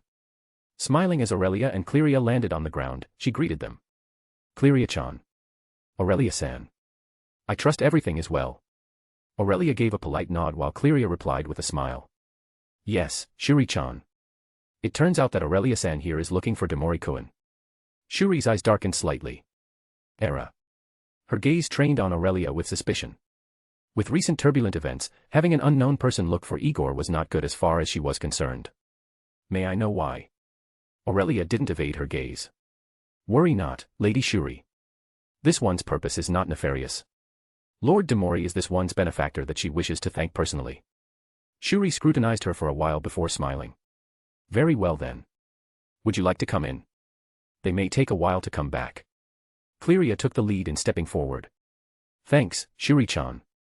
Aurelia also followed behind Cleria, her head lowered respectfully. Shuri didn't take her eyes off her. She was still rather untrusting to this new silverette that was looking for Igor. But, she would let it go for now. Following behind them, she gestured for them to enter the kitchen where there were pots, pans, and all sorts of other ingredients already on display. Shuri made her way over to the stove where the cooking oil was already crackling due to the heat. Adjusting the temperature on the stove, she turned towards the two women who had already sat down. How are the repairs coming along, Cleria-chan? I assumed you would be busy. Cleria sighed as her head fell on the table. I was busy, Shuri-chan. Thanks to Demori-kun, paperwork was up to my eyebrows. Fufufu. He wouldn't be Demori-kun if he wasn't a bit brash in his way of doing things. Yeah. And thanks to him, I've had to do more work in these past 5 years than I had to in 50. Friendly banter was shared between these two friends as Cleria revealed some of the interesting things Igor did since he came to Kuo. From robbing resident gangs to causing stores to run out of meat, she revealed all the messes the blonde caused in his earlier years. Cleria had to work hard to silence newspapers from reporting on him, especially since it was very hard to find him. Seriously, Shuri-chan. You have to rein him in before I become the first devil to die from overworking. Fufufu. I'll try, Cleria-chan. Aurelia was content to simply listen to these two talk. The way they talked fondly of the blonde made her evaluate that even amongst other species, not everyone hated the Aryans. And despite Shuri being a Hinjima, she didn't hold any prejudice against her after Cleria told her of what happened as they flew here. In fact, she was rather thankful to Shuri because in a way, she freed her from the coil of revenge that had wrapped around her mind for decades. And also because of her, she was able to find out that she had a living, breathing member of the same race who she would soon meet. For once in her life, Aurelia felt a true sense of peace. She even had the liberty to take in the mundane aspects of life such as the sound of the sizzling pan, the birds singing outside, and the gentle breeze of the wind flowing through the open window. She let her senses spread out with wild abandon. If she was in Kyoto, she would never do this because this was simply leaving her vulnerable to assassination. Walking around the bustling city of Kyoto with enhanced senses, the sound of the cars alone would disorient her. She wouldn't even know how she died before her world turned dark. Having lived as Yasaka's personal attendant, there was no end to the racism she got as a human that served as the leader's most trusted aide. While she did miss Yasaka and Kunu, she wasn't going to return to Kyoto anytime soon, at least not without a ring on her finger. Her mind continued to mill about the future while her senses remained spread out. Like taking off a pair of earmuffs, it was somewhat therapeutic to not have to restrain her senses like before. Cleria's and Shuri's voices didn't get louder, but she could hear more than just their voices. For instance, tsui. A bit different from the normal sounds of birds, Aurelia heard the very familiar sound of something akin to high-speed acceleration. Focusing her senses on the sound, she was appalled to sense 3 different energy signatures that were not there before suddenly appearing. Fallen angel, human, and then it hit her. What is this? She could feel the pure, raw power coursing through the one in the middle. His restrained power alone was on the peak of mid-god class. And he had a ludicrous amount of energy within him, and even now, she could subtly feel it climbing up, especially his life force. There was no mistaking that aura. Even if it was very subtle, this was definitely the same energy she felt in Kyoto. Era. Demori-kun and Akino-chan have come back. It seems it wasn't only Aurelia who was able to sense them. With her body being restored to its peak, Shuri was able to hear the telltale sound of the instant transmission. DxD. Igor, Asia, and Akino appeared outside Shuri's house. With Akino in his arm and Asia clutching his other hand, the blonde began walking forward. I promise you, Asia. You'll really love it here a lot. You won't believe the amazing food Auntie Shuri cooks. And me too. Apparently, Akino didn't want to be suddenly left out of the praises. Yeah. And Akino too. Auntie and the little chick are really great when it comes to handling the pot. Akino couldn't help but frown at the nickname, especially when she saw Asia struggle to hold back a laugh. For the last time, big brother. I'm not a little chick. Igor's response to that was to pinch her waist, causing her to flinch at the mild pain. Ow. She looked at him with an expression of grievance, but all she got was a cheeky smile from him. No matter how big you get, you'll always be a little chick to me, Akino. Asia looked at the interaction between the two and couldn't help but giggle. Hi. Their interaction was genuine, normal, and really funny. It was a far cry from the people who tried to befriend her back in Italy. Unlike them, she could see no hidden intent in their eyes. It seemed like their banter eased any sort of the nervousness the little blonde had at the sudden change of scenery. But she would not have much time to take it in because the door to the house suddenly opened to reveal Shuri in an apron. Upon seeing the 3 of them safe and sound, Shuri smiled. Come in, you 3. Breakfast will be ready in a few minutes. Climbing down from Igor's arms, Akino dashed forward. I'll set up the table. Without waiting for her mother's approval, she quickly ran past her into the house, leaving the 2 blondes alone. Shuri then focused her attention on Asia. Era, you must be the little sister Demori-kun was talking about so much. Asia didn't respond to Shuri's words, mostly because she couldn't understand a word that was coming out of her mouth. She looked to her big brother for help because it seemed he could understand. But all she got was Igor's encouraging gaze. Come on, Asia. Auntie won't bite. I dash. Shuri was quick to catch on to the girl's plight. Fufufu. She can't understand me, Demori-kun. Clearing her throat, Shuri spoke again. How about now, Asia? Do you understand me? Asia's eyes widened when she heard Shuri speak Italian. But she quickly nodded. Why yes. I understand now. Fufufu. So cute. You really brought a gem, Demori-kun. The little girl couldn't help but blush at the sudden spotlight that was shown upon her. She was no stranger to attention, but the way Shuri looked at her seemed a bit too warm, far warmer than what she was used to. Hello. My name is Asia. After saying her name, she remained quiet. As for Igor, he seemed completely lost. Asia not understanding Shuri brought up a lot of questions that he previously never considered before. The blonde considered himself a bona fide Italian. So for Asia not understanding Japanese suddenly brought up the question of how he understood it when he never learned to speak or read it before. Having stayed in Kuo for years, questions of how he was able to understand the street signs, the labels on the supermarkets and the words of every Japanese he met suddenly arose. Now that he thought about it, even the manga for Dragon Ball was most likely in Japanese, yet he easily read it as if it was written in English. I'm so confused. Era. What is so confusing, Demori-kun? Catching the confused look from Shuri, Igor decided to test something. Auntie. Are you speaking Italian or Japanese right now? For Asia's sake, I am speaking Italian. Then, can you say what you said earlier, but in Japanese? Shuri mulled over his request for a bit before acquiescing. Era. What is so confusing, Demori-kun? Igor's confusion only got worse. You said that in Japanese, right? Yes, Demori-kun. Is something wrong? He turned to face Asia and saw that the little blonde was also looking at him with concern. Deciding to get it out of his chest, he revealed his concerns. Look, Auntie. To me, every word you speak sounds either Italian or English. I can hear your era and cuent with no problem. But every other word sounds mostly Italian to me. I never noticed that until now with Asia.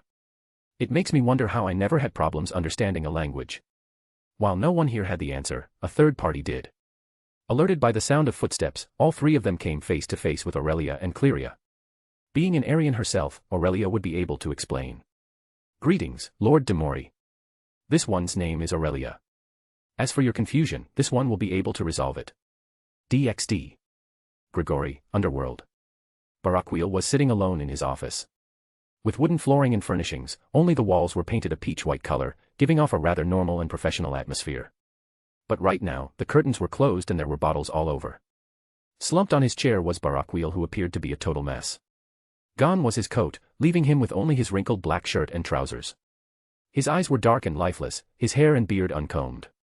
He was grieving, heavily. I'm sorry, Shuri. He took a long swig of alcohol from the bottle. I'm sorry, Aquino. Again, he took another swig from the bottle in his hand. He was broken, the results of his failure having finally overwhelmed him. He couldn't bear it anymore, especially after Aquino told him right to his face that she hated him. It was like the final blow that sealed the coffin.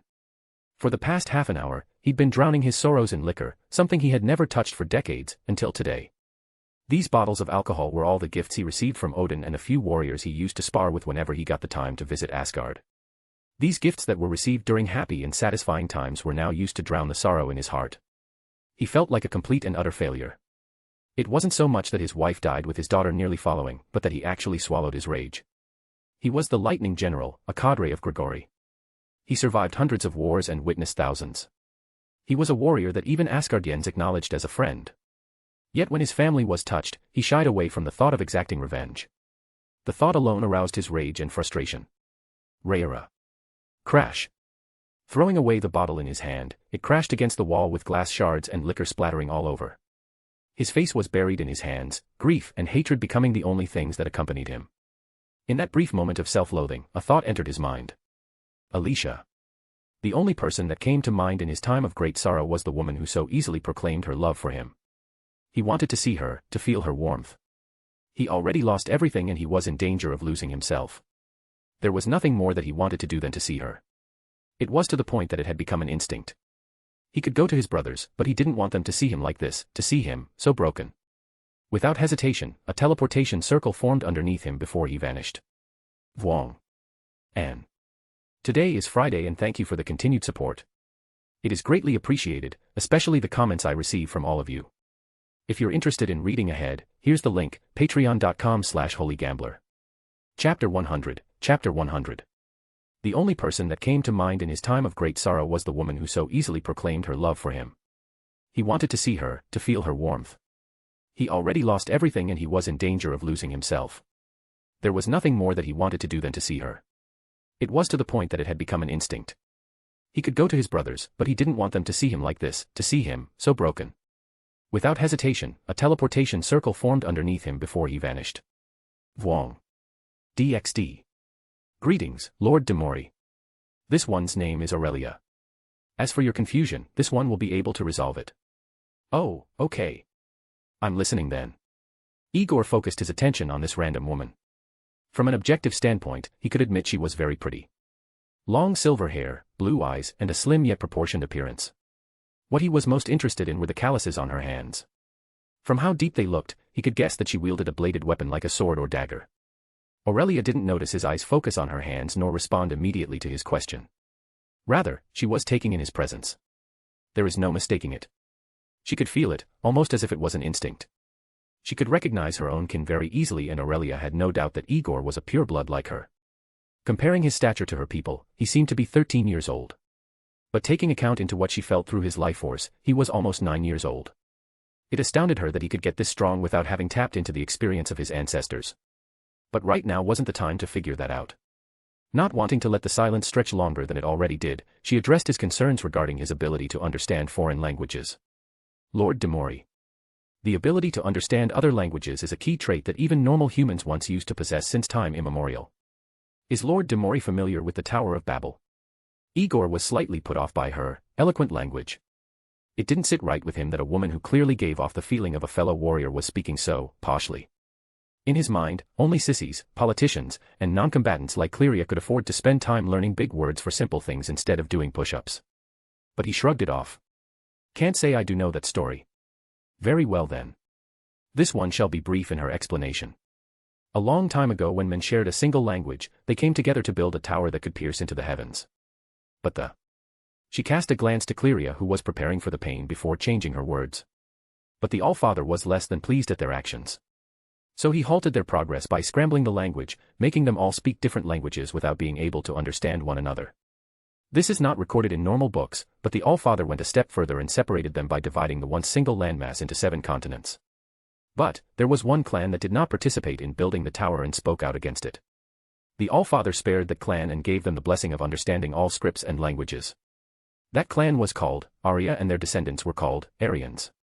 Igor processed all this information quietly. And apparently, Shuri and Cleria were too. It wasn't a world-shattering revelation, but it helped the blonde make sense of a few things. So it's an inherent ability, huh? Yes, Lord Demori. That was enough. Igor couldn't take it anymore. Can you stop calling me Lord? It's weird and I don't like it, especially from someone I don't know. Shuri chided the blonde from the side. Demori-kun. What? It's true, auntie. Never mind that I don't know her, I don't recall having done anything to be called a lord or some other fancy title. It sounded rude, but he would rather get straight to the point than dance around the edges. To him, being called Lord was the same as being called President for no apparent reason. As far as he knew, only someone with great achievements, a notable family, or of great importance could be called a lord. Aurelia found it ironic that he felt he didn't deserve the title, but she would accept his demands. Very well, benefactor.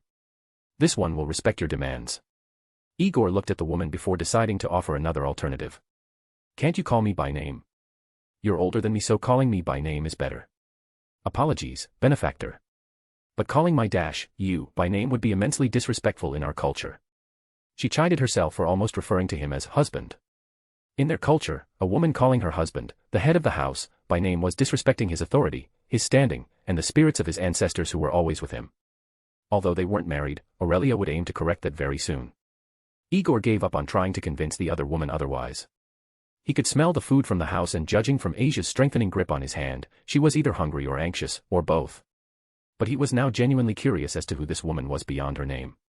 Hey, sister. Who are you really? There was a gnawing itch within him that she felt familiar. The longer he stayed in her presence, the bigger the itch. It was the same as seeing someone you thought you knew and you couldn't help but take a glance at them from time to time in a bid to figure out who they were. Not aware of what the blonde was feeling, Aurelia replied. Benefactor. This one's name is Aurelia, and please refer to me as such for the time being. This one, unfortunately, cannot divulge certain details for the time being. But rest assured, for she wishes no harm towards the benefactor. May this one be audacious as to ask who the benefactor is. She was using some strong English words that took a while to process in his head, but the blonde understood what she wanted to know. Confidently placing a thumb on his chest, he grinned. Listen well and listen closely. You are looking at the #1 fighter in the universe, Igor von Demori. Foo-foo. This one will do well to remember the benefactor's name. Igor gave a nod before walking around her with Asia in tow. Nice meeting you, Sister Aurelia. Aurelia's way of speaking was not doing wonders for him. Having to decipher her sentences was very taxing on his combat-orientated brain. The way she talks is strange. This one foot this. This one foot that. No man. It's too early and I'm too hungry for this dash. Please wait, benefactor. A slight frown formed on his face. A huge part of him thought of continuing forward and ignore her. But thinking of how this woman was most likely Cleria's guest, he could only sigh. Yes. Shuri chuckled upon seeing his expression of grievance. And the slight pout of Asia's face was something fun to look at. Now, Demori-kun. And you too, Asia-chan. Please listen to what dear Aurelia-san wants to say, alright?